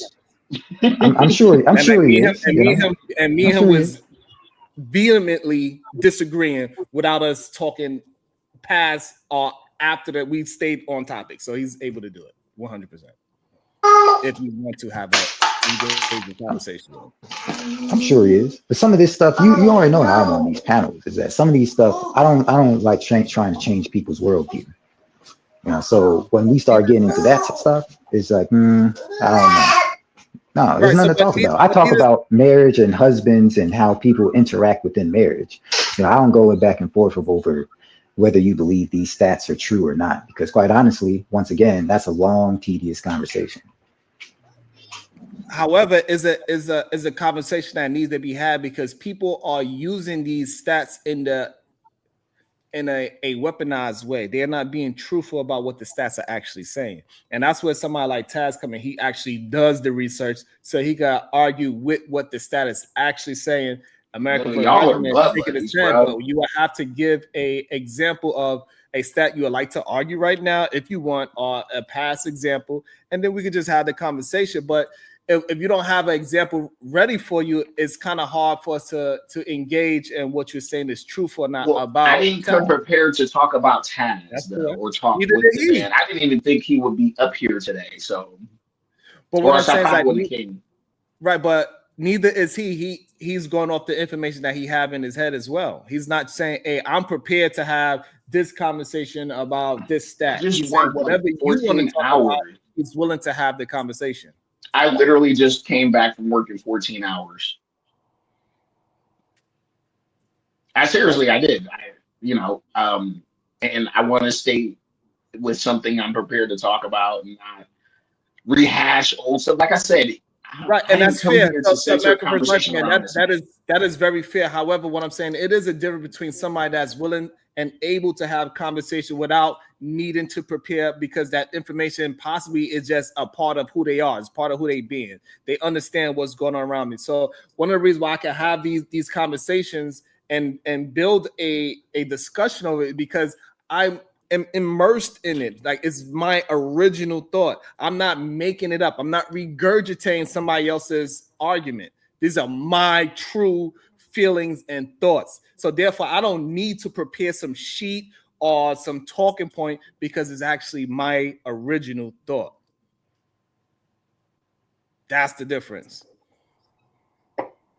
It's amazing how, like, you know, people mention Cynthia G and all this different shit. Like, mind your business. like, leave her alone, bro. She don't fuck with you, fuck niggas. Like she don't like you, niggas. Like, hold on. I mean, y'all weird as fuck. Y'all don't like the woman, but because Mr. Tasman. My bad. Go ahead, fam. What'd you say? Listen, there's a reason why people critique Cynthia G, and I'll keep it with the simplest criticism of her. Literally went around talking about dysfunctional Black families, talking about these mans, how they're whatever, but you get pregnant and become a baby mama by the very Negro you spent years talking about you want to not even exist. Like, literally don't birth Black boys or get rid of Black babies. Like, so gotta admit that's crazy. That is crazy. Okay, let him finish his argument. Well, no, I mean that's it. I mean, Reese is right. That was it. That's crazy. So like, her credibility should be shot from like no woman should be even listening to her. But we see what's happening. So okay, it's up to you, Taz. You want to engage in that? Yeah, I mean, I always wonder what that's got to do with me though. They're like, it ain't my motherfucking baby. You know what I'm saying? I don't give a fuck about none of that. That shit ain't got a motherfucking thing to do with me, bro. Yeah, and I don't see why if somebody got affected negatively about something, why they can't speak about it. If she believes that what happened to her is a negative thing and it's not, she doesn't believe anything she's saying. Don't you get it, sir? Yeah, because that's what happened to her, right? But we can if she was no, she doesn't believe anything she said. She's grifter. She had the baby after she started talking shit. Well, I don't know. So the thing Y'all is that sure again, about that? maybe y'all sure about that? Right. I don't think. Well, her rhetoric against Black children got worse after she had the baby. That's true. She was already talking greasy before. It just got worse when. So Reese is right. Yeah. So yeah, he's not right. I'm right. So let me tell you, since motherfuckers think they know, just for the record, this alleged baby that y'all talking about, that would have been before the conversation y'all referring to. Because before that is when I came onto YouTube and she was not talking that crazy shit when I first got on YouTube. When I first got on YouTube, she was challenging still white supremacy and challenging the issues of Black men being supportive of white supremacy. She wasn't doing no white men and Black men. She was talking, but it wasn't. But it wasn't in the relationship paradigm. She was not talking about contextual relationships between men and women. She was still doing the political shit. And in that political shit, she was challenging Black men to stop following and supporting white supremacy. She hadn't got into that relationship shit yet. So you're lying. She touched on Black men. Like, yes, she was always talking about white supremacy, which was stupid. But at the same time, she was supporting the LGBTQ community and speaking down to Black men like we were 1,000% the problem. And especially our talking points talking about how we wanted to build, we as a collective want to build good, cohesive families. And she's fucking a nigga with the tattoos. Right, but you confused. She did not support no fucking LGBTQ until 2022. Okay, when she was around me, she called them niggas pussy boys, nigga. She ain't support that shit till after she left from around my platform. I ain't support that shit, and I would have never supported her supporting that shit around me. Which is one of the reasons why I said, okay, well, fuck you and the bitches that's with you, because I don't support that. Okay, I take that one back. I take that one back, Taz. And American First, right? The problem is that people are not correlating the proper timeline with Cynthia. right? They like what you're saying is that she had a child out of wedlock and blah, blah, blah. But however, what she was talking about before, or whenever she had this reported child, doesn't correlate with the events of her saying. No, she was talking down on black men that were running around being promiscuous. So she had her talking points before she got pregnant. So it just wasn't as prevalent, but still, she was touching on that. Right. She certainly wasn't as prevalent, and it certainly wasn't as horrible as people made it. I think what you're talking about is just, again, famous. A lot of niggas wanted that woman, bro. This is the part of it that y'all leave out. A lot of niggas wanted her. Who wants Becky? Who wants Becky hair weave? Who wants it? Okay, hold on. Obsidian wanted her. I'm saying, since y'all want to, if y'all want to do gossip shit, nigga, do it for real. She makes up like Becky, bro. Okay, she makes up and got hair like Becky. Fake hair like Becky. But black man wants that. Hold on, American First Rifleman. Are you gonna honestly say that no man wanted her while she got pregnant? Oh, only pookies and men with low self-esteem. Oh my god. So you saying a woman that looks like Cynthia that was childless, nobody wanted that woman? Pookies with low self-esteem. Before you move it there, before she had that child, you saying that no man wanted her. Well, she was dealing with white men, from what I understand, but you know that's just a rumor. Yeah. But I believe it. I think Bottom Show Brad did her wrong. American First Rifleman, are you going to deal? Hold on. Are you going to talk about gossip, which is not manly at all? Or are we going to talk about something that? Well, there's a lot of circumstantial evidence to suggest it. That's why I brought it up. I didn't just bring it up, there's some footage, not footage. Excuse me. There's pictures and other things that would help you understand why she would go to white supremacy, and then she transitioned to black men ain't cry. You know, come on, it's a pattern. It makes too much sense. Come on. Okay. All right. So let me see. You haven't brought any of this evidence. It sounds like gossip to me, but you might have a more of an understanding of the history than I do. But it seems like Taz is putting it in its proper timeline, in my opinion, at this moment. Jim Savage, you want to add to this part of the conversation, or? Hell no, that shit ain't important at all. I'm talking about something. I'm up here to support you, brother. Okay. I was just saying you came back, so I wanted to see you want to address anything, or not that topic. That's ridiculous. Okay, you want to address something else? So I know you'd be thinking. Well, I had to clean my house, clean this and that, the godliness. But I was hoping I was talking about the same thing that we were talking about, but ended up about some lady that nobody cares about. No. Taz centered himself, Savage. That's what happened. Yeah, but you didn't have to cater to it. Y'all certainly care about it. If you don't think nobody care about it, read the chat. Scroll up to the top as far as you can, and then scroll down and count how many times you see your name, and tell me how many times you see it.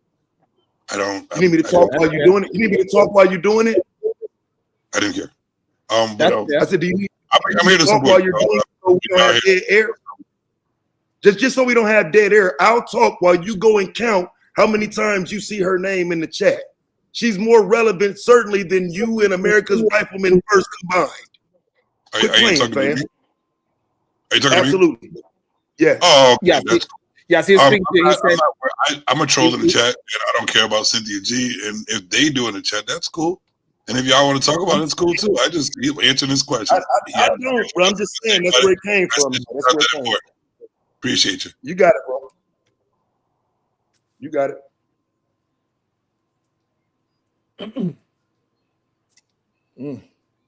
Okay, well, I got it. So yeah, like I was saying, that's the bad part of it, though. It's like, because for example, like it's like kind of like what I was telling you yesterday, Sharon. So a woman comes to your platform, she says what she believes, she stands on how she feels. You support her in doing that. Now everything she said is your fault. Those are your thoughts. That's what your stance is, because you not only allowed her to come and say it, but you're standing on her willingness, desire, and meaning when she says it. You support her saying it. But that, for a lot of these niggas, that means you said it now. Absolutely. Now I said something about not having male babies or something, because that's weird. Same thing happened with me and PhD, but PhD had her opinion about that situation. I told her how I disagree, and they say, Sharon, you said it. You agree with it. I didn't. I literally in real time disagreed with her. And they keep saying that I'm doing something that I'm not. It's weird. I But can't that's believe not most YouTube people, allowed Sharon. that. But I mean, If someone says something, right? If, like, say a female says something, and you know it is what it is, and then you start nodding your head up and down, is that you agreeing with her, or you just letting it be? Or I don't understand what that means. If someone's watching you, right, and a lady says something like, "Oh, all women are the greatest thing in the world," and you're nodding your head up and down, does that look like you're agreeing with them, or should we take it as you're agreeing with them, or you just nodding your head because it's like a tick or something? I think you should ask if you're unsure. No. I was asking Sharon, because I know that Sharon, I was agreeing with you, Go. Sometimes it seems like if someone, like if he lets a female come on and says something that men disagree with, and then Sharon's nodding his head up and down while she's saying it, to us it seems like he agrees. So we do sometimes like, you agree with that, Sharon, and go off of that body language. Right, but that usually doesn't happen. Like the example that I just gave, I literally said I disagree with her, and I disagree with her in real time, and they still say, Sharon, you allowed that on your platform, so therefore you must agree with it, even though I verbally disagree right away. Yeah, people have to pay attention to what's really going on. And so, but if you're I do not bop my head. I do not just agree with women just to agree with them. I have plenty of I'm just saying, if I have plenty of disagreements. I had disagreements with Venus, PH Diva, Bomb Cherry, and other women that hit my panel. Jalen that was here, I had disagreements with her as well. I have plenty of disagreements. The difference is that I don't have to get into a negative or a combative or a disrespectful discussion with somebody else. Like I told you, me and Taz had plenty of disagreements on my channel. And me and him never had to go to no goddamn disrespect towards that. We just disagreed on the topic at hand, and we left that conversation there. He said his points, I said my points, and we leave it, and we come back the next day, whatever, if it's a good topic. I don't have to go into a disrespect situation just because I disagree, because I'm actually going to substantiate my argument because I really believe my argument. I'm not just regurgitating. Shout out to homeless bum-ass Jack. We blaming folks? Well, then I blame my Reed. Peace. Sharon, the point I want to make is I think it's not even what we're talking about, because I think most people were not swayed with that and just would call you like, oh, you agree with that talking point. That was like a very small amount of people. So, like most people ain't doing that. However, still, even in today, they still say, Sharon, your channel is about women when I don't talk about women. I mean, it is. You speak to a female's point of view when I don't talk about women. There's no way you could say I have a female's point of view when I don't talk about women at all. I'm having a conversation on how men need to be building. Right? Instead of blaming women, we need to build men up without pushing a woman down. Stop using women as a scapegoat and have an actual solution that you could implement in your life today. Because blaming somebody else is never going to fix you as a human being. It ain't never worked for anybody. Homeless, bum-ass Jack with a two dollars. Sup, Myrie? Hoping you still terrorizing folks. Goddamn.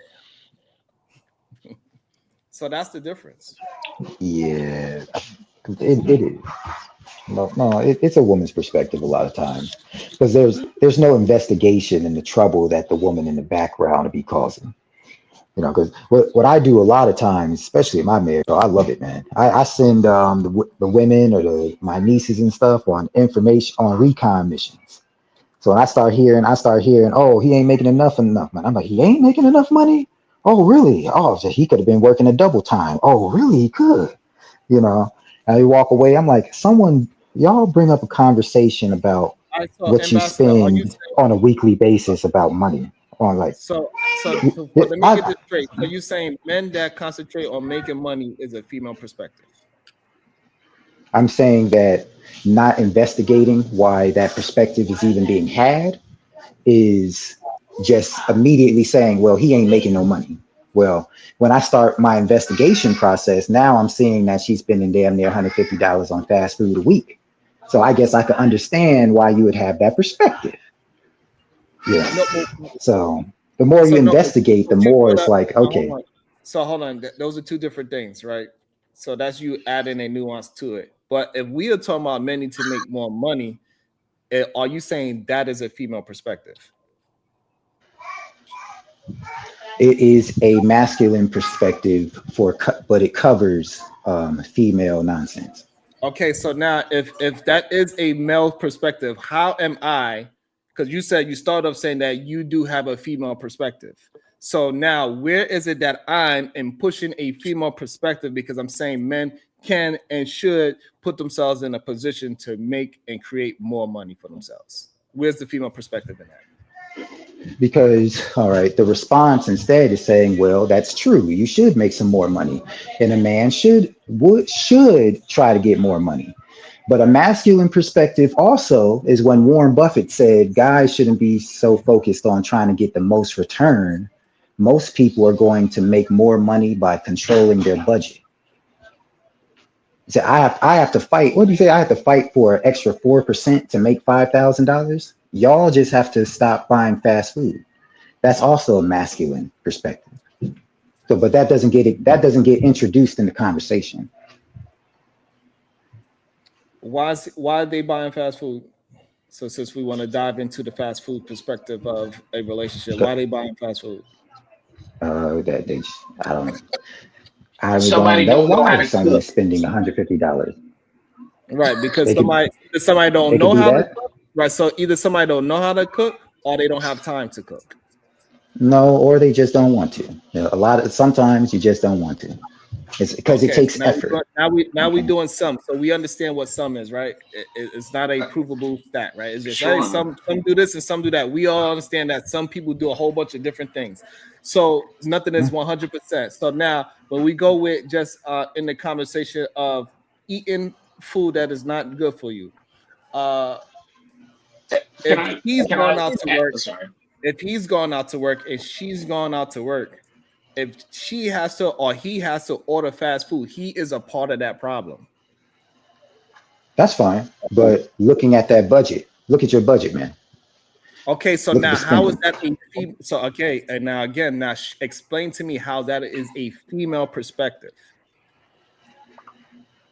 Looking at a budget, I was saying that was a masculine perspective. I'm saying the female perspective is instead of investigating where that complaint is coming from and just immediately saying, well, nigga, get your money up. You sound like a broke dude.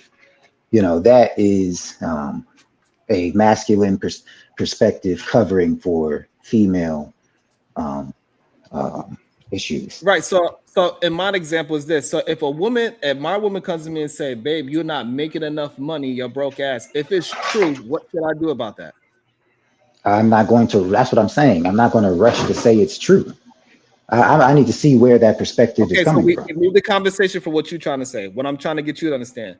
If I'm with a woman and I am broke, and she says, babe, you need to make more money because you're a broke ass. At that moment, what should I respond to my woman? Put your foot right in her ass. That's one perspective. What's your perspective, Ambassador? Don't forget, what is it? That's not lying on me. What should that man do? That's silly, man. But how much is he making first? Like, come on, like he's broke based on what? And see, this is the issue that we have when I'm trying to get men to be able to deal with real life examples, right? And I'm giving you the flaw. I didn't put my thought into it yet. I gave you the flaw to say, hey, Ambassador's just saying there's a lot of variables. Instead of giving me a direct answer, right? We want to add a nuance in it. It doesn't matter. It does matter. You're asking, like, someone can say someone who's making $80,000 is broke. That becomes the issue. Let me explain why, because I said it is true that he is broke and he don't make enough money. So it doesn't matter if he have $100,000 a year. If he's broke and he don't have enough, he don't have it. So regardless of what level you put him in, he is broke and he don't have it. So now that we have that premise, You don't need to add in the dollar amount. What should that man do if what she is saying is a truthful assessment of who he is? He should find good counsel. That's what he should find. He should find good counsel. All right, because I hear this all the time. I'm broke. Well, how much you make? About 50,000. Okay, well, you make more than the average income. So if you're broke, then half the country's broke, right? Average Americans make like 30,000 or 28,000, some insane number like that. The median income is okay, so would you consider that broke? No, I'm not to say I wouldn't. Look, I wanted to answer the question. Hold on. So this is the problem, right? So 1 second you just said if you're making that money, and just Ambassador, mute when you're not talking, so this way. Okay. So the problem is that you just said, well, half of the country is broke then. So if that is the truth, then he should have no problem saying, you know what, babe, I do need to go ahead and figure out a way to supplement my income and figure out another hustle. I'm not working enough hours. Whatever it is that he needs to do for himself, he needs to go ahead and figure out if he agrees that he is broke, and that's the woman that he wants to be with. Otherwise, leave her because you don't believe that you are broke and she is gaslighting you into a different situation. Those are your two options as a man. And for some reason, we are afraid to tell men they options. Either leave that no grateful ass woman, or you concede to the point, understand that it's truthful things, and then now you need to come up with a plan and figure out your outcomes to be a better human being for you and your problem family. is, Sharon, is that ends the conversation though, right? They need to carry the conversation on and whine and cry and continue the conversation for as long as possible, which is why it continues. If you tell a nigga, hey, bro, it's time to get the fuck away from that bitch, nigga. Don't nobody want to hear you whining. You finna go home with her. You finna get right off here and go chase a bitch. Don't nobody want to hear that shit. And until niggas understand that, bro, that's why you niggas ain't progressing.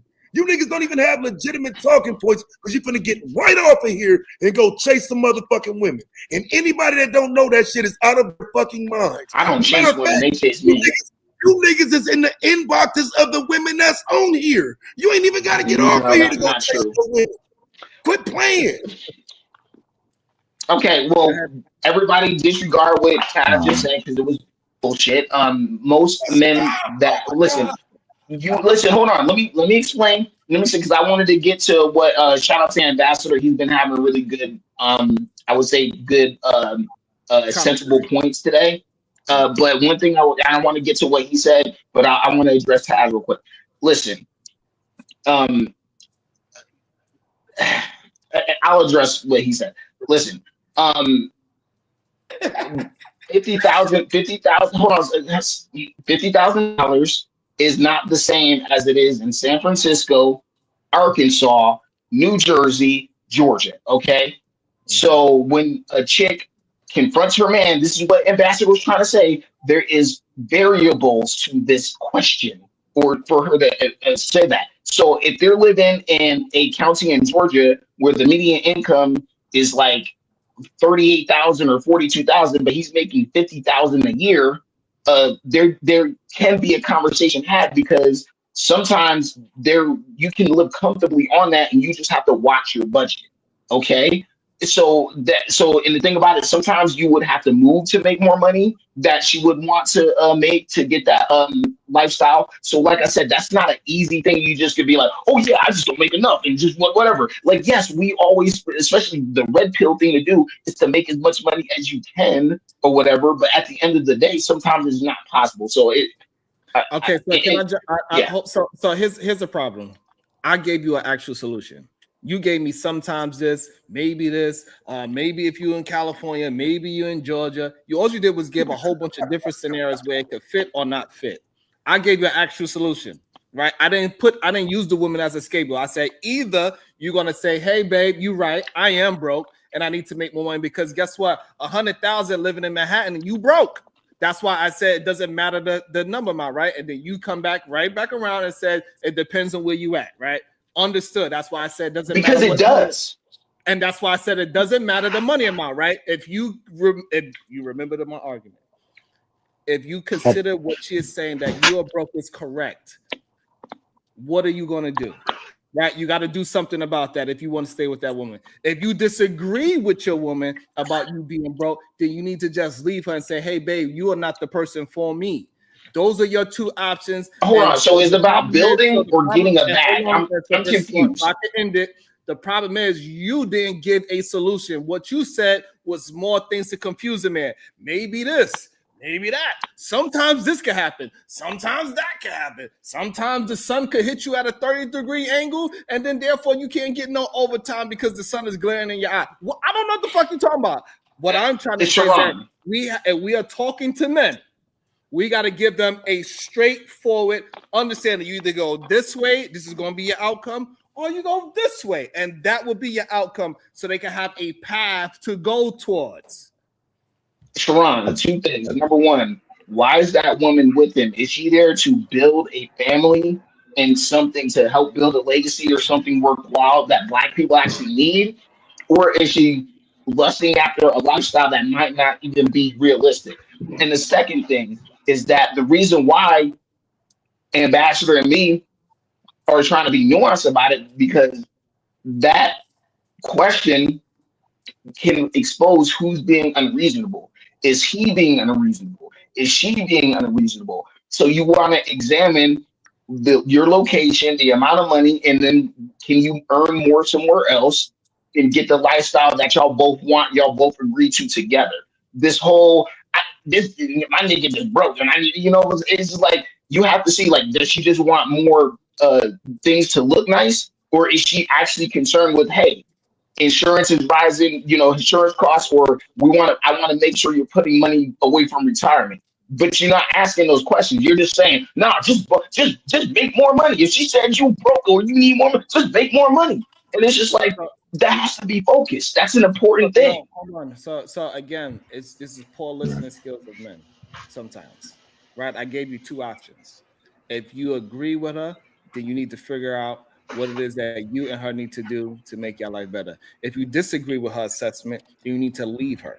So I gave you two options. I'm not a fence person where I want to have a conversation and argue with a woman about what is right and what is wrong. If I assess what she's saying is incorrect, hey, maybe me and you are not fit for each other. I can end it because I know I'm doing everything I can do in the relationship to be that. So I have no problem with ending it. The problem that a lot of men have is that their ego is involved in the relationship and they don't actually care about the woman. So if you were doing everything that you can do, it's easy for you to leave because you don't want to be with somebody that don't want to be with you. But because the majority of men are not doing everything that they can do to be in that relationship, to be in that family, they got to come up with excuses. Well, babe, sometimes this and sometimes that. And what about we move here? What if I lived on fucking Mars? It don't matter. If shit could fly, it'd be in your mouth because that's all y'all be talking is shit. Well, I mean, my issue with that is simple. First, it's assuming that relationship is disposable. Now, I always talk from the framing of married people and you guys owing those kids a unified, stable household. That's what I talk from. All right, so that framing, not useful. Now, what useful is where's this coming from? I say what happened in our relationship before. Some lady at the job complaining, bragging about her condo, and then they start talking about it. And I'm like, oh, that's good.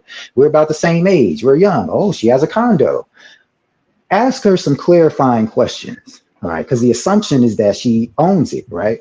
And my wife comes back the next week, and she's leasing that condo. She don't own that condo. She made it seem like that, but when I isolated her, she's leasing it. So you just got straight to the point. There's an influence that's pressuring your wife to feel some type of way. Let's investigate that influence. But this goes back to what I said earlier. A lot of these conversations, you want a fast answer, but it's tedious. It's actually very tedious. So it is not very tedious. That wasn't very tedious. What you just said was not tedious at all. No, for a husband who's not I'm used to this. I live this, so I'm used to assessing the influences coming into my house.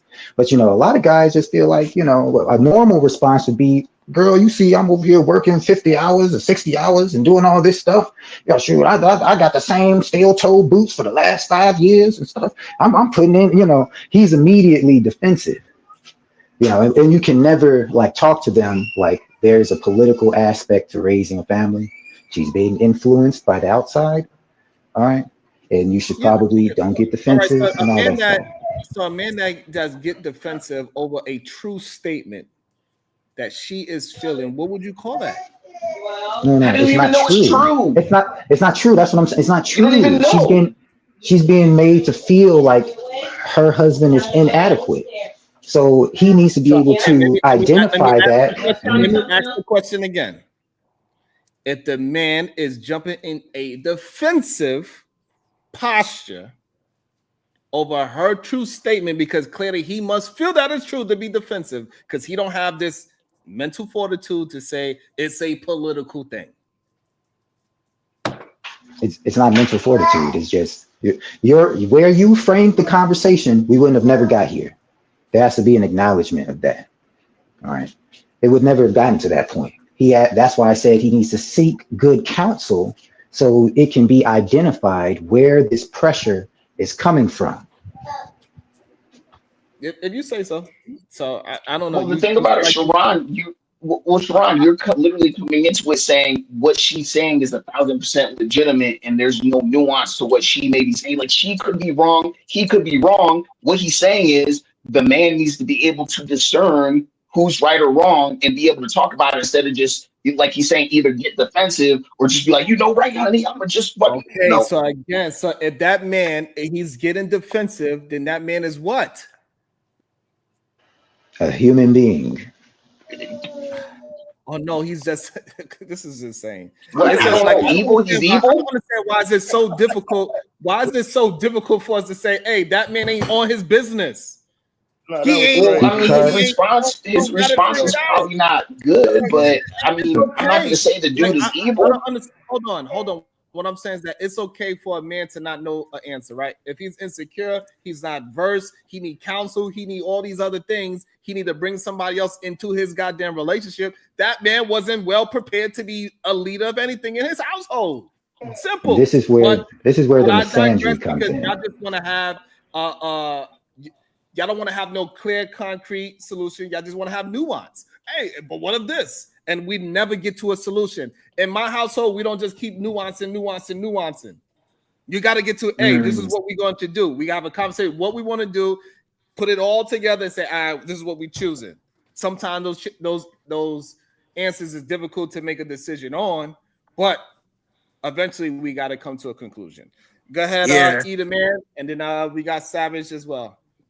Yeah, I just first came up here as I told AMF to shade that goddamn mustache he got right there a year ago, and that's why he ain't got no goddamn wife, but he didn't listen. That's why he's still single. That's the first thing I came up and say. And what Sharon is describing is pride.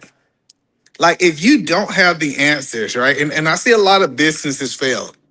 They don't have the answer. So instead of going to hiring a marketing guy, instead of going to hire a guy that does bookkeeping, finding somebody who's a master in the thing that you need help with, they try to do it themselves. But in relationships, what we have to do is put away pride, go to somebody, and this is, like I said, if you know that y'all two cannot come on the same page, go to someone that has the answers. And you might have to vet that person out. I'm not just saying just get any and everybody in your business. That's clear. But the point that I'm saying is you might need to go and say, let's sit down so I can see a different perspective. Because it's not your way or the highway, is what's best for the family. What's the family way to move forward the next couple of years? And I think that's the conversation that a lot of men don't want to address. Okay, that's fair. That's kind of towards what Ambassador is saying as well. But you just was able to articulate in a different way. Shout out to that. And that goes to show that sometimes we shout out to y'all. And we all kind of saying the same thing, but we just not getting to a clear understanding of it. So go ahead. No, you just wanted to take the woman's side, Shawan. Let's be honest, bro. No. So again, no. So this is what I did. I want the person that's bringing up the argument to substantiate their argument. So this is a problem that y'all fail to understand a lot. Just because I understand you doesn't mean that you understand your own argument. You got to be able to articulate it, right? So because either man is able to articulate it, so even his wife say, "Babe, we broke," and then he will be able to say, "Babe, this is what's actually happening," and he'd be able to break it down. She's like, "Oh, okay." Versus, "I don't know, babe. We got to see where your political influence came from to say why I'm broke." Ain't no woman want to hear that shit. My political. What Obviously, you wouldn't say that. Obviously, you wouldn't I'll say say that this. to her. That's what you said. Well, Okay, so again, you're saying that's not what you would have said, but you said it. All I'm trying to get I listen to what I said. I said in my internal dialogue, I'm looking for the influence, and then I asked her to ask a clarifying question. Hold on. You don't have to reiterate. I'm telling you what you said, and I'm responding to your words. Your words. I didn't add anything to it. And so just because you are not able to articulate it in the time at this moment today, you cannot say, "Oh, you just being." No, you didn't articulate the way either man did. It's simple as that. No, you like his response because he said he was being prideful and he's emotional. Okay, I'm not saying he's being prideful or emotional. I'm just saying he needs to look into it. But that's not So good what did I enough. say that was He has to be emotional? lacking. That's where we're having a disagreement. He has to be lacking in your worldview for it to fit. No, hold on. No, So either man, he didn't say that. He didn't say you were emotional, and after you said emotional, you were just able to articulate his negative emotion to her question, where people can understand. Because like you saying that actually makes sense. Like being prideful, like that makes a lot of sense. Men can be prideful. And I'll say this real quick is that besides either man saying that, which was correct in 1,000%, but Ambassador was literally articulating the same thing to where he was like, get good counsel. Like literally he said, get good counsel, which means a financial advisor or somebody knows what they're talking about. So he literally articulated it just a little bit quicker. You just wanted, Sharon, go ahead, Sharon. Thank you. You know what you be doing. No, so again, Yeah, this is the misandry hold on, part. I'm gonna pass you inside. So again, AFR, we are in agreement. They both said the same thing. One was able to articulate it for a layman to understand it, even somebody that don't understand what Ambassador was attempting to say. And that is the issue that I have. We got to be able to articulate our own points to where the other person understand it in layman's term. Either man heard the argument, I heard the argument, you heard the argument. We all know what he was attempting to say, but either man was able to actually articulate it. And that's the thing that men need to understand, that it is a difference between knowing what you want to say and actually communicating that.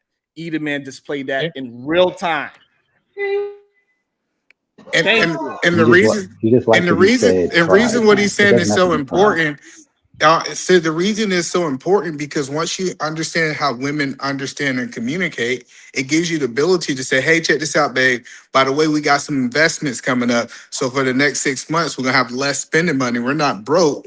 We actually we don't have any cash available. So like if you can start articulating yourself and what's happening, what women are very understanding. When you just say, "Oh no, you must have watched some political view. That's why we broke." She's like, "That shit don't make sense. It really does." Like I think y'all be making sense. But she's like, "What do Donald Trump?" Because I hear it like, "What do Donald Trump? What do Hillary Clinton? What do any of these politicians got to do with us not having no cash?" And so that's the point that he's saying. It's just being able. You think that it's just a us thing, but we believe you're communicating with women this way too. Right. It ain't just Yeah, us. This is how you communicate. And also, that's your assumption. Welcome to the show.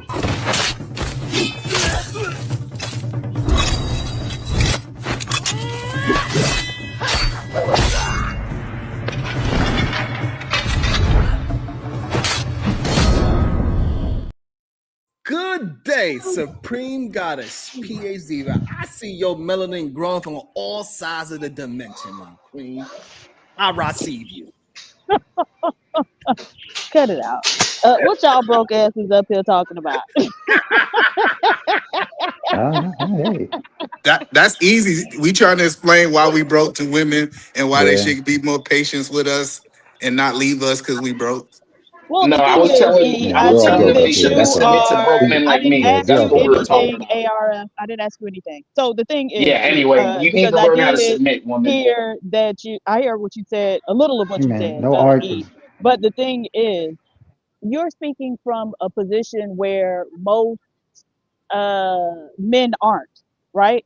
So if you're telling your wife, oh, well, we're not going to really have no discretionary cash because we got some investments coming up, most men aren't even able to tell their wives that. They ain't got no discretionary cash because they live paycheck to paycheck. And you know what I'm saying? They just don't have the money. The ends ain't quite meeting. They got to, stretch to get them to meet. So that's very different than, just we ain't got really the money to do some certain things. I did And not we ain't hear gonna never have it. I think that's important. right dealing with these dudes' brains, but I was curious about what Ambassador was saying. Like, did you say that your wife was being influenced by a woman until she asked her about whether or not she owned the condo, and then the lady said no? Is that what you were saying? Um, yeah, I wouldn't say she was being influenced per se, but she just came and kind of talked about it. And, just because I'm aware of the pressures that other women can put on each other, I'm just like, well, just ask her a clarifying question. Because you present it to me as if she's our age and she owns a condo. I'm like, hey, well, just ask her a clarifying question. And Okay. her presentation was off. She didn't own it. She leased it, but she presented it as if, just getting a little extra points. That's all.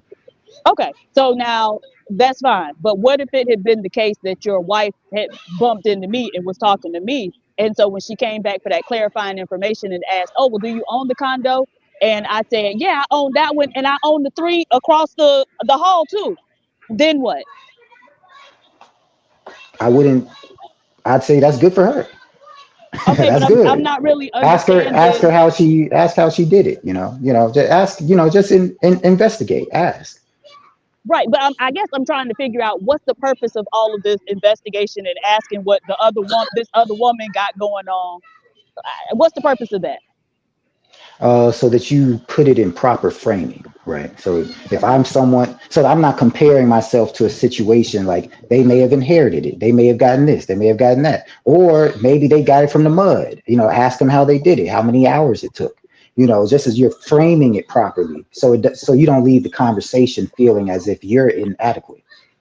Get an idea of what she did and how much effort she put in, and So hold on, you would got you the want to do frame. that? I'm trying to Yeah. understand because you got the frame. The other woman's doing Mhm. better than your wife. What's next? That is not what was going on. Oh, you mean talking about with PhD? Yeah, with Right. So I'm PhD was just any woman, like, right. So I was wondering what the difference was or what the make or break was between, oh, well, she doesn't own the condo, and let's say she did and she owns several more. Eh, I guess I'm trying to well the understand the dynamic between you and your wife, right? That your between wife my would come and, yeah, you and your wife, yeah, go that ahead. your All right, wife all right. would come and talk to you about a conversation she had with another woman. Now, clearly, your wife was expressing some type of displeasure with the fact that, hey, this woman over here own her condo and we renting, right? And so then you said, well, go investigate more and figure out, what exactly she got going on. And so then your wife goes and talks to her and, oh, okay, she leasing it. And then she comes back, oh, she leasing it. See? But I just don't even understand what some strange woman has going on in her own personal life and finances, why that would even make it into a conversation in your household. So what I'm saying is you focus on what the other woman do or do not have going on. What I'm telling you, I would suggest you need to focus on your wife, right? Is she evaluating herself or getting herself, like, is she keeping up with the Joneses? Is that what she got going on? Or like, what is going on to where whether or not this woman owns her condo was even a topic of discussion? Now, Does that now make you're sense? talking about my personal situation. So no, we don't do a lot of envying in our house. So Well, she then how did wasn't that bringing make it it up back like to you? that. Okay, She well, then wasn't why did she bringing it need to up. go back? Okay, but why did she I need to mean, go if you're back and married, come on, investigate PhD. and But what are we? find out if the lady owns the place? If she's not doing any comparison, then what? It doesn't matter, Married right? people Whether pillow or talk, not PhD. the We no, we no, pillow no. But talk. it went beyond pillow talk when you sent her back out to investigate and figure out whether or not the lady actually owns it and how she did it. If she do, right? That's different. That's not just a passing It's not. conversation.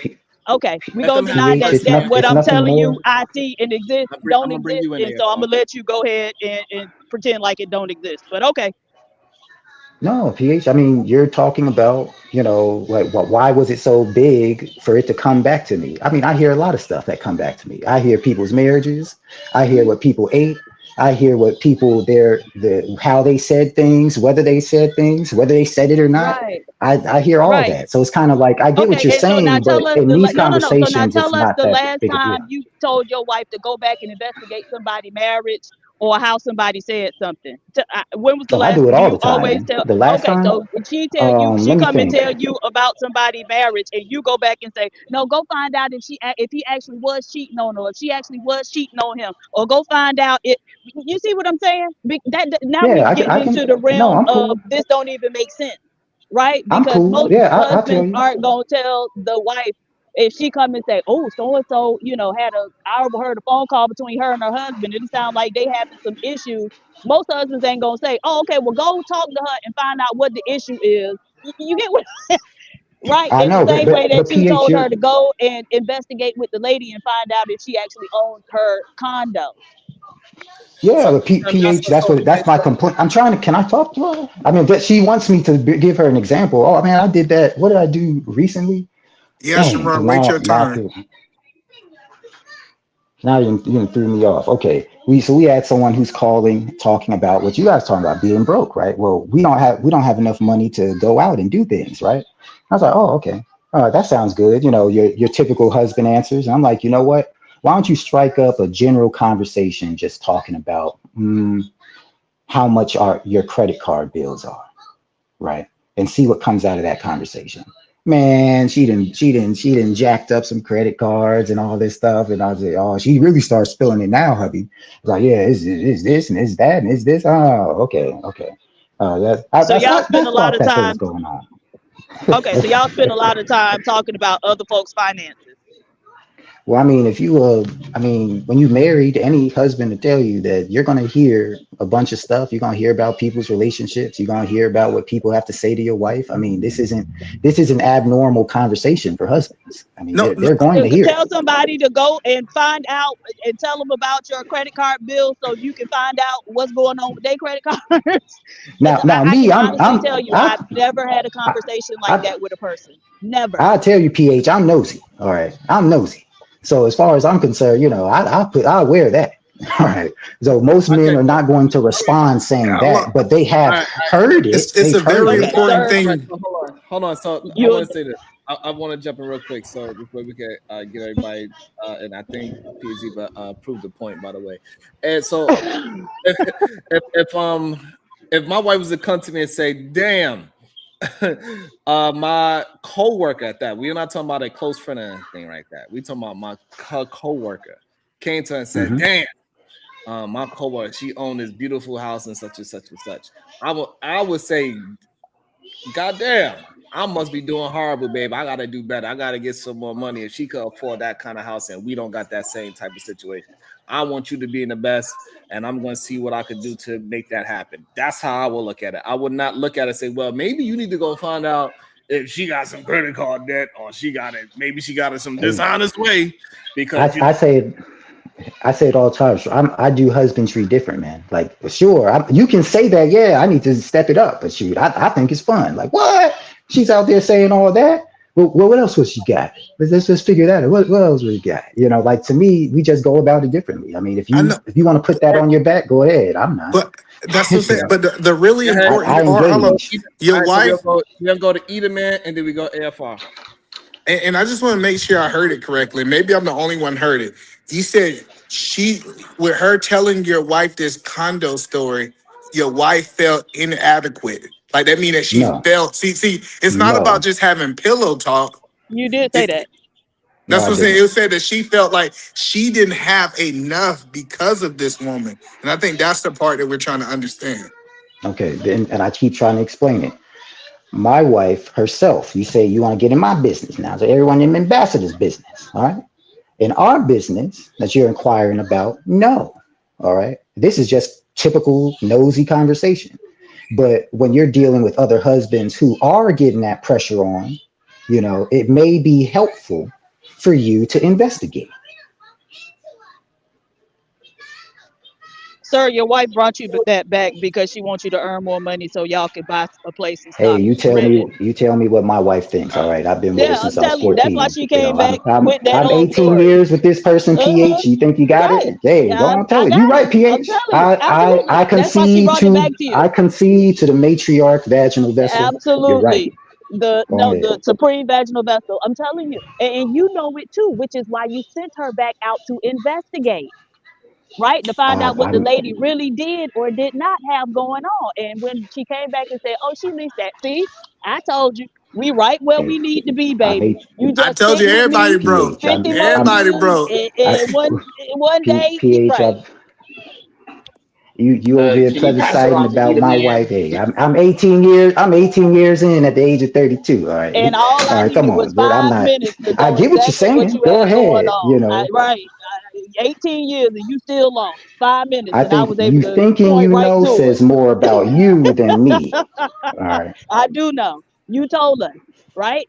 And this ain't nothing I had to I make think up. You literally I sat up think here you and told us. thinking you know is You more told with us you the than me. lady. Okay. You told us your wife talked to the lady. You told us your wife came back feeling inadequate. You told us you had to send your wife back to investigate, right? You told us when she came back and realized, oh, well, the lady was only, she leasing just like we are. Then it was all to the These are good. your This is what you said, sir. I'm reiterating what you said. That's all I'm doing. I've I never didn't heard the add no inverted sauce if on that's I've it. what never you heard that. if that's what you Okay, got well, out of then you that. don't Look, listen what well because he did mention her feeling no. inadequate. That's what I'm saying. Your You said that. You said the worldview word is your inadequate. worldview, PH. Right. No, I don't and this accept ain't it. got Your nothing to do worldview is your with my worldview. I don't worldview. When accept I'm it. using your words, sir, it ain't my worldview. When it's your words, I'm repeating. Nevertheless, It. the thing is, okay, so I was You're Hey, going hold on not on, about using my PH. words Can in Eda Man context. get Now in there? I the Because can use words all I masculine can get he's all and going Alice in in feminine. what Wonderland. you're saying. Right, that's wonderful. So the masculine and feminine Hey, PH response Diva, wait, to what can you let Eda Man get in there? a Because man y'all needing been going back to and forth for like a 5-10 minutes. man needing to earn more money. Is this your show, or are you an unwanted guest? I mean, you act like it's your freaking Oh, okay. show. You're one of the Okay. people that get to You're act an like it's your unwanted freaking show. guest. You're an unwanted guest. And if you don't Actually, shut the fuck up, I'm No. actually a She's not semi-honored acting. guest It on is her here. show, I man. pay my way. What Hey, about don't cut you, her off, loud man. one? Don't. you're unwanted by me. And if you keep talking, I'm She gonna don't solve have to my pay own her way, problem. man. Chill out. Chill I'm out. a Let her problem be. solver Let her be at her heart. thing. That was Let her do her crazy. thing, man. That was So yeah, go crazy. out and earn more money, gentlemen. There's nothing wrong with going out and earning more money. That's Let her that do her thing, Okay. FAMU man. bullshit, man. That's what they teach y'all down there at FAMU. Yeah. How to get smart in Absolutely. the money. Go get it. Go get it. Go ahead, AFR. Go after you. All right. Thank you. I'll be quick. I'll be as quick as possible. Listen, the biggest, like, sh- what he said about his wife, which, by the way, you messed up, Ambassador, by agreeing, saying I'm like super nosy and all that, because that vindicated the BS she was saying. Because overall, I understand where you were coming from. You were literally just like any, like, human beings do this. We interact with other people, whether they're other married couples or other people doing well or whatever, and you see something cool, maybe it's a big ticket item, and you go back home, whether it's a man or woman, and you start talking about it. You're like, hey, that car, that house, that this boat, this thing, this whatever seems pretty cool. And then you have the conversation with each other. Can you financially swing it? That's literally all that is, man. Like, we're making it into some, not we, but certain people are making it into some, your husband's a weirdo or this is some gender thing or whatever. It's literally Yeah. people out in the world seeing something cool and wanting to see if they can do that same thing. That's literally it. Yeah, I agree with you. well, Saying I was nosy is not helpful, but I agree with that. But I know. sometimes I concede to the matriarchs, man. I just let it be Well, what it is. I think, and then let's move this from ambassador, right? But when I hear men have conversations like this, it's usually a lack of vision, right?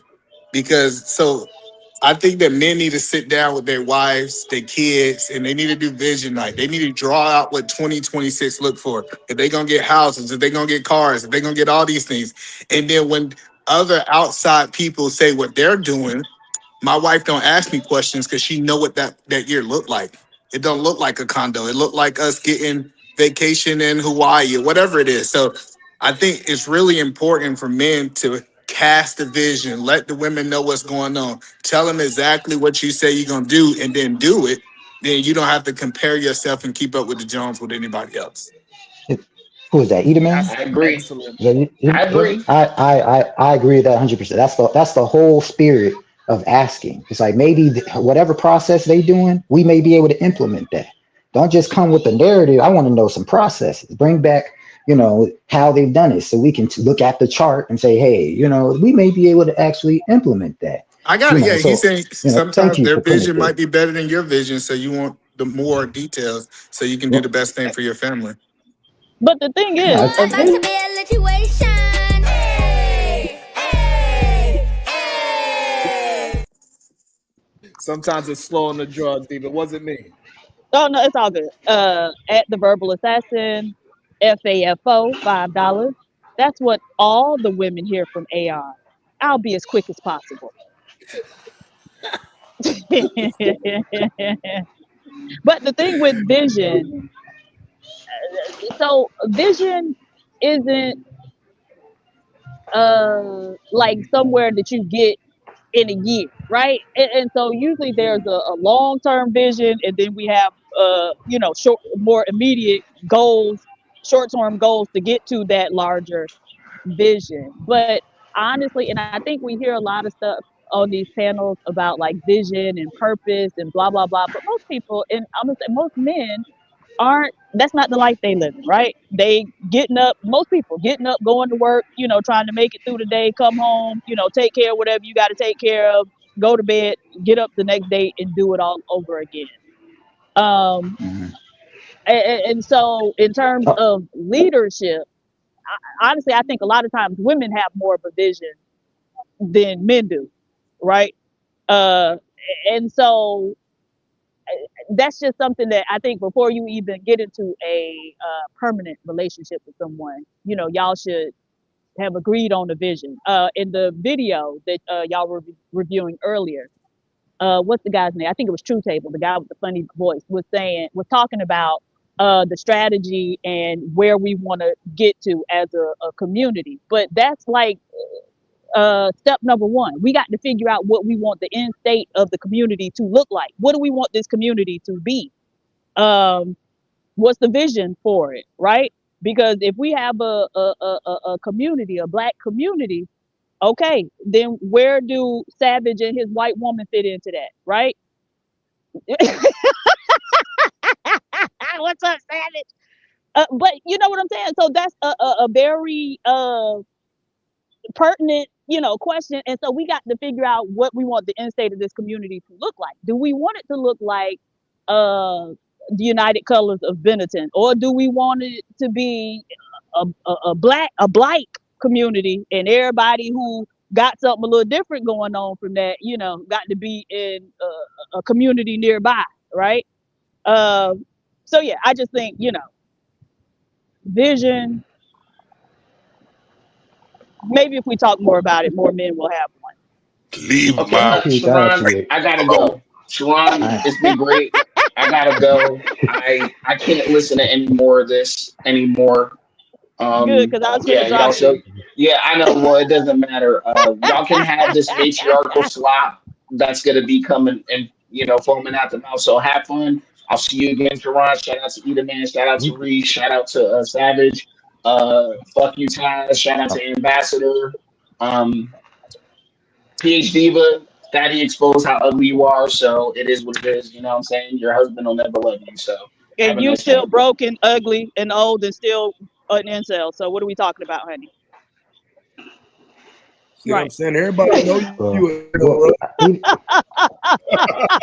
Now, a couple years ago, he was talking about going over to Africa to get a woman. I guess his pockets ain't got fat enough to take him over there to get one. The one thing I I want to add dislike on what about Peach is saying. yeah, that's what I'm saying. She's not really talking about a woman's perspective. Her saying, "Hey, go make enough money to provide for your family." I heard men say it, but since it's coming from a woman's mouth, now it got to be a woman talking point. So I get it's hard. You know, y'all are not used to dealing with educated women like PhD Diva, but at least quote it correctly. She's talking. Right, and that's why, you know, that's such a great, and that's why I was trying to get, the reason how we even got here is because they keep saying that I have a female perspective, and I'm saying, point it out. Where is the female perspective? And every time they point out a perspective, I show them that it doesn't have anything to do with the female perspective. I'm actually talking from a man's perspective of us getting better, getting more money, getting healthier. All the things I'm talking about is not even remotely close to any female perspective, but they are stuck in a feelings, and a feelings is leading them to thinking that I'm doing something because it's about them being accountable, about men being accountable for their actions. It's crazy. I think it's just because you tell tried me to. about your masculine perspective of Sharon. Go ahead. Did you call somebody else out, or it's just No, open? you can ahead, Ambassador. I was just teasing my brother. That's all. Go ahead, Ambassador. Oh, okay. Well, I mean, first, I loved where Ida put it, you know, because I think it fits with this thing of vision. Like, you know, vision is not like this abstract thing. Well, at least I don't think it is. You know, you keep on just getting information, getting ideas of people's process, getting how much effort does it take? And then you just come bring it back to your house. Can we actually do that? Is that a task that you may be able to put on 2 hours a day? You know, is that a task I may be able to labor and do on 2 hours a day? Like, you know, then it starts to, you know, it's like Tetris. You get enough processes, you get enough understanding of what is actually working. You got people around you is actually working. Eventually, you will have that aha moment, and the Tetris piece is going to fall. Like, you know what? I think we can actually fit this in.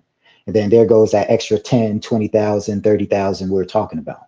You know, so What's up? But Ambassador, let me tell you why dudes don't talk about vision in their relationship.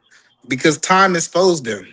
If I told my wife that I'm gonna retire you from your job in the next 3 years, 3 years come and she's still working, now it makes me into a liar, right? The vision don't have any value. If I tell my wife, hey, check this out. I want you to, I took a globe and say, I want you to point anywhere on this globe. I'm taking you for my honeymoon. If I end up taking her to Krispy Kreme's for our honeymoon, it's now what I'm doing is I'm lying. So vision actually hold men accountable. It make them be accountable for the words they are saying. So a lot of guys just say, hey, let's just live in the moment because they don't want to be accountable to their own words. So that's why I you say it, then you go out here and show her. Because my wife don't question, Ambassador, my vision, because I have proved it time over time over time for 7 years straight. So Yeah, I agree with you, man. Because that's why I pushed back a little bit when she was saying that. Because I'm in that same situation where my results have proven time and time and time again. So it's like, yeah, I get the perspective, but you know, maybe with a no good sucker, you know, maybe that fit there. But I agree with. I think it's sometimes when you're sharing the dream and you're putting it this pie in the sky. I agree with you. It will look like, well, you said this so many years ago. And I agree, you're kind of muddying it up. You know, that's why when I go in these conversations, especially with husbands, is you just focus on the processes, get them on board with the process.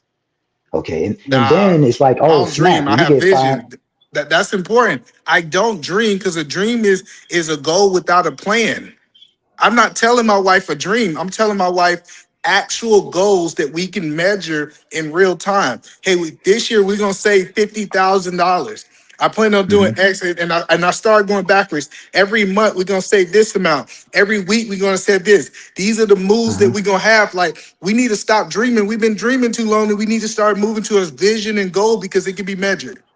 Hey, look, and also I want to bring this yeah, in, right? yeah. So, like, for example, like, and I'm used to dealing with women that's about a vision as well, right? So, like, for example, I said, hey, babe, I'm tired of this fucking cold shit. Like, I've been raised and born in this goddamn state. I get it, but I'm tired of this cold shit. You know what she did the very next day, Diva? Every hot place in the world, she was like, hey, we could go here and enjoy the heat. We could go to this one and enjoy it. We could live here. We got cousins over this side. We got a sister over here. Or we could leave the country if you want to do that route. These are the countries that we could rock with. This is how much these houses cost. I got a friend that's doing this. They could get us in a. She already started saying like, hey, Shit, I don't like the code neither. Let's go. These are our options. You let us know what we're gonna do. So women absolutely provide help for that vision as well. We gotta stop as if as soon as we come up with an idea or vision that our women just sit back and say, whatever you want to do, honey. Like we didn't choose a productive and positive woman in our life in the first place. It's insane. They Well, are you got a part of it. productive, you have a proactive woman because that reminds me, with my wife, she'd do stuff like that. But that's when we kind of, that's where we differ, Sharon. Because I No, we can't don't differ. immediately Like, throw. We this is what I'm differ saying. there, baby, because Hold on, I Ambassador. can't I Hold on, can't hold on, allow you to Ambassador. Hold on, say, Ambassador. Hold on, Ambassador. This is Oh, very go ahead, important go ahead. because it's important that because majority of men are not highlighting those things about the greatness of their woman. That is an issue. Finally, you said something that means something good. Lord, I love it, Sharon.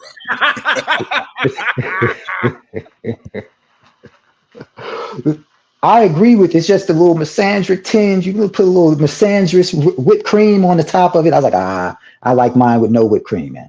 But All right, for the most so part, brag on your I get woman. you. Tell As a us man, why your woman's so great. why wouldn't you want to treat your woman like gold? Like, why would you pick her if you're not We'll going to be treat here her like all day, man. You don't Yeah, want well, me to get brag on on the. her. You don't want me to No, get on the cause hill. You want me to brag get on the on hill, her. man. Tell me why she's so special. Well, I just tell you what the women around her tell her. A symbol of peace. The people around her, it's order. Okay. Some reason when she walks in the room, all that cattiness and all that stuff calms down. All right. Uh-oh. She's Miss Look, my wife Ambassador here. just Uh-oh. snapped. She'd heard me say some That's shit a like that. Bro. So, hey, just start over, bro. Just that's start over.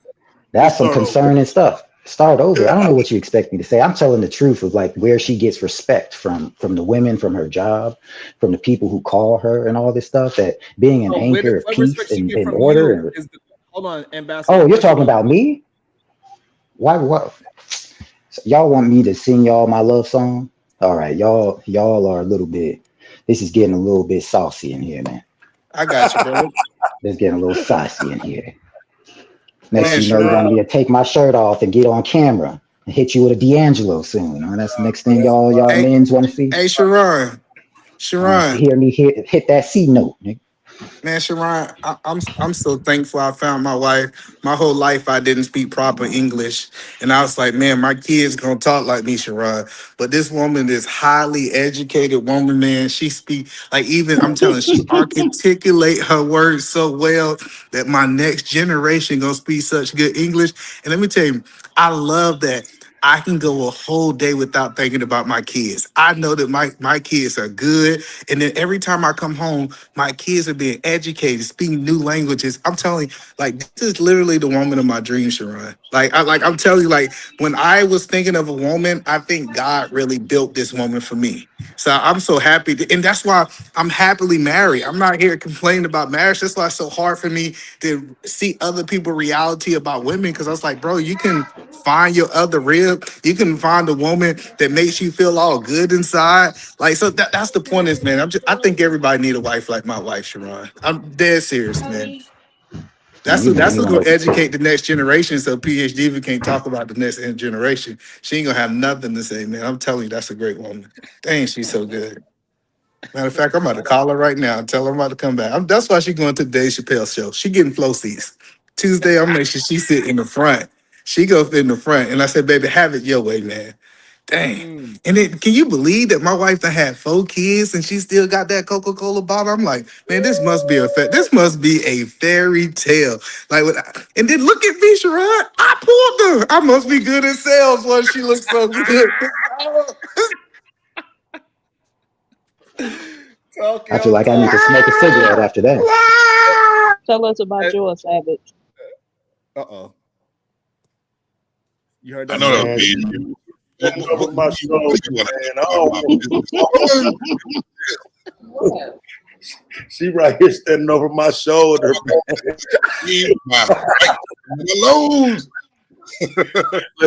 She literally just walked in like 2 minutes ago. I was geeked for my third a couple seconds ago. Now she right here. It's like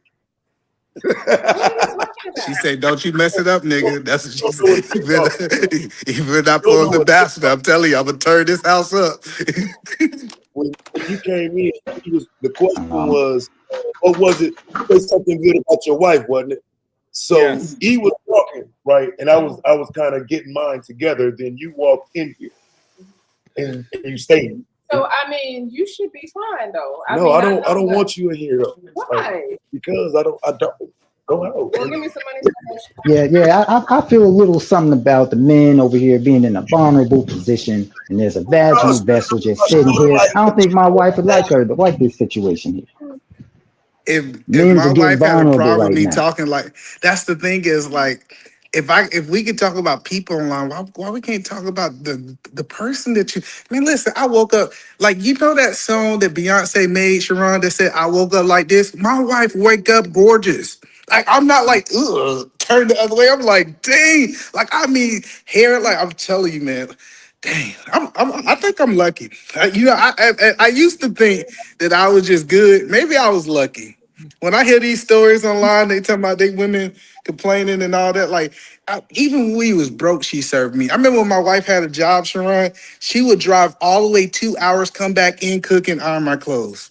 Man, I'm telling you, like, everybody say, well, she don't do nothing. She did enough. My wife done did enough in the first part of our relationship. Go ahead, Taz. Hey, Either man. Somebody next. Hold on, we talk to the men that have wives first, Reese. Hold on.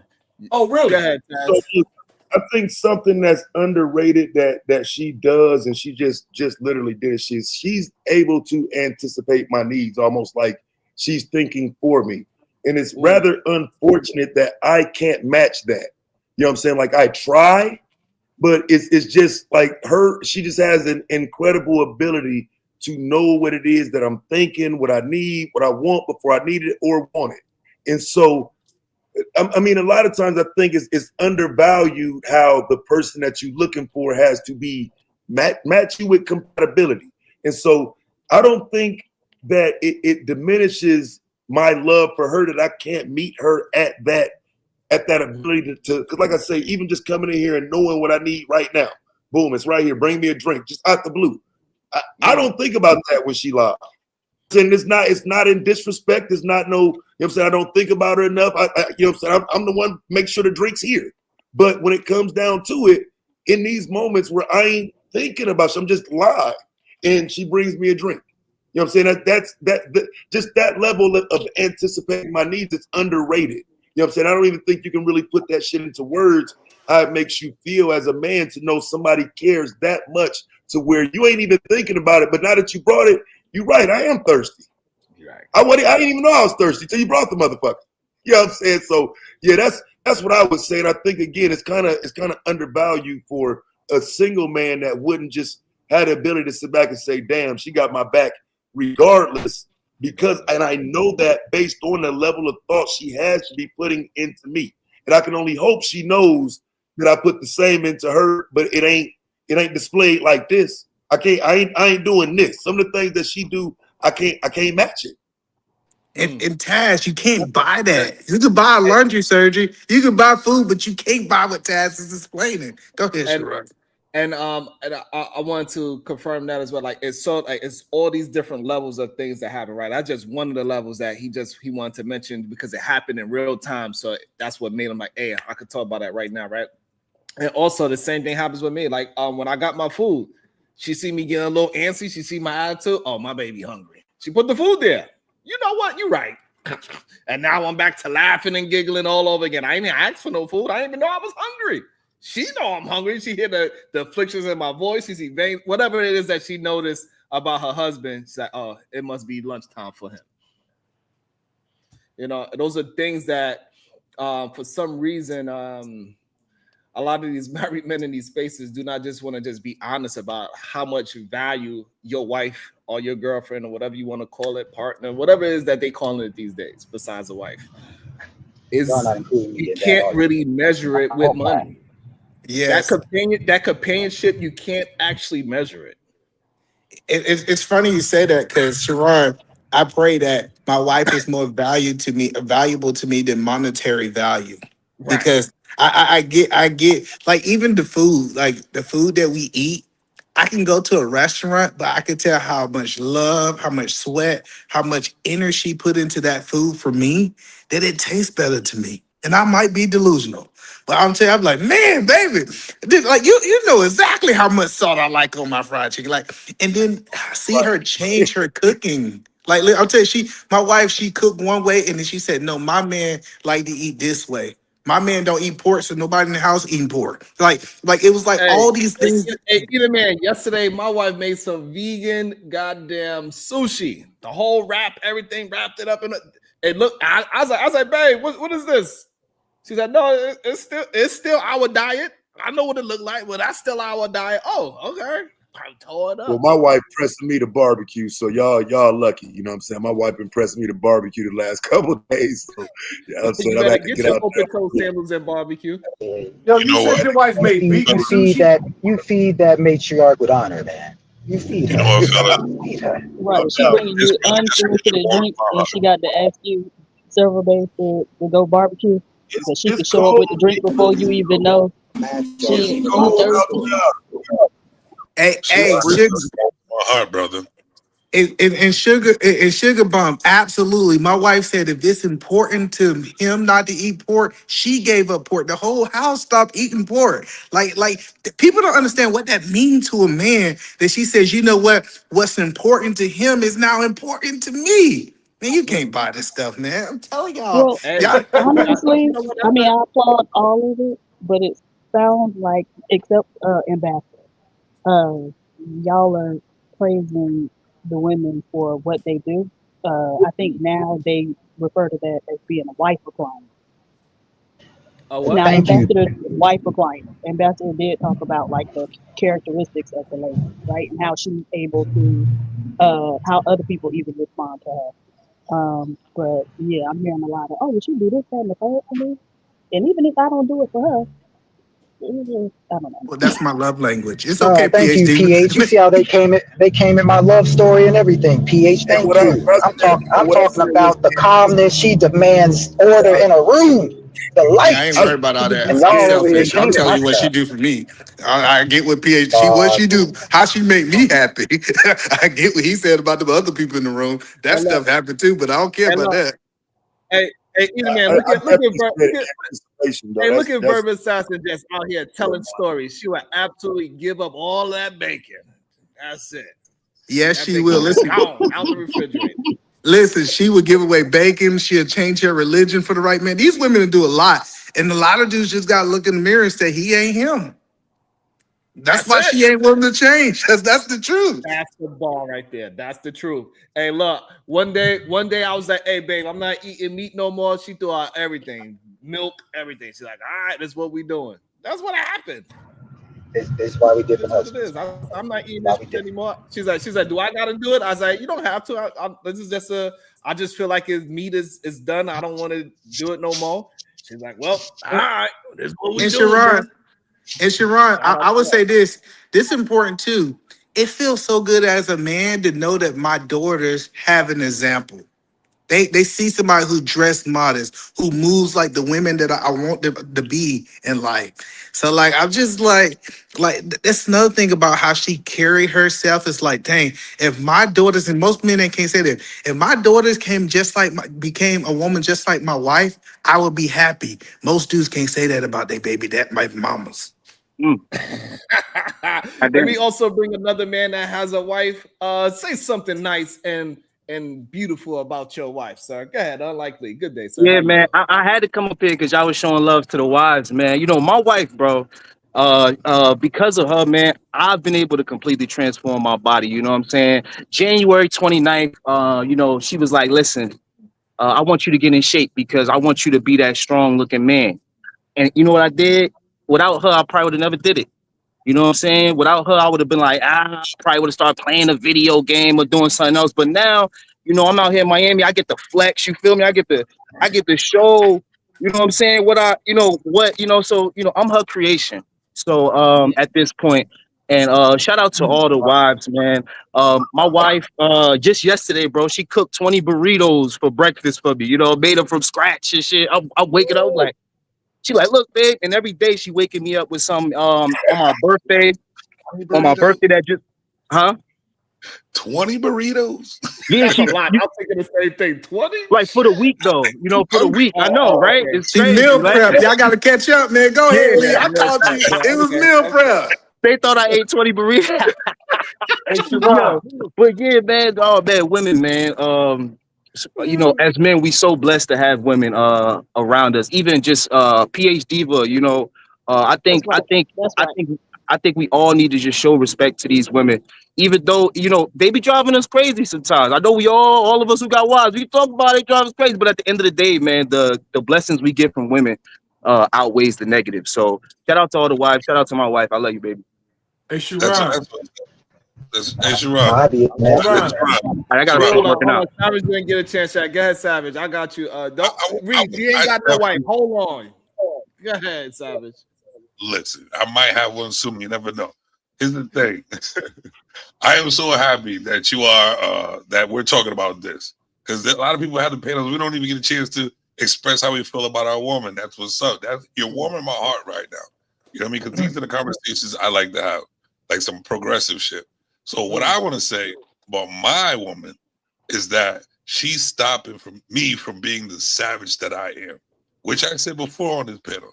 You know what I mean? Because I've experienced so many different relationships that I go like the whole relationship I didn't trust, caution, and I'm like, damn, I gotta get out of this one. So it's in and out, in and out. She is she's the first one really who's making me feel like, all right, finally I could settle down and have a relationship. You know what I mean? When I'm not even looking for the love, she's showing me the love. When I'm hungry, she can tell. You know what I mean? She asks me, well, she actually makes me feel like I'm that, I'm who I am and who I know I am. You know what I mean? Instead of me just knowing who I am around a bunch of people and don't give a fuck. You know what I mean? I sit back and I can't wait to have her in my presence. And that's what feels good. You know what I mean? Because I don't have that. I never had that. That's why the name is Jim Savage, because I live my life that way. And all I was looking for was a female to make me feel like I could calm down, chill out, and love again. You understand? So that's what I'm gonna say about her. Thank you. And she's right here. My white woman is right here. Hey, talk your shit, bro. And it's not even about, you know what I mean? It's not even about no color jump. It's a Yeah. woman. She's a woman. You know what I'm saying? Yes, sir. I don't Yes, care sir. where it is. Shout out to that. Shout out to that, man. And shout out to you for understanding PhD with real tone, because a lot of men get offended so quick whenever PhD would talk, and she is hilarious. I don't know how they don't understand how funny PhD really is. Oh my god, I be dying laughing. Y'all be tripping. So they asked in the chat, what do we do for our wives? For me, I would say personally, not enough. I feel like I still need a lot more to do. Not enough. I think that's just a burden that a lot of men tend to have, because we tend to look at the things that we are not doing a lot, because we always want to try to progress, especially to the people that is doing great. Same thing with my children. I feel like I don't do enough for my children, even though it's probably 100 times more than what I ever got from, a lifetime. But that's what I would say. So it's very difficult for me to think in the productive side of that conversation, because I want to do so much more, in my opinion. So I have a suggestion. I have a suggestion. So this is solution-based gang, right? Group. Right. So do me a favor. Get all of these happy motherfuckers off the panel, all these married niggas and all that, and bring some miserable people up. Because they ain't doing nothing but bragging about how joyful and lovely everything is. I'm miserable as shit, and I ain't learned nothing. All I did was hear a whole bunch of boasting. So get these happy motherfuckers out here and get some miserable people up here so that we can bond. I was here before crazy. them. That's crazy. You heard all that and didn't learn nothing? I was here before them. You stare into the light Take y'all until it's happy asses blinding. to the beach. You got it? So yeah. So I said it We was at earlier the that beach yesterday. So I said it earlier that what my wife does for me is it's no money value for it. So like what Sharon said, me trying to compensate it, it's almost like I couldn't work enough hours in the world to compensate how she make my life a lot easier.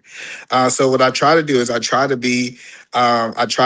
be the companion that she needs. So, for example, I don't care for Asian dating shows. So, being able to sit there, laugh with her, understanding her life, giving her a level of, she loved laughing. Like I said, I can't do it financially. I just try to do as best I can, like taking her to Ali Sadiq concert this Saturday. I'm taking her to Dave Chappelle. Like, I'm just trying to bring her laughter, joy, trying to show her a little bit of piece of my appreciation for her. You know what I'm saying? So like, it's not nothing I can do, but I noticed that she noticed when I say, hey, you know what? Go get your nails done, and she don't even like doing that. Or I say, hey, go do a spa day, right? Like I said, monetarily, I never can do it. And I also try to support her dreams. What people don't know about my wife is that I told her, I don't care what business you choose. I don't care if it's successful, it's past. I'm going to, first of all, I'll fund it. And not only would I fund it, I'm also going to be willing to be your secretary.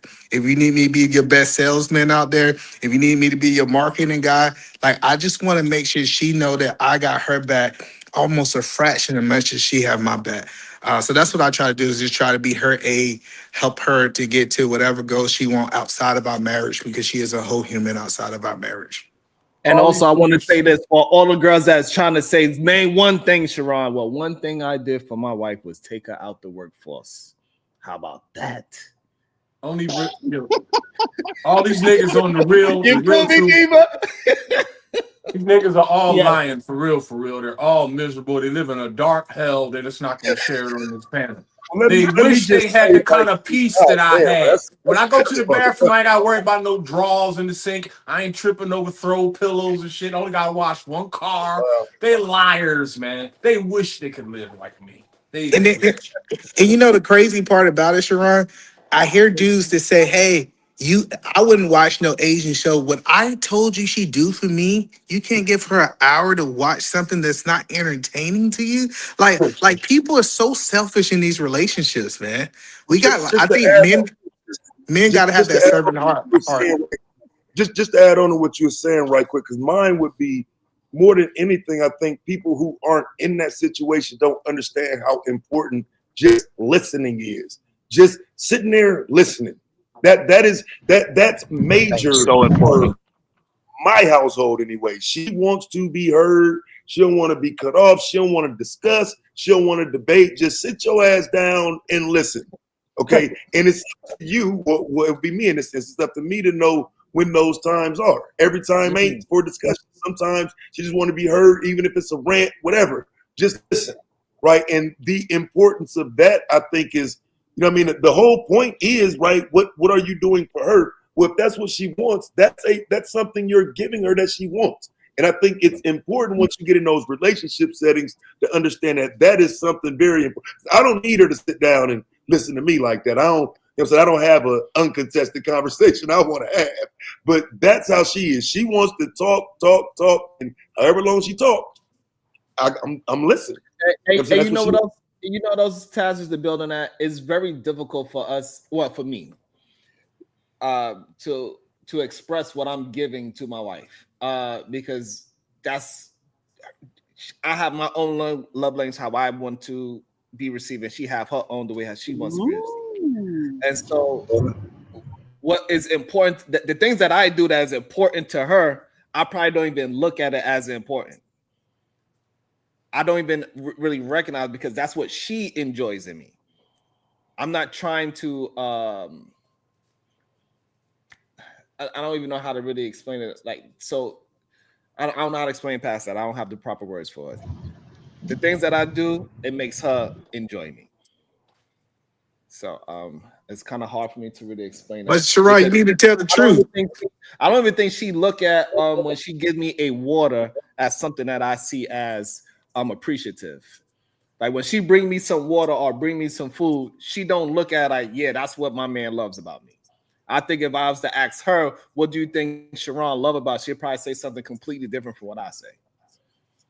I think that's why right there, man. I think it's difficult for the other person to actually express what you do for the other person. Yeah. So you sound like a I mad defend her fat. from the hens.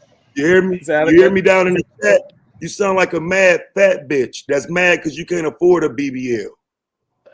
Now tell that shit to somebody. I don't give a fuck about that fucking BBL shit. Take your fat ass to Miami and get a BBL, bitch. That way you'll have to be on here talking about somebody who's not talking about you. Somebody who doesn't even fucking know you or know you exist. God damn, y'all weird as fuck. I defend her from the hands. I'm gonna bring up somebody that knows all about marriage. He's gonna tell us all the great things about his wife and what she brings to the table. Welcome to the show. Another happy motherfucker. Jalen, Mr. Truth. Hi, Mr. Sharon. How you doing today? I'm doing Mr. well. Sharon, I want to I know everything about marriage, but hey, you correct that these females are creating the next generation of other females to be bitter and single. I'm planning on stopping all this stuff. You know why? Because most older black women are teaching younger black women to be miserable monsters. That's why I'm having a problem with that. Thank you, Jalen. We appreciate your He been thinking about that all night. He couldn't wait to go take I'm not. Yeah. I wasn't thinking about that yesterday. Bro, get your nostrils out the camera, bro. But why is you? been talking Bro, about why black is you women. wondering what my appearance look like? Ain't never had no black. He never had no black woman in his life, and he wasn't talking about black women. This is Hey crazy. man, it's already Now got he a got little that saucy blow up one doll time, that man. his blow up doll black. So. Hey, that's a good Nigga, question, I ain't Lee. got Hey, no what color is your blow up Hey, doll? leave my man- What color is your blow up doll? I want to know. Hey, hold on, y'all. Leave Jalen alone. Let him. He just wanted to express himself real quick. He got it. I ain't got no blow up doll, nigga. What happened to your hair? All right. Hold on. All right. Let's Anyway. talk back about the women. I Y'all want to crazy make. as hell. I ain't see Reese cry yet. Let's circle back about these women, man. I gotta break them. We gonna break him. He gonna have a wife by the end of 2025. Oh, You have to find him a wife. all right. So Wait, 100 years old. So where we at? We're at the 6 hour mark. Yeah, that's pretty good right there. Diva, you got any final words? Go make more money and bye y'all. Nothing wrong with being. Let me